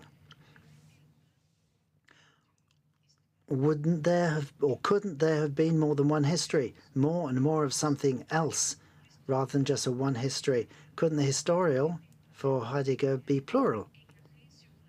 A lost along path less ordered than the one that his thought assigns to the West. End of quote.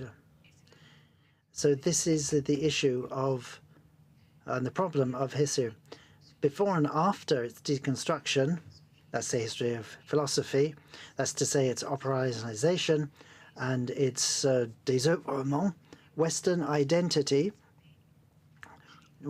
not being removed or dislodged even today. So the West is an idea created in the 18th century, has been projected back into the multiple antiquities of the Mediterranean,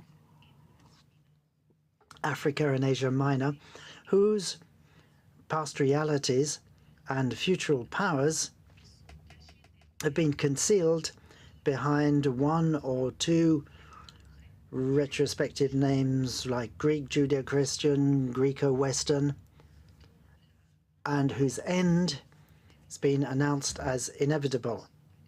That's the end of philosophy, according to Heidegger, or Western philosophy. So through the post-colonialist critiques of the West, this recent ideas has only acquired increasing substantiality and destinality. So it hasn't been removed or dislodged either. It's grown with post-colonial critique, and the history of the West continues to erase many histories of the world and suppress civilization, imaginations, institutions that make up the world as we know it today. Today's world came from multiple paths, not one, and there will be multiple futures as well. These multiple powers that combine and unrecognizably mutate, the mixedness of everything, are homologies. I think that's the right term. The origins or the common ancestors of everything we study. Not recognizing these multiple homologies of the past leads us to be hopeless about other futures. And this is the problem of what is to come. The second problem that we face is that the destruction of the history of Western metaphysics alone does not, and has therefore not also questioned other homologies of inequality, oppression, and racism, which is still active today, and even part of the genealogy of the West.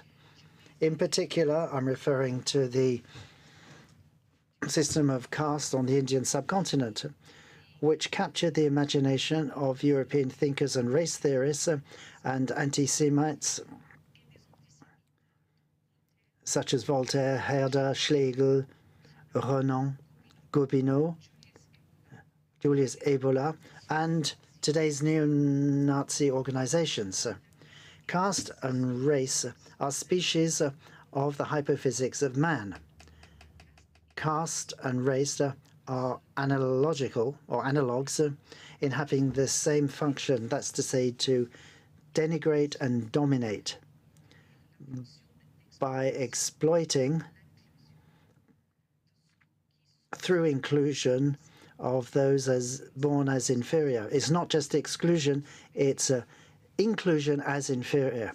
in both cases, but caste and race are also homologues, since the hypophysics of caste has been at the origin of the hypophysics of race in Europe, going back to at least the 18th century, and it culminated in the Aryan doctrine of the Nazis, which is becoming more fashionable day by day. So caste was the empirical and textual resource for Europeans, as it showed that large groups could be dominated and excluded through self-proclaimed superiority, as supplied by the Brahminical texts, of the oppressing group. That's what Aryan means. That's to say supremacist. That's its etymology. So rather than being a colonial construct, caste is the oldest form of racism. And in colonial times, it came up with new ways of concealing itself against the backdrop of rising anti-caste thought and politics. The post-colonial and subaltern theories discussed caste racism as religion and culture, or subordinated subjectivity, thus protecting the system of caste because you cannot criticize religion. Or it's not easy. We don't yet have an appropriate reconstruction of this homological power that constructed both the disastrous Aryan identity and the oppressive order of rank in the subcontinent. The question of the human that comes today demands that we discard the role of identity and identities in philosophies of history and the philosophical construction of something like philosophy's own history. Instead of identity, philosophy must proceed from the other, not by installing new figures of the other of philosophy, as Plato and others have done, but rather philosophy itself has to be that which comes from the other. Saj Mojan and I call it anastasis. Among the last things which concern eschatology, we have this word, anastasis, understood theologically as resurrection. But the word meant something quite different in Greece, in the Greek language and politics. When two or more distinct factions and their laws entered into a conflict in a polis, it was called a stasis, or stagnation by the ancient Greeks. It implied that one part of a complex whole wanted to give a law for all the other components. There is a hidden stasis in the subcontinent. It has been there for millennia, and it maintains inequalities with some historical variations. And this stasis is part of the global stasis structured by the difference between West and East and its new iterations of global North and global South. But it is a hypophysical difference. So anastasis is what comes above stasis. Anastasis comes from the other, which means that the model for going beyond stasis and for beginning again cannot be derived from the components of this stasis. The beginning in that case should be differentiated from the origin. These are two different notions in philosophy. The beginning should be differentiated from the origin as a full presence or identity that comments history and future. The human to come against and despite the hypophysics of man. This means it is not the human that is coming, but rather an anastasis, and it's coming to us all. It comes against any eschatology, since the apocalypse has been is the means that the world is reaching its own end.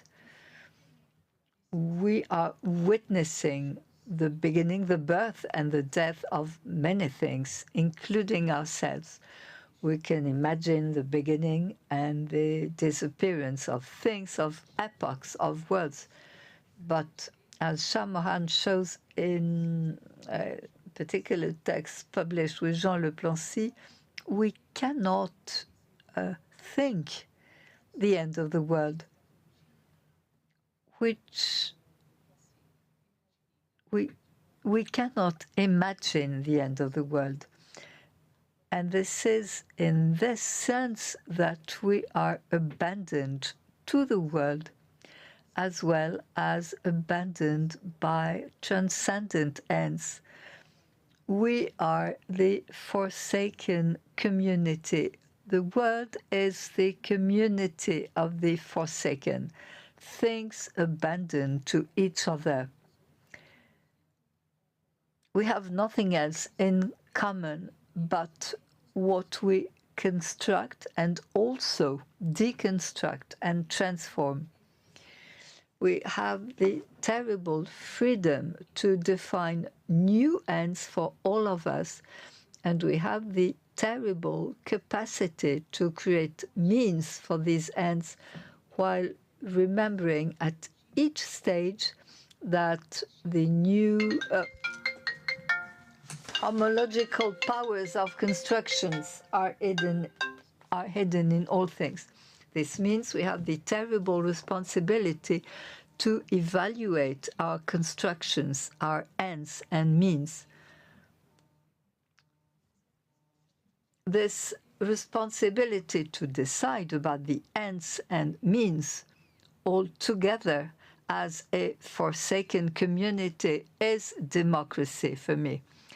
It is a responsibility that today, as in 1945 and many other terrible dates, we know we have lost. And we have to be aware of that loss. The magnitude and character of the suffering experienced by the people of the world falls within the scope of human action and responsibility. The notion that we could have done otherwise should not have let things happen.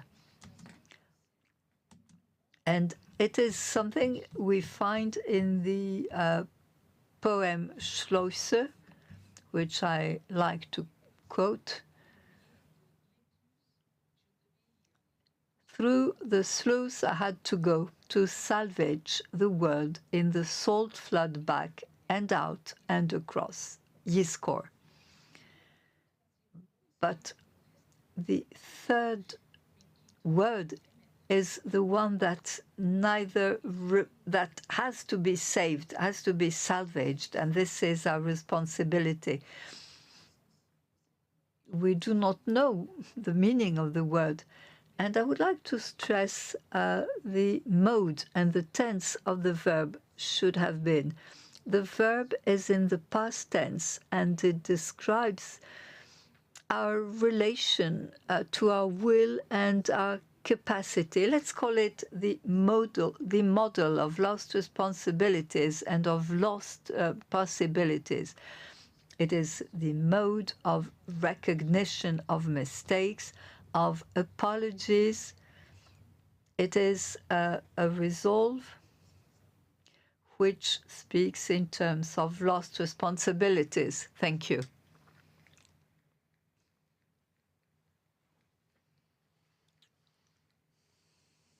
Well,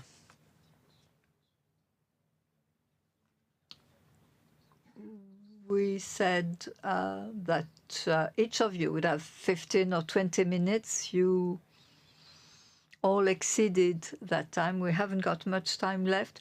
So there's a shared responsibility as to the fact that we have very little time left. And of course, there is another session. So I do not know whether we have to finish on time.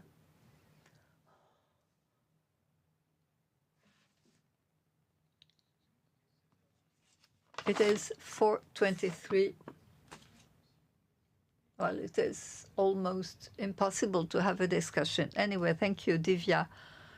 I will do the same as I have done for others. You suggested a path. Well, I took a number of notes. You were criticizing the history of philosophy, the history of metaphysics, with all those distinctions and separations that took place over time. The notion of West. And we can hear what you're saying about caste and race, the fact that the separation, has been maintained. You criticize also post-coloniality in the fact that it maintains this notion of the West in criticizing it, and you are for a radical equality between those categories. Well, you all spoke about different issues, but I think it is a good starting point for discussions that might take place outside the room. George told us about the inhuman which is coming. George told us about a prophecy about the end of the world. Raphael mentioned what I would call a liberation of the reflex telos. That's how I felt it anyway. And Divya told us about the equality. And she referred to something which I particularly like, which is the community of the forsaken. Now there's time for questions from the audience, and sometimes I think it is good to stay with questions without giving answers. So is there any burning question from the room?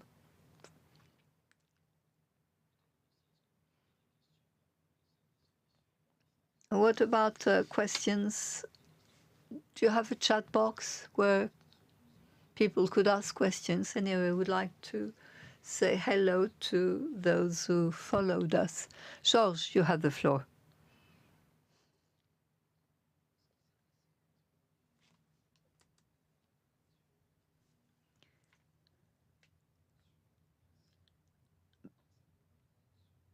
Between what Mathieu told us about prophecy and what Raphael said about telos, there's something I would like to stress. There is a useful and necessary discussion at the end of the thesis on the notion of history. Benjamin realized that the Jewish religion has a very strong position and raises the fundamental issue of the difference between prediction and prophecy. The oracle, the Greek oracle, etc., is some sort of civil servant connected to the power, other royal power or religious power, and this is strictly forbidden by the Jewish religion, which uses another concept that Nabi in Hebrew, which has nothing to do with oracle, Nabi, and prophet is somebody who leaves the institution and criticizes either the king or the clergy, which is why it has to go to the desert. I think it is useful to bear in mind this notion, because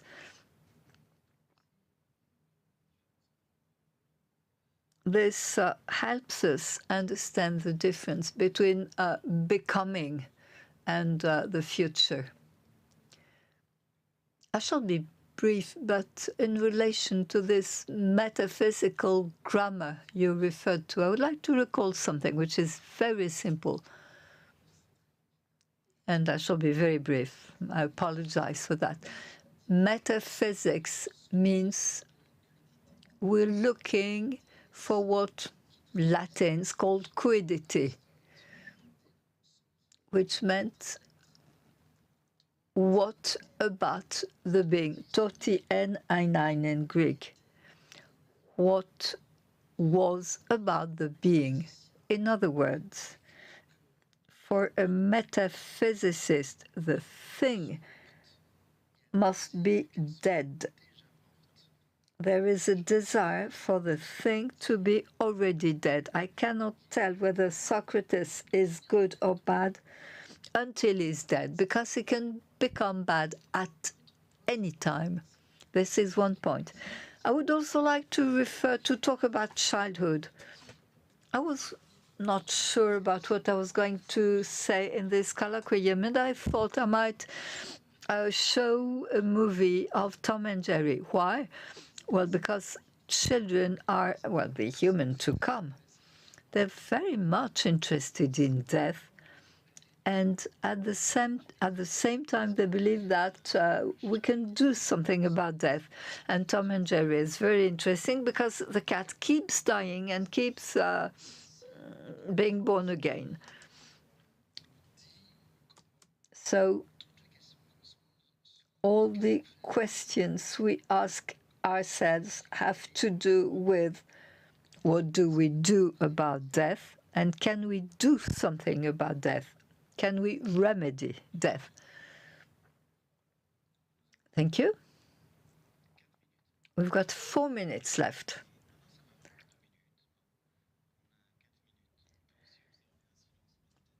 We might also meditate. I enjoy meditation. We could close our eyes and visualize what we heard. What each second we lose is definitely lost. This is what I was trying to say. Thank you, Georges, for telling us about this difference between oracle and prophecy. And I was not specific enough, maybe, but I hope my words or what I meant to say was clearer, because what I wanted to say referred to a number of questions, actually. What can we do about 20th century references? What can we do with the pages that have been torn from the 20th century book? We are people from the previous century, and it is an essential issue. There was another question I wanted to ask about prophecy. And Foucault makes a difference between two levels, and this is not as simple as, I think, as what he says. But what can we do if we are used to considering that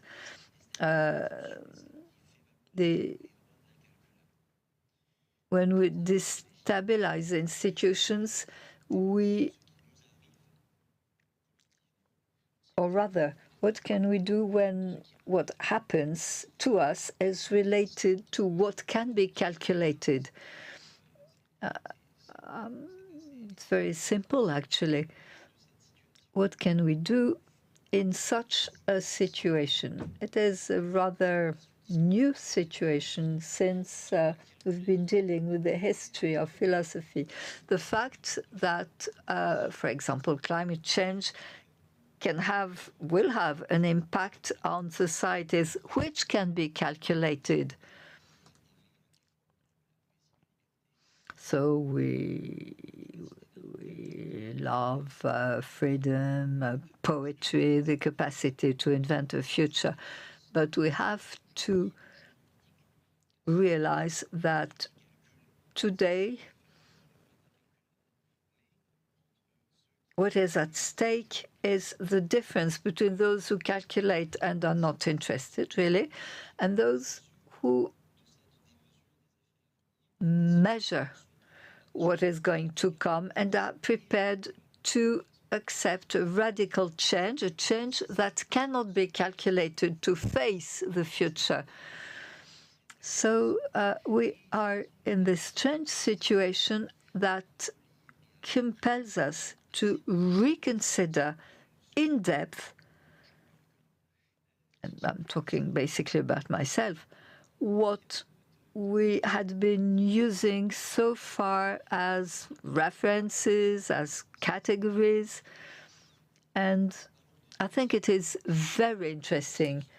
And when I referred to Marguerite Duras, I think there was something related to what I'm telling you, and this is what I find interesting. Thank you very much for this comment. I hope I understood, because my French is limited. But through metaphysics, what I find interesting is, well, the fact that there are several definitions, Aristotle, Kant, and metaphysics is not something that blocks thought. For Heidegger, we have to go through metaphysics. For Kant, metaphysics is necessary. But what I am interested in today is that no metaphysical concept has enabled us to give a diagnosis of policy. I referred to a text by Jean-Luc Nancy, or you referred to a text by Jean-Luc Nancy. And in all the research on Nazism, it appears that it was an inconsistent ideology, but that it was at the same time very productive. And we can say the same about Cass. Well, how could it be efficient and productive? Well, I think it has to do with deconstruction.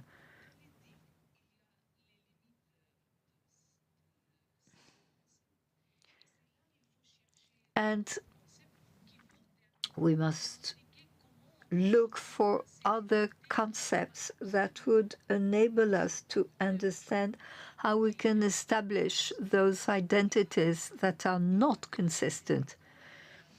There are camps, there are pogroms, even today in India. There are people imprisoned, and what can we do about it? What philosophical concepts could help us, in spite of all that has been done so far? And there's a second point I would like to say. I don't know what you meant to say, but it seems to me that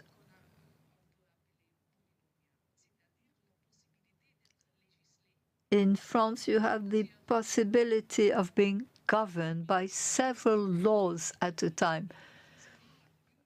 When you refer to identity, it means you are limited by one law, one legislation, which is not the case. Polynomial is exactly the contrary.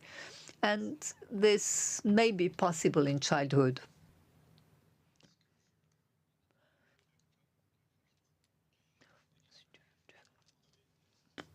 Je pense que Mathieu a posé une des. I think Mathieu posited one of the most serious questions. As far as I'm concerned, I could say that we should assert and reassert the countless, the incalculable, the impossible, the unthinkable, and the undecidable as well. I don't believe at all that thought would be paralyzed if we do that. Quite the contrary.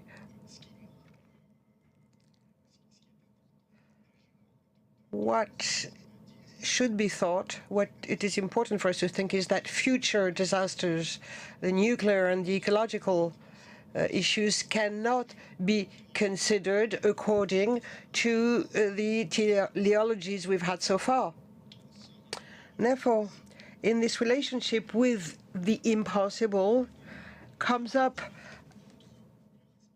a different type of responsibility, a different modality of responsibility, which can accommodate what is to come, whether ecological or nuclear, as we discussed earlier on. Thank you. Well, thank you very much for this very, very dense session. As always, we did not have enough time for you to speak, but I think discussion will continue backstage in the corridors, and I know that there is a new session. I couldn't tell you for sure because I'm supposed to take part in it. So thank you very much, and all the best to you all.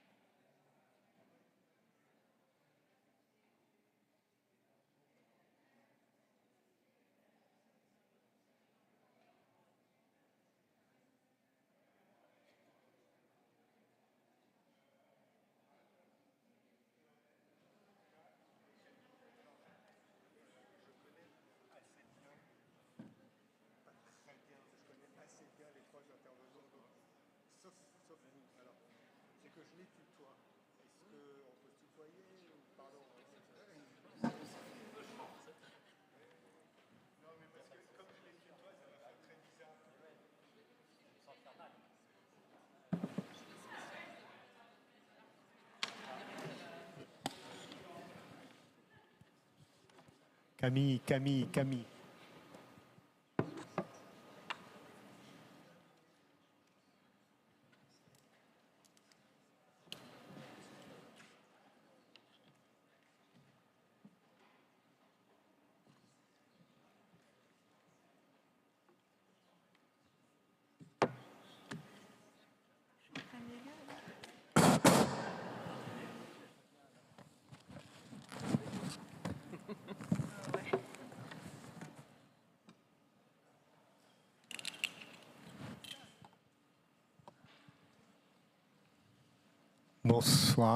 Bonsoir. Good evening.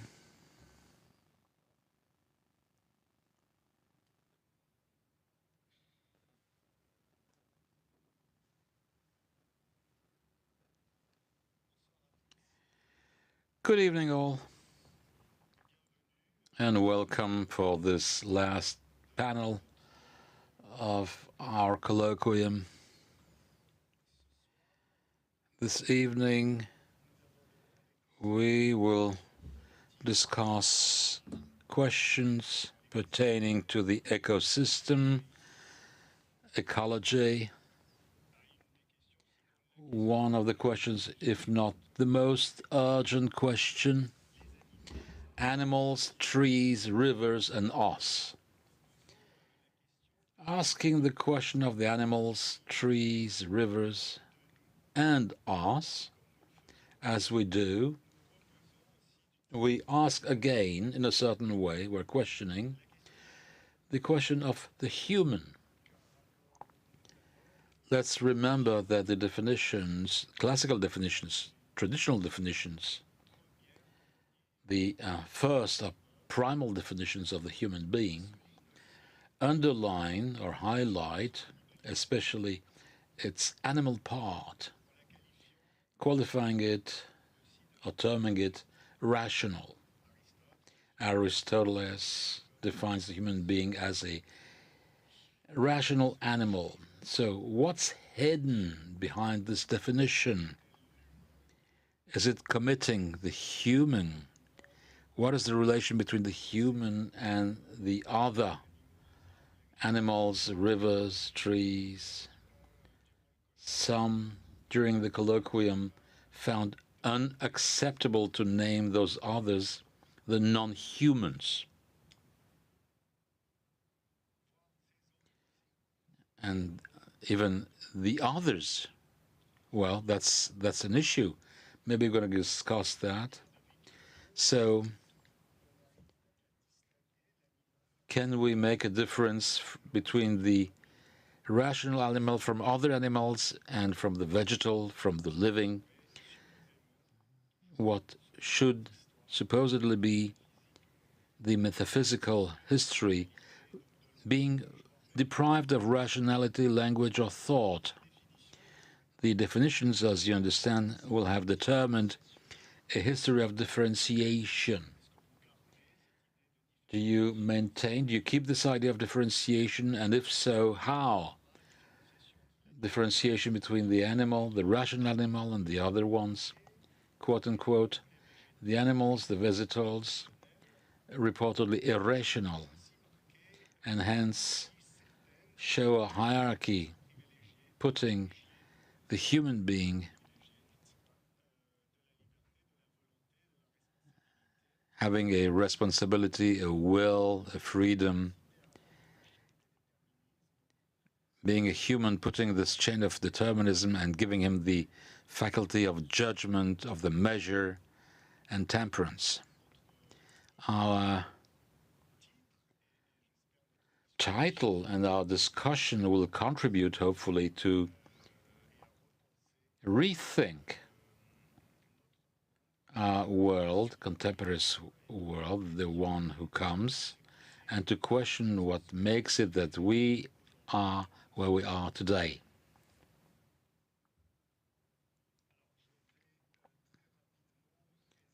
Well, let me introduce the panelists by order of appearance. The biography of Anne is on my cell phone for technical issues or reasons. You can always put it on the technique. Anne Simon, let me start with you because you're going to take the floor first. Anne is Director of Research at the CNRS.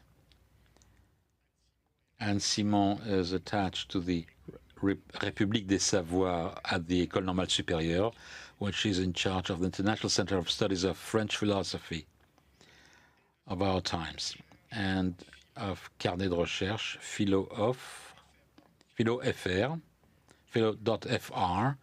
of the Paul Proust, and the notebook of M.O. Tess, devoted to the studies, artistic studies. Her research is about the relation between philosophy and literature and the poetic and ecologic and ethical dimension of the living. She's working currently on the breeding in literature, on the metamorphosis of the wolf, and on the notion of Noah's Ark, okay? Crossing philosophy, history, ethics, religious study, and literature. On those issues, she published an essay of Zoopoetic, Une bête entre les lignes, published by Wild Project in 2021, and co-directed 4 special issues facing animals. L'Esprit Créateur, 2011, Human Animal, in Contemporary French and Francophone Studies, and Eco-Poetic Fiction, 2015, and Zoopoetic Review of Human Sciences in 2017. Then we'll give the floor to Joël Zask. Joël Zask is philosopher, translator, specialist of the political philosophy and pragmatism, maître de conférence at the Aix-Marseille University, member of IVF. The IUF. I'm tired. It's been 3 days. IUF, l'Institut Universitaire de France. And I have a problem with my glasses. Joël Zask is a pioneer of participative democracy. In the 1990s, she implements tools to experiment democracy, participative democracy in France. And in 2011, she published Participer, Essai sur les formes participatives, before the movement Nuit debout. Her essay, Quand la forêt brûle, when the forest is burning, Think the New Ecological Disaster, that was highly noticed for the human responsibility in the mega fires when the Anthropocene is becoming a pyrocene, even if there's a lack of concrete suggestions. Ecology, she also published in 2022, Ecology and Democracy. Jacques Tassin, who will take the floor right after Joël Zask, is ecologist and researcher, a PhD in ecology and agronomic research. He was a member of the Intergovernmental Platform on Biodiversity and the Ecosystemic Services, IPBES, and editor-in-chief of Bois et Forêts des Tropiques. His researches are in a phenomenological relation to the vegetal. He is defending also a critical vision about the normative visions regarding the invasive vegetals. He is the author of À quoi pensent les plantes in 2016 and Penser comme un arbre in 2018. for an Ecology of the Sensitive in 2020, and I Believe in Trees in 2021, book published by Odile Jacob. And last but not least, Camille de Toledo. I had 2 presentations. I'll keep only mine. Camille de Toledo, writer, legal advisor, compared literature, lecturer, teaching at Atelier des Écritures Contemporaines of ENSAV in Brussels. He is the author of several books, including Être et le Boulot, about the European sadness, potential life in 2010, L'inquiétude des trop mondes in 2012, Le livre de la faim et la soif in 2017.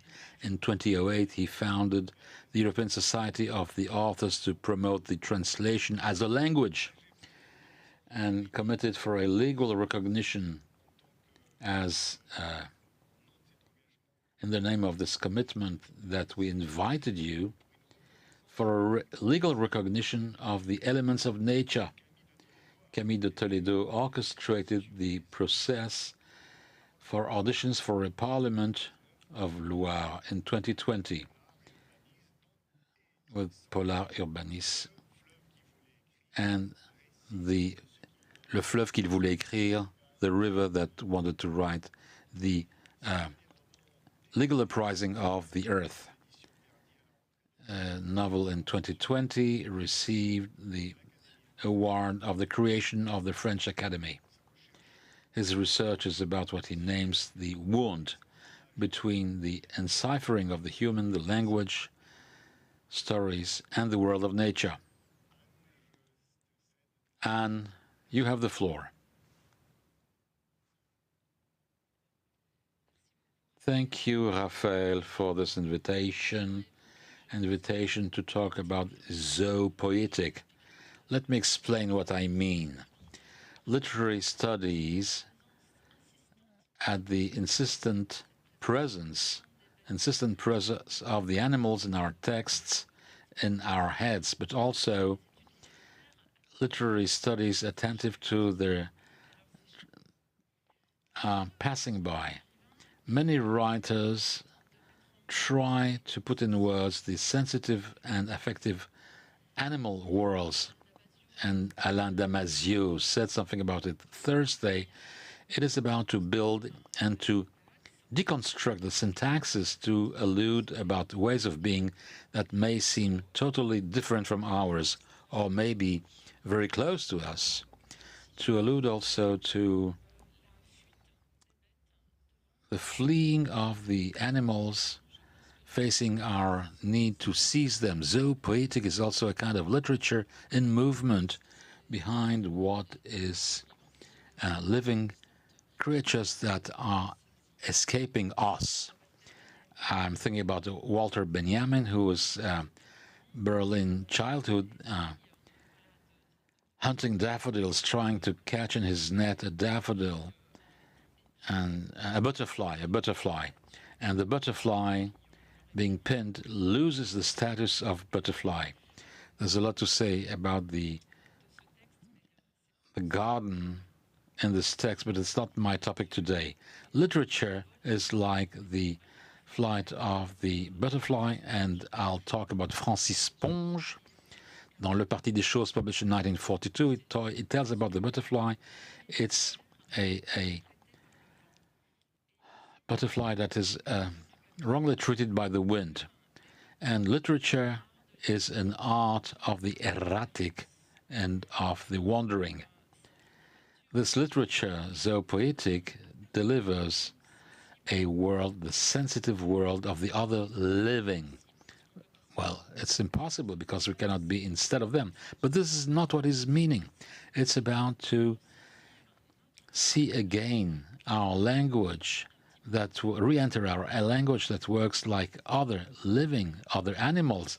Our language puts at stake speeds, different speeds, intensities, which are signifying, putting at stake conjunctions that are close to us or are terrifying or can be surprising, like this butterfly of Francis Ponge, and the language is putting at stake disjunctions, internal disjunctions to the language that George Steiner calls in extraterritoriality something internal to the language. Those disjunctions give way to new meanings. We're not very far from the metaphor, vivid metaphor of Paul Ricoeur. State that literature is less an art of representation than an art of time and of the crossing is nothing new, but it's basic for the geopoetic. It explains why the human language can be accountable, and I refer to Ricoeur, who says regarding the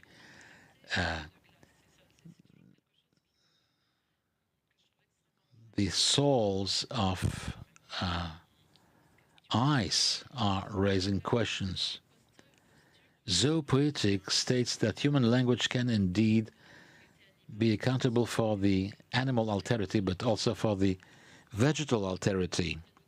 It is to be noticed that the poems, the narrations, are exploding those reigns that we invent time and again, like the one Olivier Perruquet told about, the world of the microorganisms, of the protists. There's always a trend that in all the cultures we try to rank the world. There's nothing strange to that. But literature tries to declassify, de-rank the categories within which our science and our intuition of the day, since it is formatted by science, is pigeonholing the living in small cells of our scientific arches or arcs. They are useful, but they do not do a world. I call Noach not to forget anyone on the ark. This is what Jacques Derrida wrote in The Animal That I Am. And following centuries and centuries of philosophy of Descartes, I am as a naked philosopher. I can take you towards Proust, but I will stop there. And the animal that I am, it's the and that I am is not suis in French, can be I am and I follow. So Derrida spoke about the animal I follow. It's not a literature of the mimesis. Call Noach for help means to question the ordinary violence of the language, which is also the violence of the philosophical language, when they try to pigeonhole all the animals in a annihilating world. The animal with a capital A, that would be opposed to the human species. One species against all the other species. This is why I'm against the use of non-human instead of human, like the world environment. So the animal obviously is killing the diversity that is an adjective. That's what seems important. We tend to forget that in animals, or the Annie word, it's a game of word in French. It's a common name coming to essentialize what it is about. And I think that literature, poetry, is interested in the issue of the adjectives, of the attributes, of the unessential, the capacity, the shapes, the colors, according to Adolphe Portman in the Forme Animale, everything that is qualifying life, qualifying the animal lives, and there is only a life that is qualified. Only in philosophy that we can think that you may raise those issues in a certain metaphysics in terms of essence. And the animal lives have qualities, sensitive qualities, equalia, singular sensitivities, but also qualities of a dream-like. There's a whole aspect of literature which wishes to restore our dreams on the animals, and the dream is part of the real and of our way to encompass the animal life. But there is a literature that is attached to try to see how we could be accountant for the dreams of the animals. The human being is animated among others who are like the human, who have a soul, a capacity of move around the world and wander around the world. The zoion of zoopoietic that you hear in this word is sending us back in Greek to all the beings who are moving. And it's interesting, it's Francis Wolff, the philosopher, who explains in The Animal in the Antiquity that the zoion Greek is gathering, we would think, zoology, animal. He unites the demons, the gods, the animals, the stars, whatever is moving in the world. And I think it's interesting to see that zoopoietic is also interested in this way, historic and cultural ways of conceive or design the living, which is not a term that I'm using. Alors, s'il veut... Now, if it wants to become a humanized human and not just hominized, and I refer to Albert Cohen or Romain Gary about the issue of the human to come in the West, that would boil down to cross-cutting thoughts, and it would equate to revising our great founding narratives, particularly Noah's Ark. There is also Gilgamesh's Ark, Mesopotamian arks, and the biblical Ark. Just because the language is figural or narrative, we have the feeling it's a human specificity, which is right. But then we tended to think that the language could only talk to humans and have to do only with human phenomenon, which is kind of crazy, thinking that humans developed within language to be cut off the world, when obviously language came to us to express the world and not the other way around. And supporting this thesis of a literary language which would be grafted onto life and haunted by it, there is the invention of our alphabet, and we forget that our computer keyboard moans and groans. I'm thinking of the Aleph, the bull's head, or Nun, the M, used to be a water snake, circumvoluting. It represents the waves of water. You know, it's not a coincidence that M and N are so close in our alphabet. There would be a lot to say about all those parts, components of animals and elementary components representing the letters with which we write and think. Now, you might say that any text in the literature is always a protection of the human. It's always anthropomorphic. And even when an animal appears in a text, it would be sort of a mask mimicking humans. But then it would be forgetting what I said about the animal foundation of writing. And it would mean forgetting that as a being of language, as a writing being, as writing beings, we are quite intricated in this very activity within elements like the air, the soil being formed by the numerous lives populating it. I'm thinking of Michelet under the French Revolution. He was also a naturalist. So he said about insects that our Louvre and capitals were made from the debris of insects, you know, referring to a proto-human being that was on Earth before us.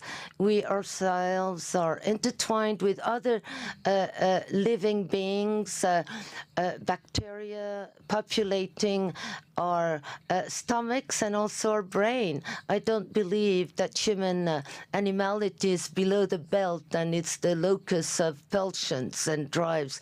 No, I think we think as animals and act as animals, and we constantly ingest other beings when we eat. Something important also, talking about zoopoetics. Here I talked about the question of human language in its connection to vitality in life. But we should remember also that in the Greek zoion that we touched upon, and in zoopoetics, you have the word poien. It has to do with doing, with action, with making.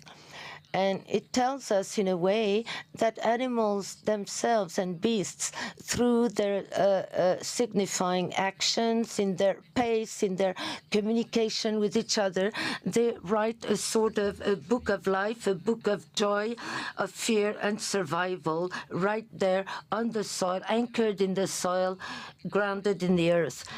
Carlo Ginzburg in 1980, in a very well-known paper, touched on that notion, that thought that it might be the animals who invented narration, and the hunter or huntress looking at the footprints of animal in the muds that gave rise to hieroglyphs and the Chinese ideograms and the alphabet. The hunter was actually writing in the animal footprints a book written by others. It's a Proustian reversal. It's beautiful, and it makes the humans the readers of those narratives written by animals. That's why I think we should be interested in what I call the small words in literature: conjunctions, relative pronouns, and all the words that make and that do and undo the syntax, verbal and adjectival thinking. Engages essences and abstract names into singular actions and stories. I refer you to a short poem by Gilvik that I love. The cat doesn't know anything about what's in the dictionaries. The cat knows about what they're missing. Doesn't know anything, you suppress the subject. The cat doesn't need to be configured as a human subjectivity to know something. That knowledge is the knowledge of there is knowing that it is a cat that is a total cat, absolute presence, absolute action without any afterthoughts or other world.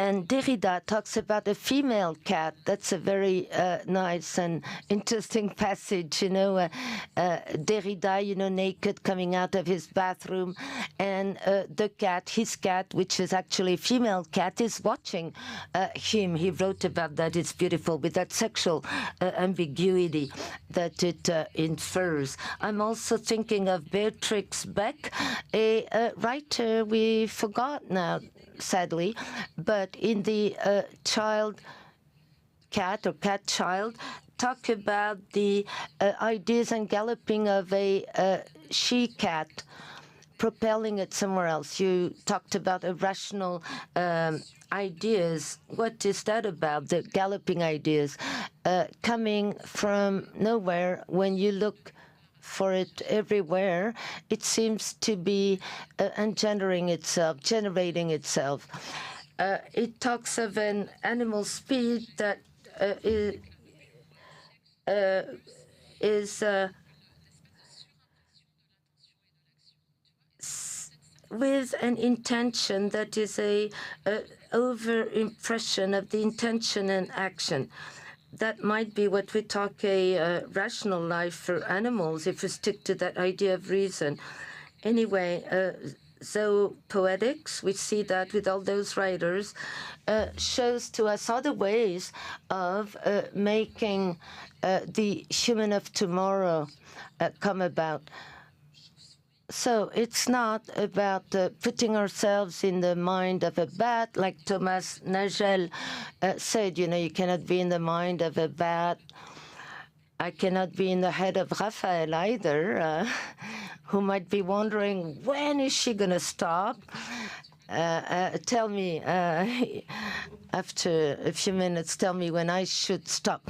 All that is quite Proustian, I made assumptions about the bat and about Albertine and Raphael. Okay, 5 more minutes, thank you. So it's not about putting yourself in the mind of a bat or a butterfly and speak on her behalf. It's just about knowing that our dreaming and muscled body is capable of perceiving rhythmically the flight of a bat or a butterfly. So our syntax, which is a bodily syntax, because we don't think without a body and a brain. You cannot have a brain in a jar simply. So our syntax can accord or disaccord the lines and the accents of insects to try and translate their dance into writing. I refer you to a beautiful text by Jacques Lacarrière entitled The Country Under the Bark, the Tree Bark, and he tries to describe a syntax of a fish school, or the dance that tries to devour the narrator. That's a great idea. I think, to address the notion of the animal in literature, not through the message, ironic ecology, trying constantly to make a communal world of all that, whereas our literature narratives are more complex, talking of violence, savages, devouring, and sometimes even zoophilia. Those are borderline texts, but so interesting to read. In The Rage of Expression in 1952, Francis Ponge tried to give a voice to inanimate things, and he mocks the humans who would be capable of formulating life or getting the sense of it, like you express the juice from a fruit. So Francis Ponge tells us you would have, on the one hand, humans, that's Derrida again, and then us, the rest, those who cannot speak, the silent nature, countryside, the seas and oceans, all the objects, animals and plants, quite a number of things. Well, all the rest, that is. And you feel there again, you heard this conjunction and expressing a sort of abundance, profusion, accumulation. And that, again, is a way of joining a way of being, which is the animal's way of being, that of junction and abundance and plentifulness. So zoopoetics talks of narratives and poems that lead us to the edge of animal perception. It opens up to lines of life that are powerful enough. Don't forget, everything we ingest in terms of reading and dreaming is part of our cellular metabolization. So those lines of life are powerful enough to generate some disorientation where our specific identity as a species, our human identity is altered and is disaltered.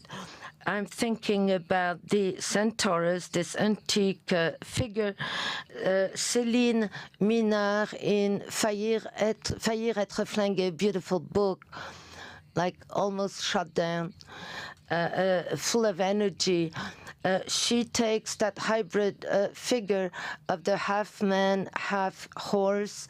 She invents a greenwood mixed figure, a bird man, a tree man, going along the galloping of an unknown horse. He let it run, gallop, tremble, quake, jump, develop all its tricks. He started hammering a lullaby, and the horse started to relax. It's a beautiful idea showing us how the human feel, because, you know, we share breathing with horses.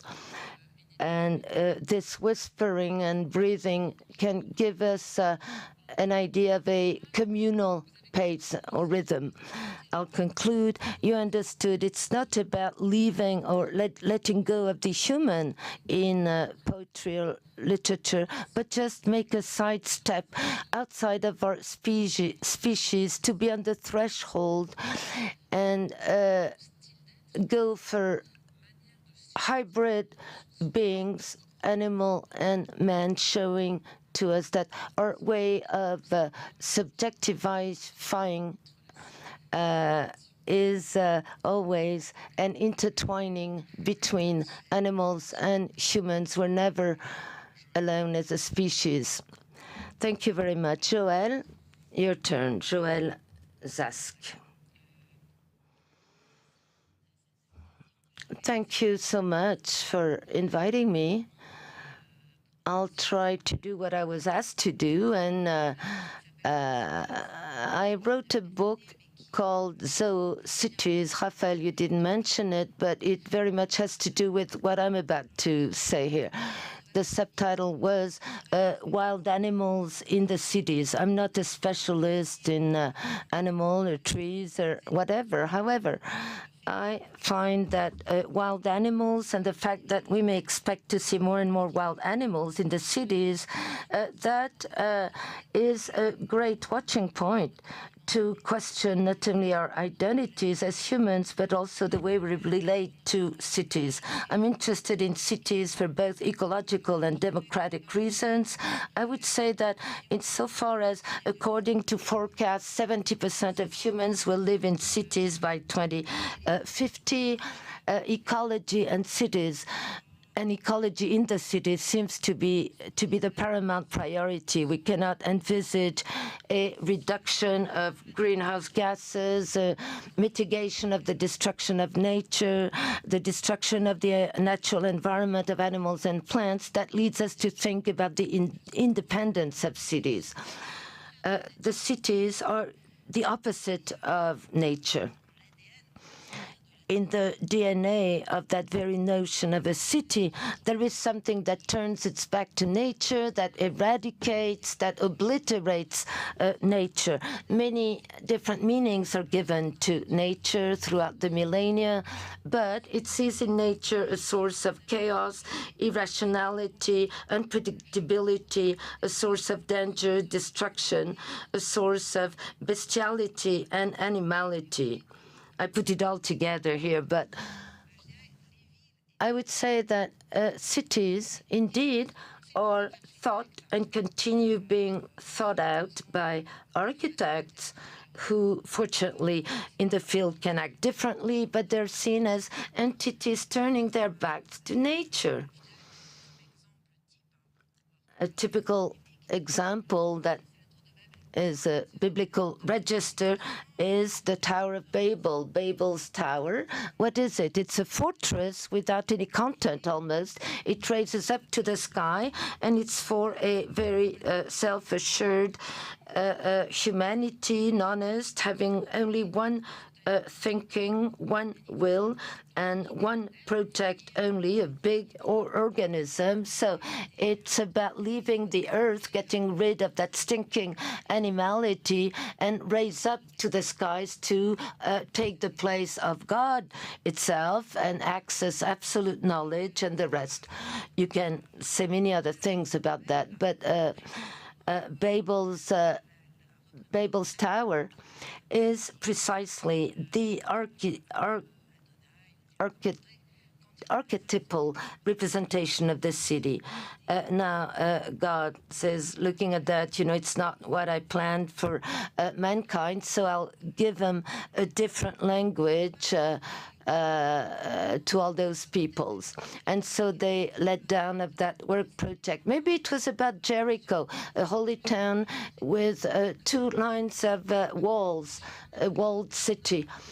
In China, in Africa, in Mesopotamia, you find fortified cities with ramparts and walls aiming at eradicating the wilderness, the wild world, also to push away the enemies, barbarians, savages who don't have access to civilization. However, within the city, you have a sort of geometrical order, maybe not always geometrical. But what's interesting is that most cities adopted maps that are geometrical, like a chessboard, circles, or the rest. And why was that? I'm simplifying, obviously, but why would this be? Because geometry is the contrary of history. You've got a geometrical plan. It doesn't change over time. It's fixed. And it embodies a universal idea. It is not going to change into something else in the future. Once it has been acknowledged in people's lives, it takes those people, despite their congenital stupidity, to a spiritual elevation. Despite their own foolishness, it takes them beyond the various stages of civilization with a capital C. Of course, a city like that is not designed for animals, and everything relating to animalists is evacuated. Markets, food, abattoirs, slaughterhouses, and the like, pushed out from outside the city. These cities are built around and against a certain idea of what is wild or savage. Anne Seaman mentioned this. It's what's frightening, that terrifies us, that needs to be dominated and controlled. And there are lots of discussions at the moment about domestication. But I think that some forms of domestication are a way to try and put an end to the savage nature of animals. We select the most docile, the tamest animals, those who are the most caught up in their own physiology and can no longer operate in the wild. They have lost all autonomy. Not so long ago, I was walking near Chartres, and there were these great big sheep, and I was with somebody who said that when they fall over, they can't stand up again because they're so big. So they have to be watched the whole time. So we have a kind of vision of domestication, a certain practice of domestication that has tended to remove what is animal in animalness and deprive them of autonomy and of savagery, whereas this is part and parcel of every living being, no matter how small. So that's one vision, and then there's a completely different vision, the romantic vision that developed since the 1850s and 1860s, of romantic vision of nature. So instead of being terrified and considering this as savage, we have the good savage, which is a way of get back to our beginnings, to rediscover our fundamental selves, to be in symbiosis, to regenerate. To this good savage is embodied in the countryside. There are numerous books written towards the end of the 19th century that do this. And it was perhaps the very beginnings of fascism and Nazism. Towns are seen as a place of perdition. Morals decline in cities and towns. And on the contrary, you have a romantic, melancholic vision of country, source, the heartland of the homeland, kind of maternal matrix. What about today? Because what we're seeing at the moment, and it's related to a certain vision of environmentalism, kind of fascist environmentalism, kind of eco-fascism, which does exist, but there's sort of some degree of authoritarianism in extreme and strongly marked forms of environmentalism. And then you have a different kind of environmentalism that emerges from the American wilderness idea and that leads on not to destructive attitudes. What is wild is no longer seen as terrifying, but a kind of protectionism, a sanctuarization. You're going to protect it, remove humans from nature, and protect nature in a kind of bubble, a pure, pristine, virgin, and intact form of nature, uncontaminated by man. And that idea is very prevalent in environmental movements. Fewer. If you don't have humans there, then nature's better off. It's better off without us. So these are two visions that are complementary in a way. It's like the recto and the verso of a single page. Two sides of a coin, the two sides of a piece of paper. So what are we going to do with all this today? How are we going to deal with these ideas? We could rethink our relationship with plants, with living creatures, other living creatures, I should say.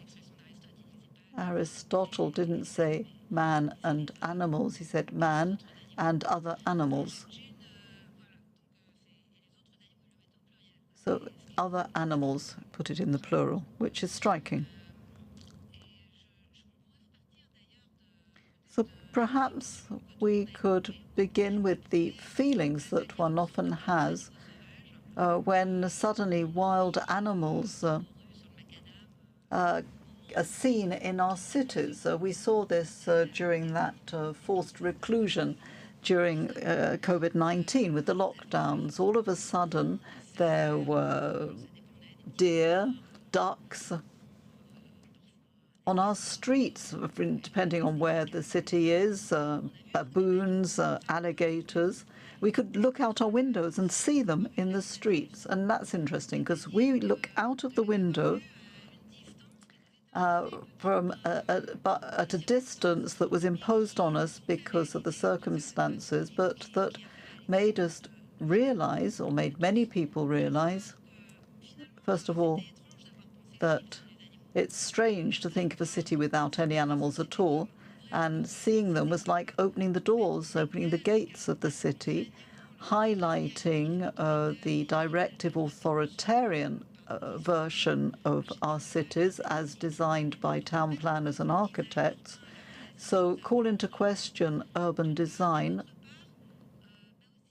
as it is currently, but perhaps also to call into question the fact that we should be welcoming to these animals, to be hospitable, to go out and get in contact with nature, to merge and become one with nature. Because if we merge with nature, well, it's partly COVID, isn't it? And in nature, and this brings you back to Noah's Ark, if I can, in nature, beings are separate from each other. There are correlations and exchanges that you could call interactions from a pragmatist point of view, but any protein, any bacterium, any tiny worm, or large mammals and ourselves live in separate zones. There's a way of going from one to the other, but we're separate from each other. We each have our own ecosystem in which we can live out our life cycle. And that's how Noah's Ark is designed, precisely. In the Gospels, there's a lot of thinking about what the ark would look like outside, but you can also think about the inside of the ark. Noah separated out the animals. He divided the ark up into decks and into areas.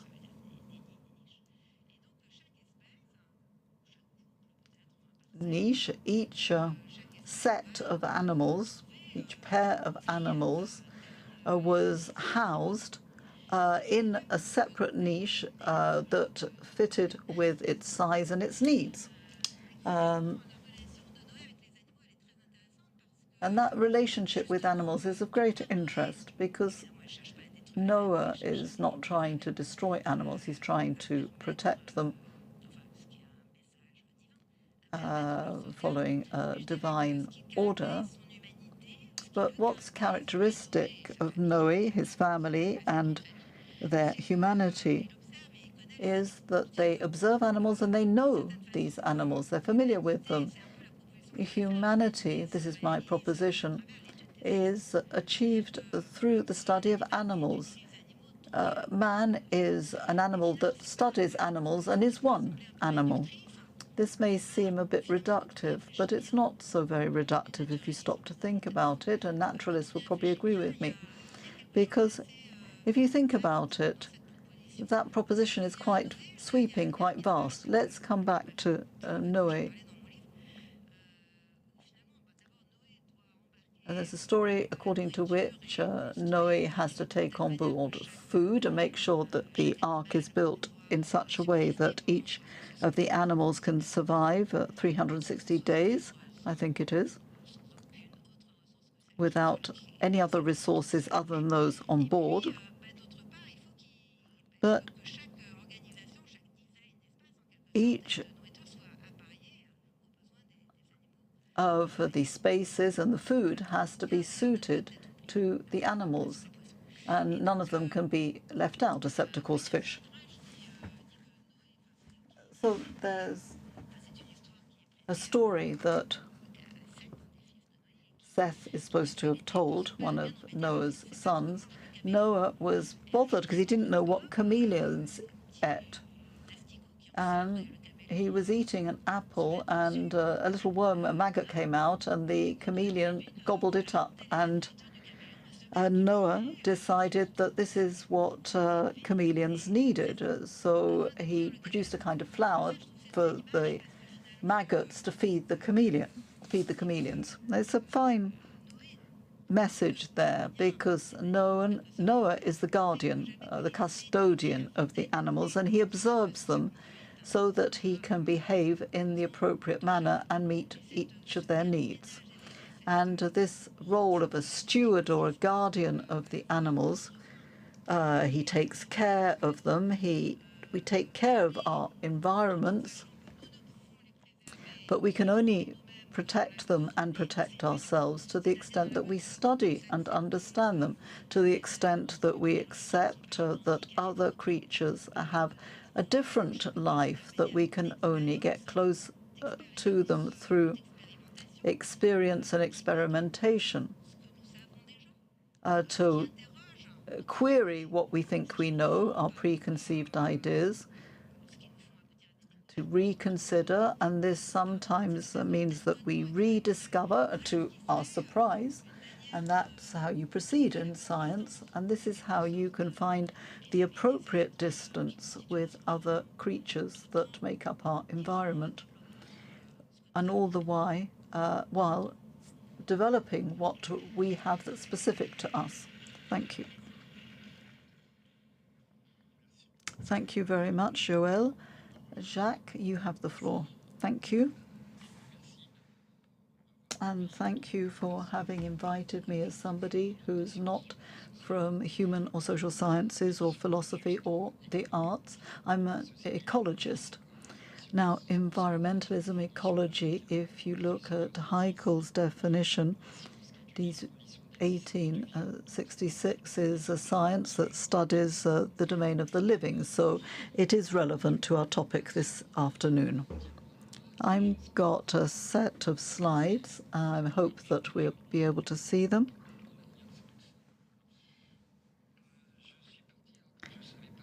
I wasn't quite sure how to go about this, and so I started with an image which illustrates this symposium, which shows a human in an ocean of trees.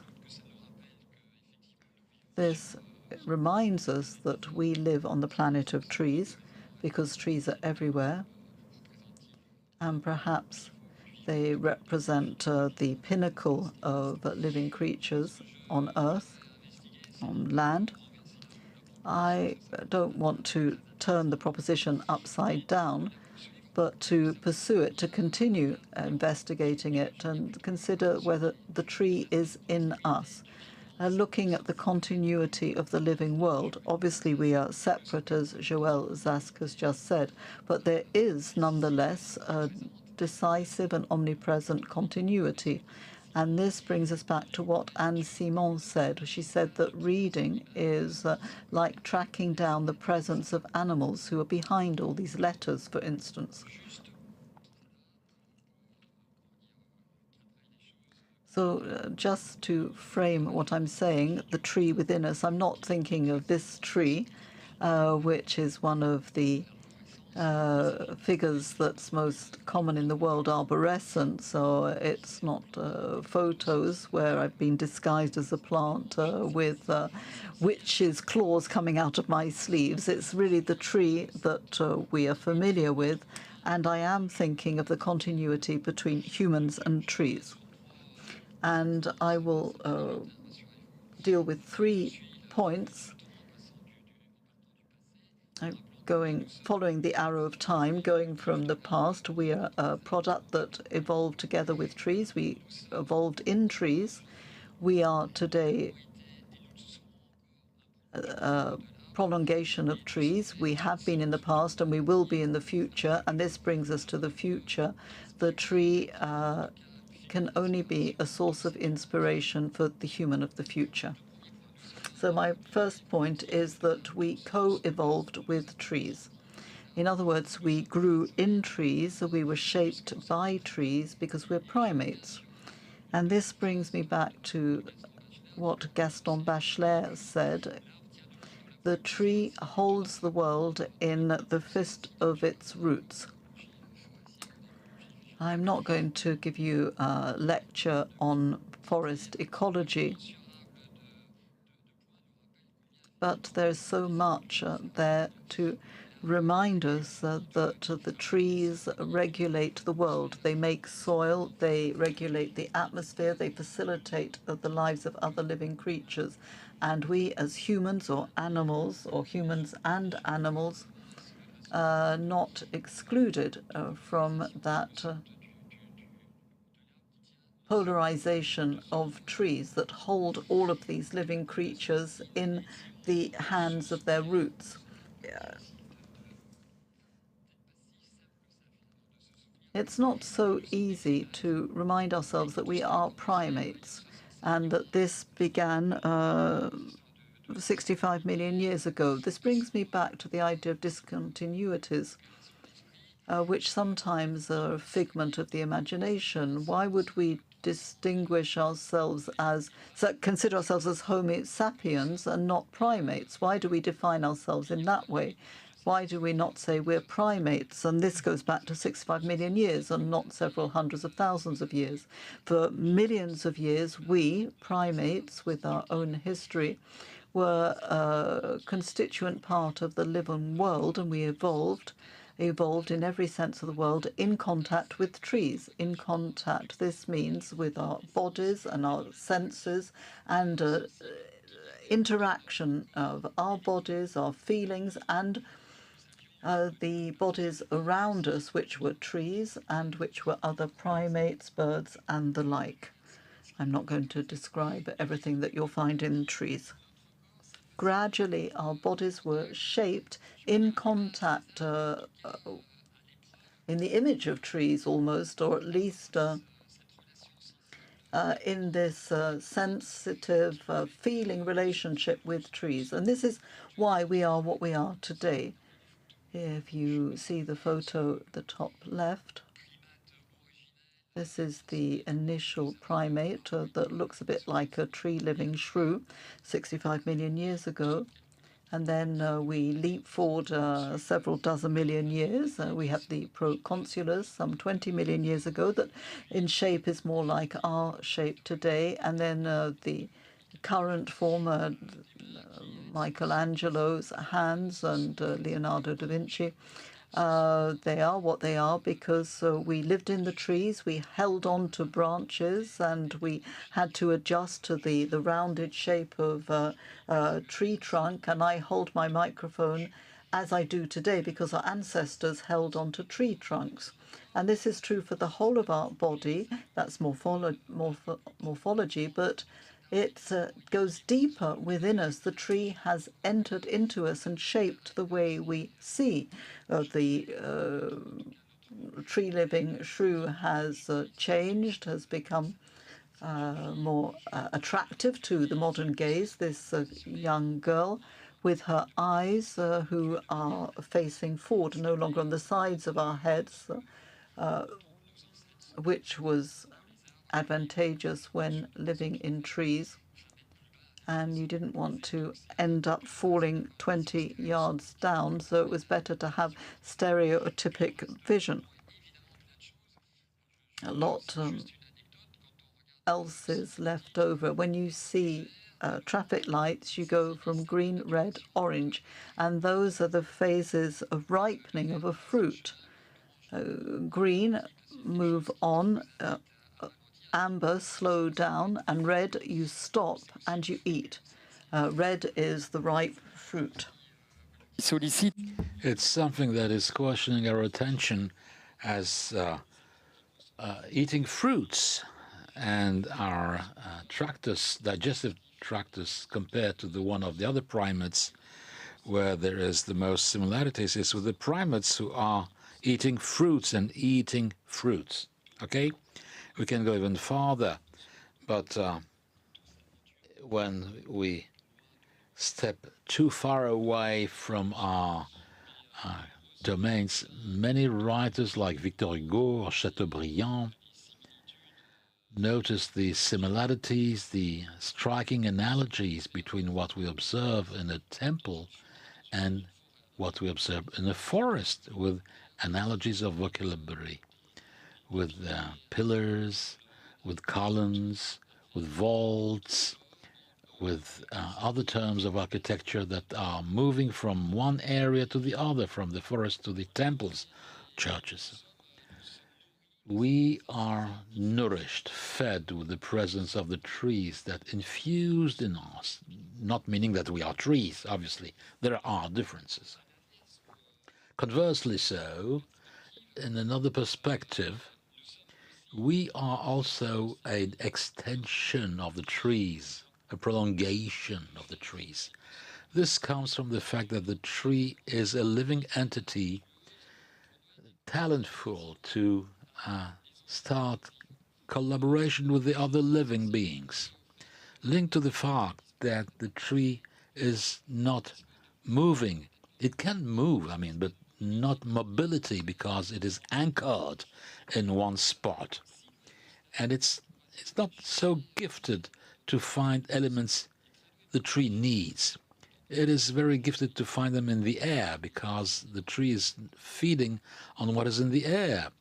999% for 999 for 1,000 through his fed from the air, through bacterias, top left, mushrooms with the mycorrhizas, you can see it in the middle, acceding to minerals that he cannot accede other way. So this cooperation and calling on other living to spread its grains. Here you see a primate, it's a bonobo.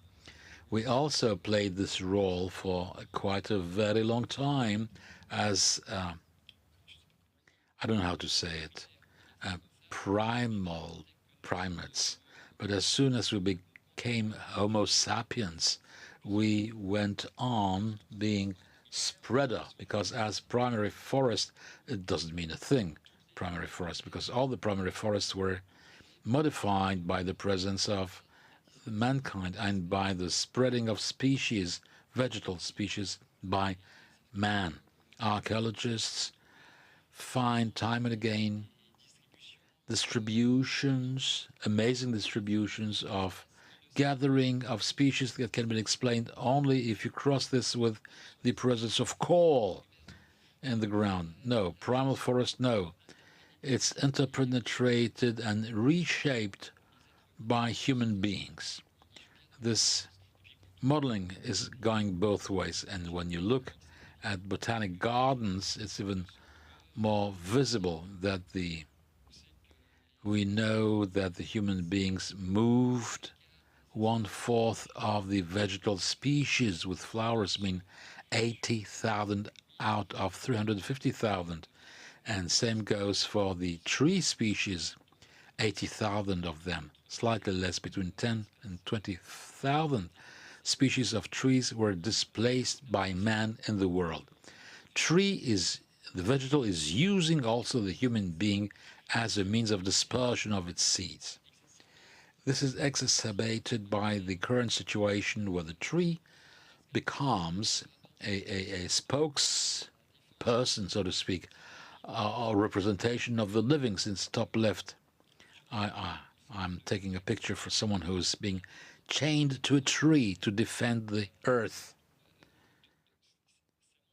It shows how far naturally, and here you have a tremendous amount of symbols in the speech, when you are attached to the safeguarding of the earth, of the globe. We find trees. We always take trees to represent, to symbolize that. That's someone who sees the tree to represent its own process. That's written, save earth, earth first. And we know that today we have people who can spend weeks on top of the trees to protect the trees and to protect the globe, okay? That can be questioned. And Simon, you were talking about the microbiotes.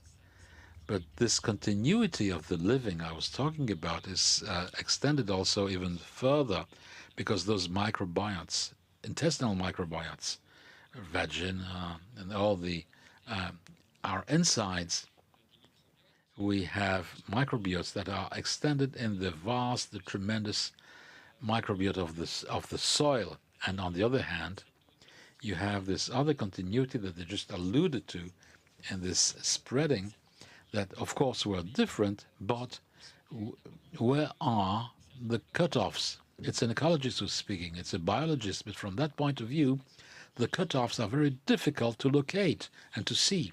And even the notion of species is very controversial. This is why maybe we are holobionts, total holobionts. I think this term is interesting to investigate. I didn't invent it, obviously. And the third and last point, the tree, according to me, can only but inspire the human being. For some reasons, I have to be very selective because of reasons of timing. This issue of alterity, because the vegetal is seizing, grabbing the world in a totally different way of ours. We are on ourselves. When I say we, I mean animals. No problem with that. Animals are really keeping themselves to themselves, the animals that I'm part of. However, the vegetals ceaselessly deploy themselves. When you look at the tree, It's a permanent deployment. It's movement also, because it's not only growth, it's a kind of going in front of the world, adjust to very crazy shapes. That's a Asian ficus that has adjusted itself that its ancestor never saw. It's an Hindu temple. And conversely, so we animals and human beings, we're attending from an embryo point of view. It's called the gastrulation. 15 days after the fecundation, we are inside ourselves. We are folding ourselves into ourselves, enabling us to have our digestive tractus and our brain, the simplexity of Alain Berthaud, as he says, of our brain. I look at you, I see nothing of the trees, of the ceiling. I'm totally abstracting that, but you see, the ceiling may fall upon my head. So this way of looking at the world, which are totally different. What's interesting, it works. It works very well for the vegetal. The vegetal is omnipresent, and from a biological point of view, much more successful to colonize the globe. That's kind of jargon of ecologists, but that's the one the ecologists are using. Much better than we did. We cheated. We have an internal environment. We have an ocean part coming from our evolution with our blood, our lymph, mimicking, so to speak, this sea part of us. But the trees are totally out of it. They went out of it. They are in front of the world. That's something very inspiring in this way of being present, being not to the world, but being present. So the second point goes along. I talked about it already. It's notion of centralization, where on the one hand, animals are centralized, essentially by their neurological system, and we with our brain hyper-developed, while conversely, trees show to us a distributed shape, collective, and Biot really highlight this plural shape of the trees. And he was talking about federations of leaves, or federations of burgeons. And there's a plurality, which is a part and parcel of the tree, which is present in us. We have cells, but it's even more visible because the tree is also made of cells, but it's much more visible in the tree.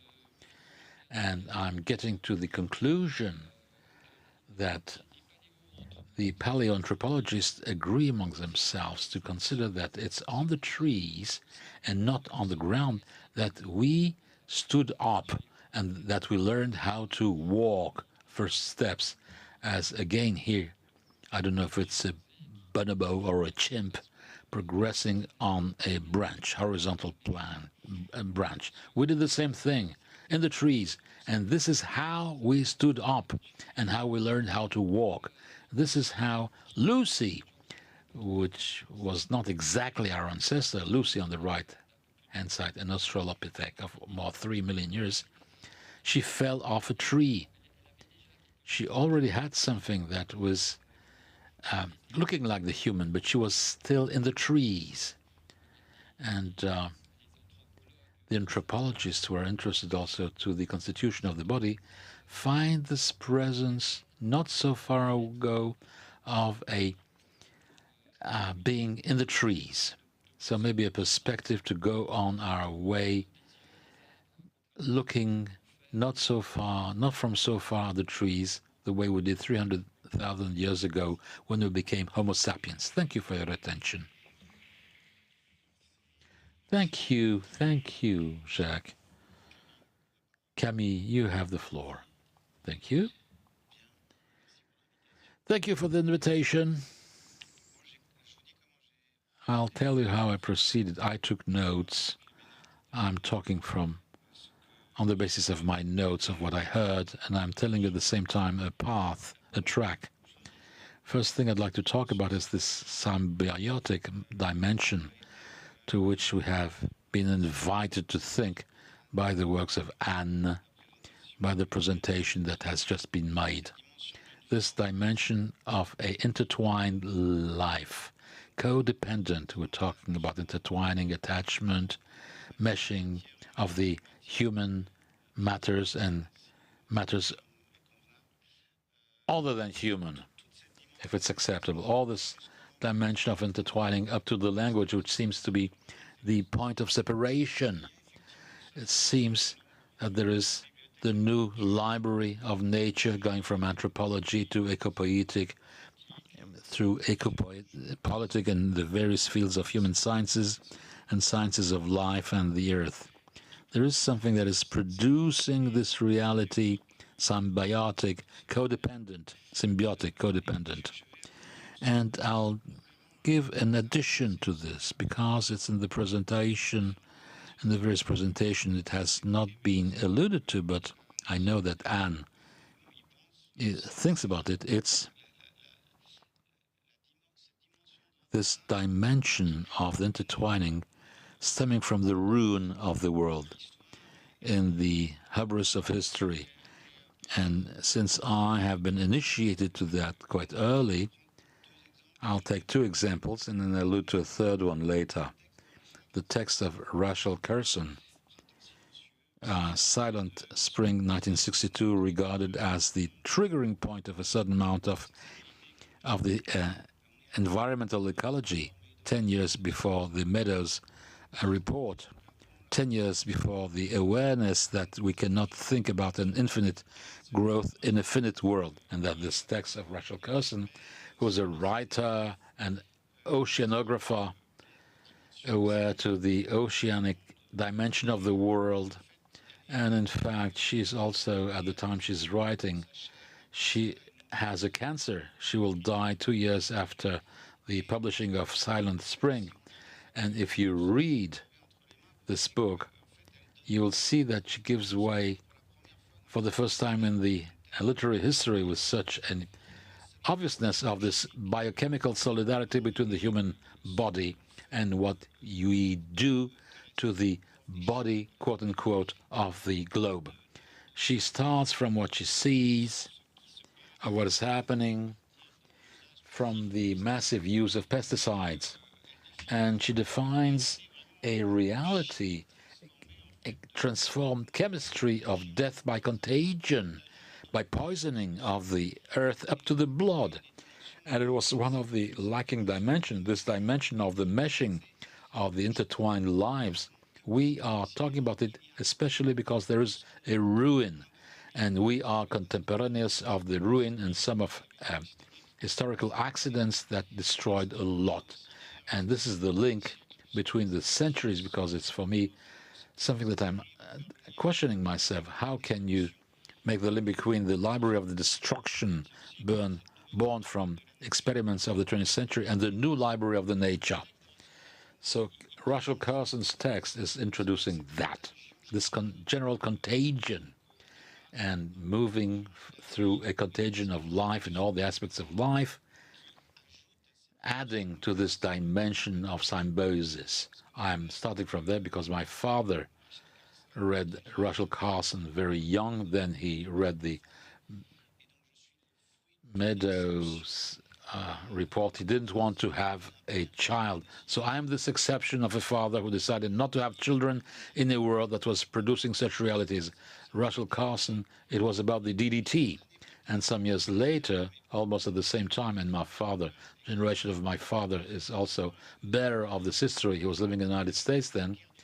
There was the Vietnam War, who started to take a very large place, and there was the chemistrization of the world, so to speak. Working in this direction of intertwining is the use of the Agent Orange in Vietnam to defoliate the forest, to show where were the fighters of the North and combat them. Until today, this history of the ruin, of the destruction, is going on and contaminates the future generations, i.e., the children of the use of the Agent Orange in Vietnam is going on, and the human matter genealogically transferred is poisoned with malformations, deformation, and trials in court actions, and the transformation or the incorporation of the ruin in the human body is concrete, is real, up to court actions with the producers of this Agent Orange who were not bothered. And the history of the pesticide, it's Bayer, Monsanto acquired by Bayer, well known to produce organisms genetically modified.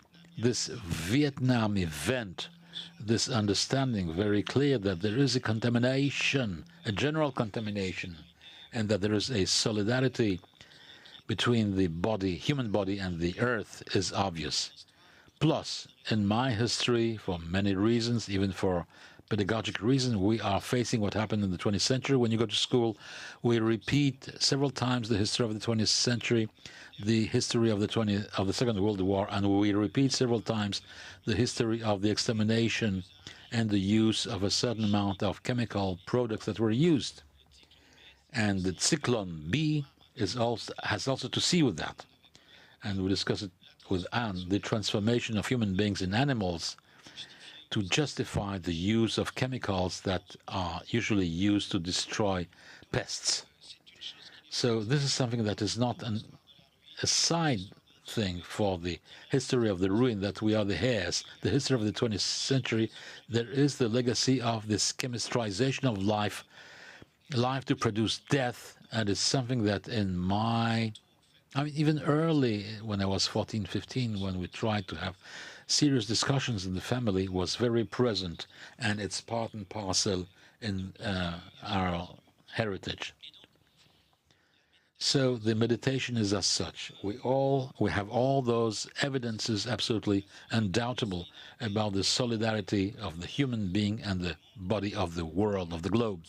We have all those outcomes since the life of science, the symbiosis, and we have what we are also the heirs. It's a long history of separation, undoubtedly what we document through the motives of the great split, nature, culture, going through anthropologists like Descola or philosophers like Bruno Latour. At a given time of the large separation, the birth of the experimental sciences, when we put at large something, we have a lot of places. I'm looking sometimes to synthesize the various times of disruption. We alluded to some that can be seen as moments of disruption, whether it's a verticalization, we walk on two legs, or the birth of language, and I'll get back to that because this is something very, very ambivalent, this thing. But in fact, my question is, in spite of all this symbiosis, how is it possible to persist in a world that is in such a way separated? And so about separation, I talked about verticality, standing on both feet, the invention of language, the form of the first forms of writings and coding. David Abrams shows in his book how the writing systems got more and more remote from the human silhouettes and figures that they were made of initially. So the absence of that human shape in language aggravating the separation and the distance. Also, the emergence of monotheism in the Pentateuch. We see the manifestation of the divine in the world. We see the burning bush, the Mount Sinai. I mean, the earth is manifesting itself in many ways, but gradually through various forms of denial or being more and more removed from material contingencies, we got more remote from the sacrality of the world, and only the philosophical movement of phenomenology brought us back to that. And we see that in language, you have the sanctuary and the profane. and what is profane is bound to be desacred or profaned and desacred. In Amazonian cultures or others, a form of sacrality allows men to engage in relations with natural beings or beings in nature, beings with which we do share a number of characteristics or foodstuffs, but there is much more respect in that level, whereas we modern people have a longer history of separation. And in Joëlle's presentation, when she told us about the making of cities on the basis of a fortress, there is a very essential notion about the human being, which is fear. Fear is the way we relate to the nature in us and the nature outside of us. I worked extensively on rivers. You know, when you build dikes, we are afraid of floods. We're afraid of the forest. Fairy tales and fables are full of such fears. So this is something that resists the symbiotic and physiological reality that is present, including in ruins. Personally, I became aware of a psychic fault. Sebald, in the archaeology of memory, writes that we humans are the very locus of a wound between what in us belongs to nature and what separates us from nature. He talks of part of our psychic system or the sympathetic nervous system, what pulls us, what draws us into the production of a future, the dimension of consciousness, the dimension of language, where we can look at ourselves existing. There is this notion of a major wound or injury running across the psychic apparatus. And we know it's possible to disconnect that by re-immersing ourselves and being more fusional, depersonalizing ourselves to feel that we are just one thing, part of other things in nature. And on top of this wound, and it's in continuation with the wonderful things that Anne said, there is language. As a writer, you're bound to reflect on the tool you use, language. As a child, it was very difficult for me to master language. It was like pulling out of myself. And I do remember how difficult it was to move away from the immersive dimension of pre-childhood and entering language. You know, I suffered from dyslexia, and so it was kind of a forceful move or shift. Charles Peirce or other semiologists, what they call semiosis, that is the whole set of signs that we use to exchange, there is a form of separation. In the hierarchy, quickly, you have the clues, clues like reading the world, like my grandmother saying, oh, I see the storm coming. I call that reading on the world or reading the world directly. So all those clues about the world and nature, we share it with other forms of beings. The icon as well. You know, if I dress in black, it's a sign of mourning. I'm not dressed in black today because I'm mourning today, but if by using specific signs, I produce another signifier or birds, the nuptial parades. We share all that with other forms of being. So there are two semioses that we share with animals. We know the importance of nonverbal grammar, nonverbal vocabulary, and now we reached the symbol. And that leaves us quite alone in the world. We produce signs of separation, and the symbol ends up replacing the thing that it designates. And that's where it begins to be more painful.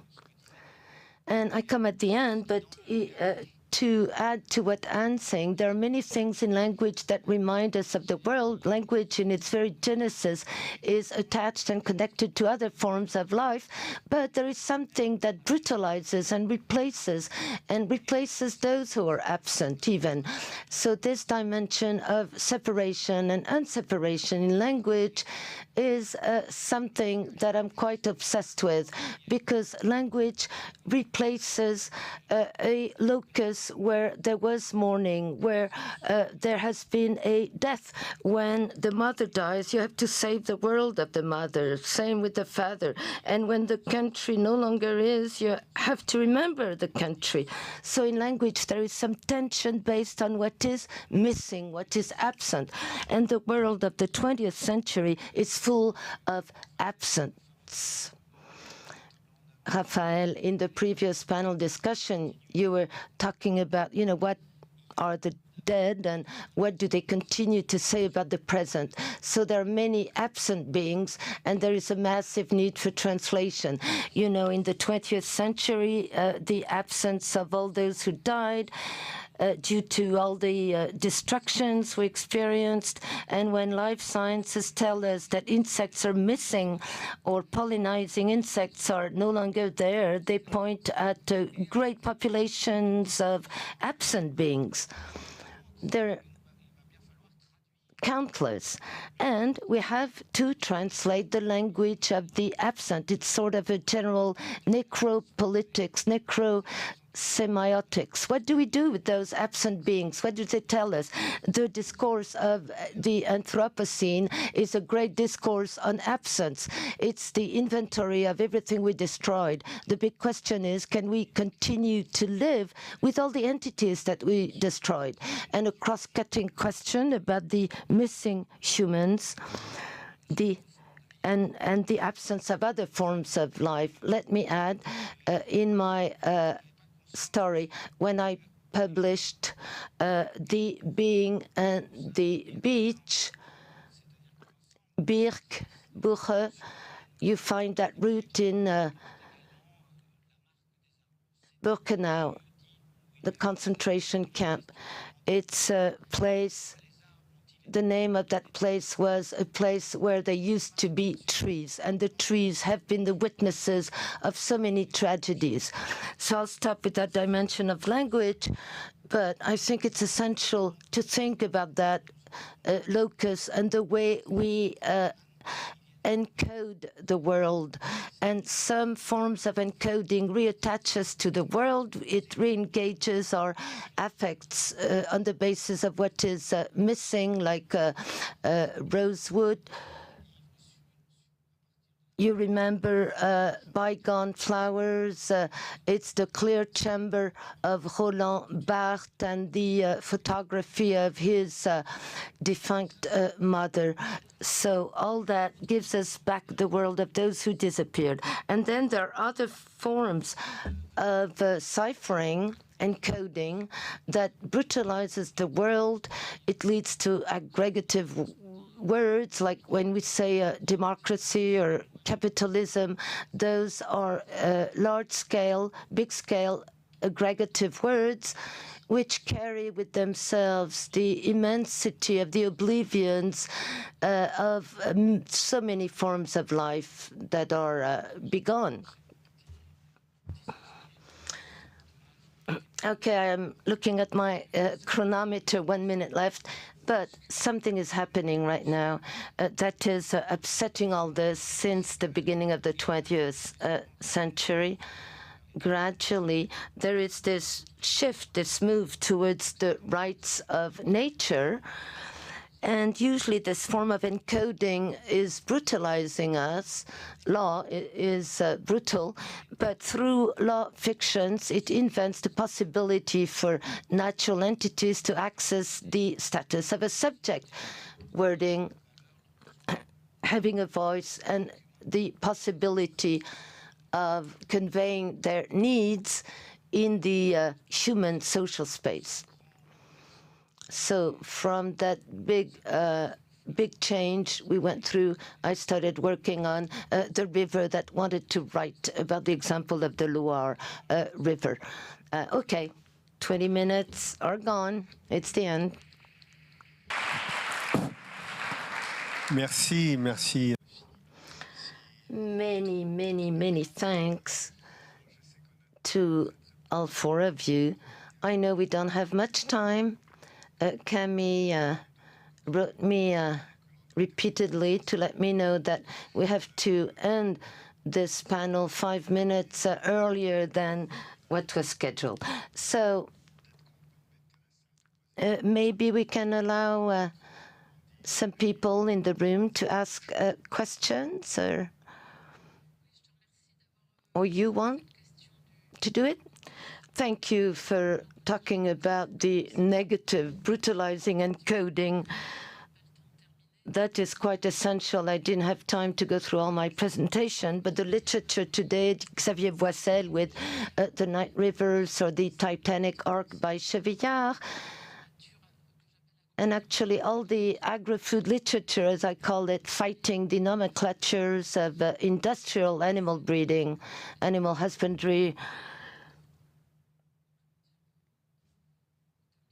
They show the power of death that language has.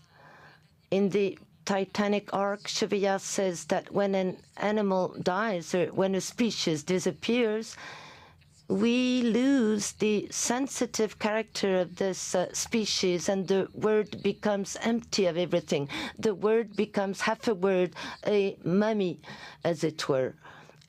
That's so right.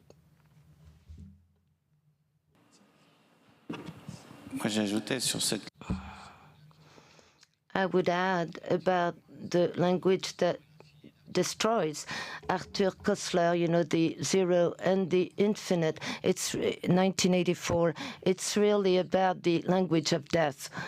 And literature is able to display the language that kills, but also the language of attachment that reminds us of the existence of the world and our solidarity with it. Are there any questions?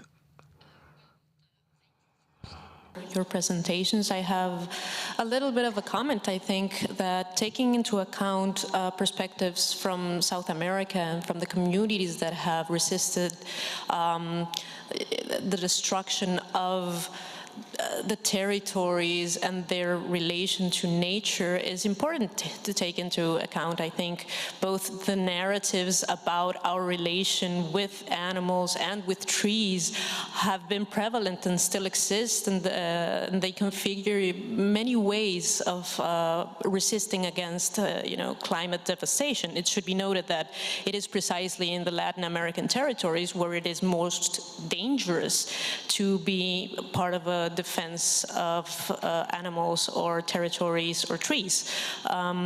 So I would think that it would be very interesting to incorporate in these discussions long traditions of thought and of practice that have been, going on for hundreds of years in order to claim our continuity with life. And regarding the last part about the brutalization done by the language of the law, I think a very interesting experience is the Constitution of Ecuador, which, for those who don't know, was part of an agreement, a wide agreement, multicultural, multinational, with communities both from the Amazon and the Andes, to produce a constitution that consigns rights to the earth, the Pachamama.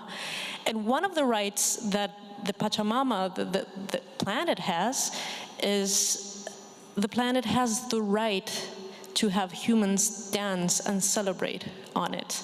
And I think that shows very beautifully a conception of continuity that doesn't allow us to say that there's always a barrier or that language necessarily brutalizes our relationship towards nature. So I just wanted to, give you those references. Maybe you will find them useful. Thank you. Le juriste, peut-être.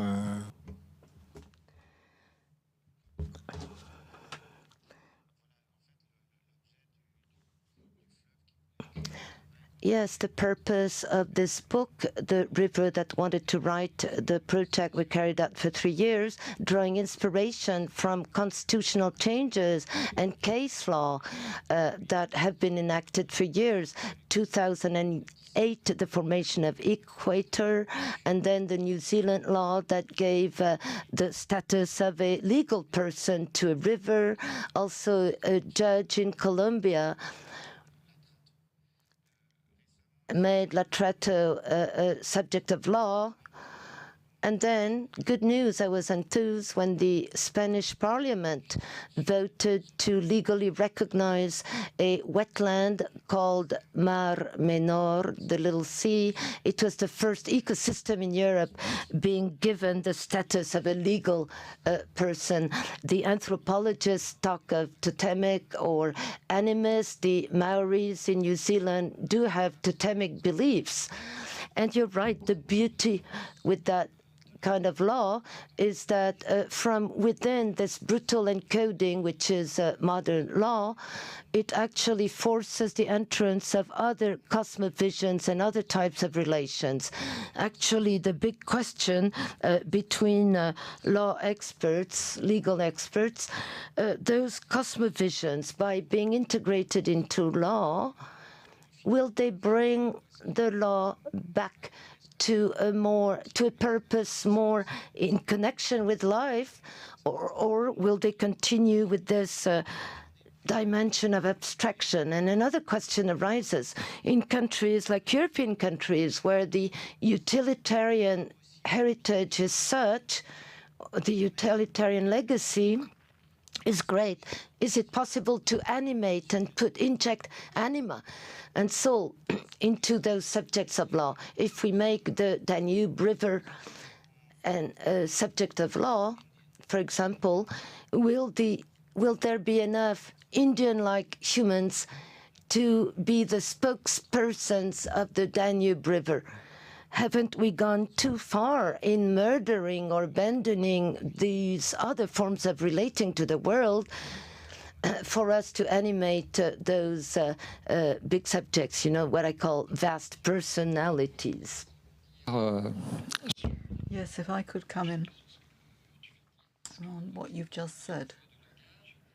You're talking about language, but also ontology, to use Philippe Descolar's terminology, naturalism. Cosmology are very different from each other, and languages are very different from each other. David Abraham refers back mostly to the Greek language, and it's on that basis that he has presented his line of reasoning. Now, I am not familiar with languages in the Amanist world, but I did learn one when I was living in Rwanda, Rwanda. And what I realized is that you've got the same word to say yesterday and tomorrow. And so you can see that the vision of time is not the same as that we have learnt with our languages. So I think, to come back to your statement, talking about the Indian peoples, these languages might be closer to song, and means that there has to be more of a physical interaction with the world than is the case with Western languages, which proceed by virtualization and abstraction, a hiatus or a distancing. Whereas I have the impression that animist languages do that far less. And just very briefly, yes, just a couple of seconds. Thank you so much for what you've said. I wanted to come in to talk about UNESCO's Atlas of Endangered Languages. It says that over the next century, we may well see the active extinction, programmed extinction, of 90% of spoken languages.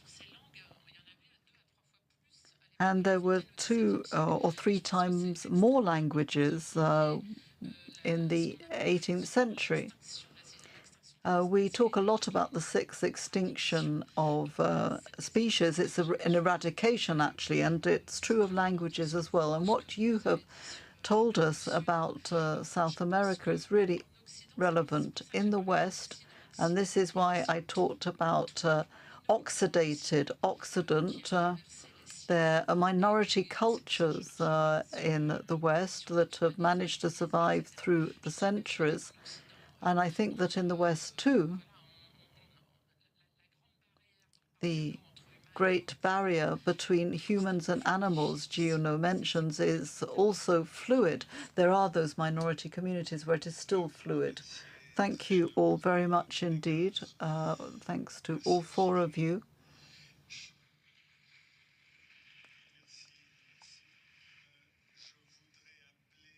And now we have Alain Fleischer and Maria Grazia Guicciarini, and I would invite them to come up for the closing addresses. Thank you very much indeed.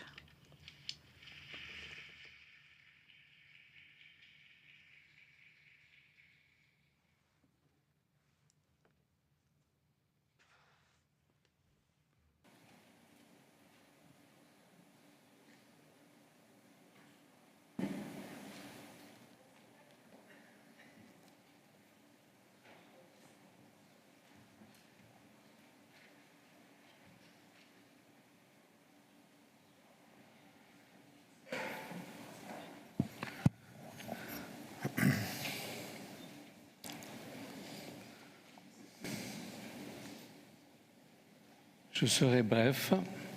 I will be brief. I would like once again, on behalf of our President Bruno Hassine, who I believe is here, to thank Madame Audrey Azoulay, President of UNESCO, and her team, including Maria Grazia and Camille Guinet. Thank you for welcoming us to this amazing voyage in the future of man.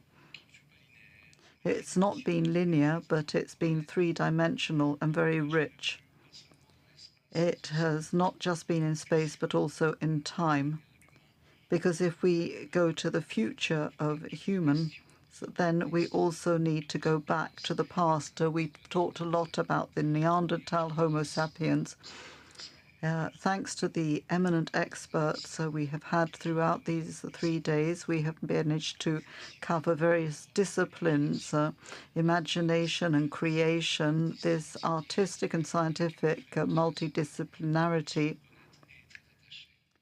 is very important to us. It's an outstanding adventure. It has been possible because UNESCO is at the heart of the world and culture and everything that is human. And thanks to this institution, we have been able to have leading experts from different cultures and countries. It would be very hard to sum up what we have heard. And I don't think that that would be even an acceptable objective, because we must remain open to the plurality of possibles, of options, and the future cannot be reduced to an objective, no matter how generous. I come from this symposium without any naive illusions, but I feel my mental load is lightened because I feel certain that the future of the human race is in our own hands, the hands of humans. But I would like to try and draw some lessons from this journey, because journeys do teach us a lot. They're instructive and they leave memories. And therefore, I will give the floor back to Raphael, who has steered us through this navigation, this voyage of discovery to a new world that is already present but not always visible, and is at the heart of the world that we know and in which we live. Thank each and every one of you for taking the floor, for listening, and let us hope that we will be able to set off on new journeys in the future. Raphael, over to you.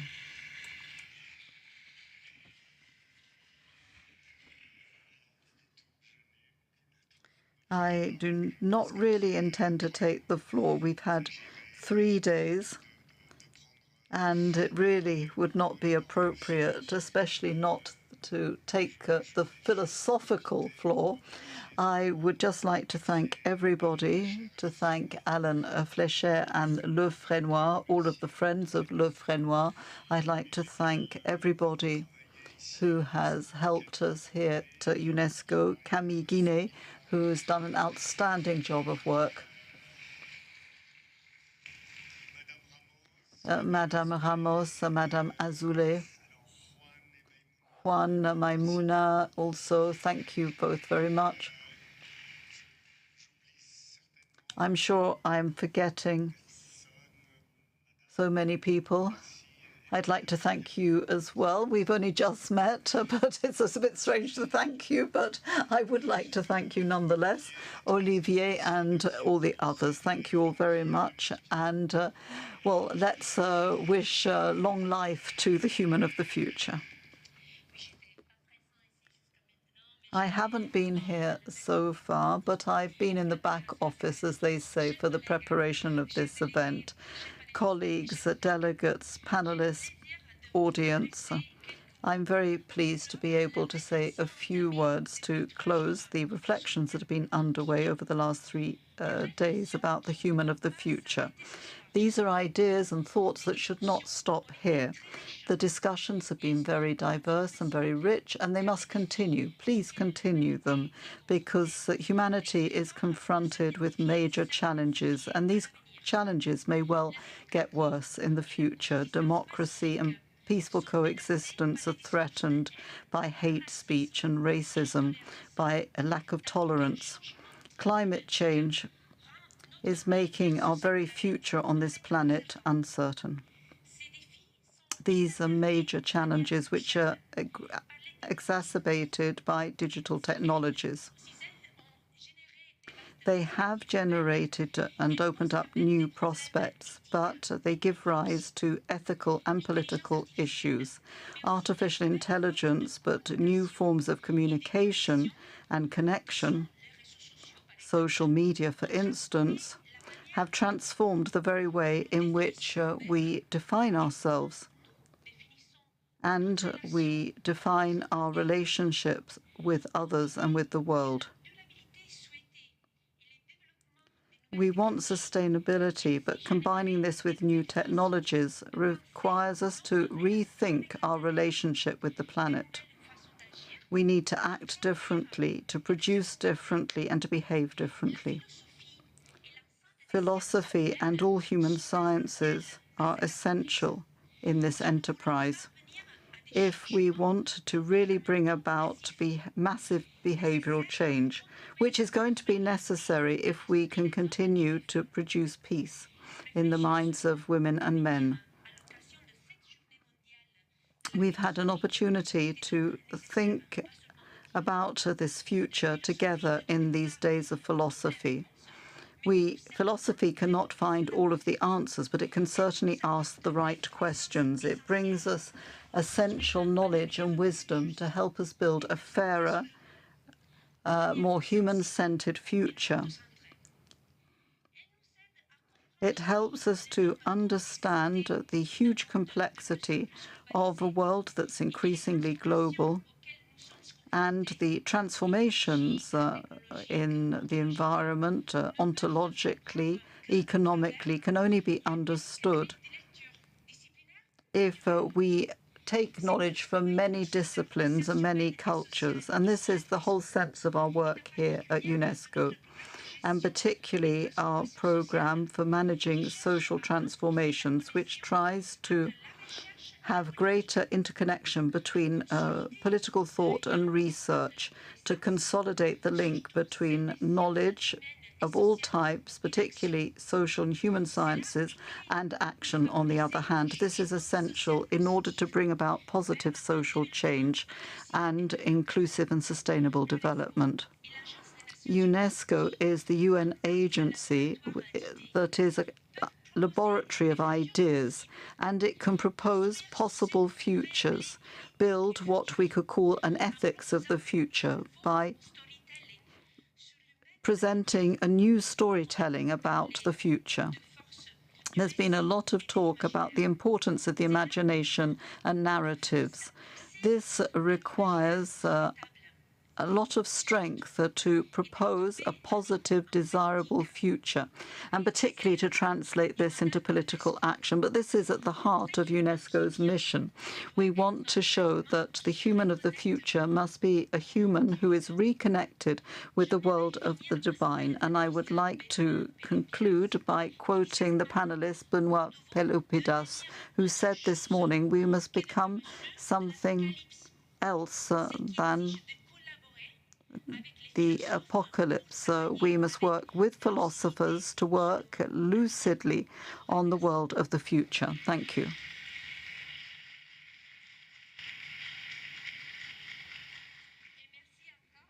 And once again, thanks to everybody for being here so late on a Friday at 7 p.m. and for talking about issues that are of such great importance for the whole of humanity.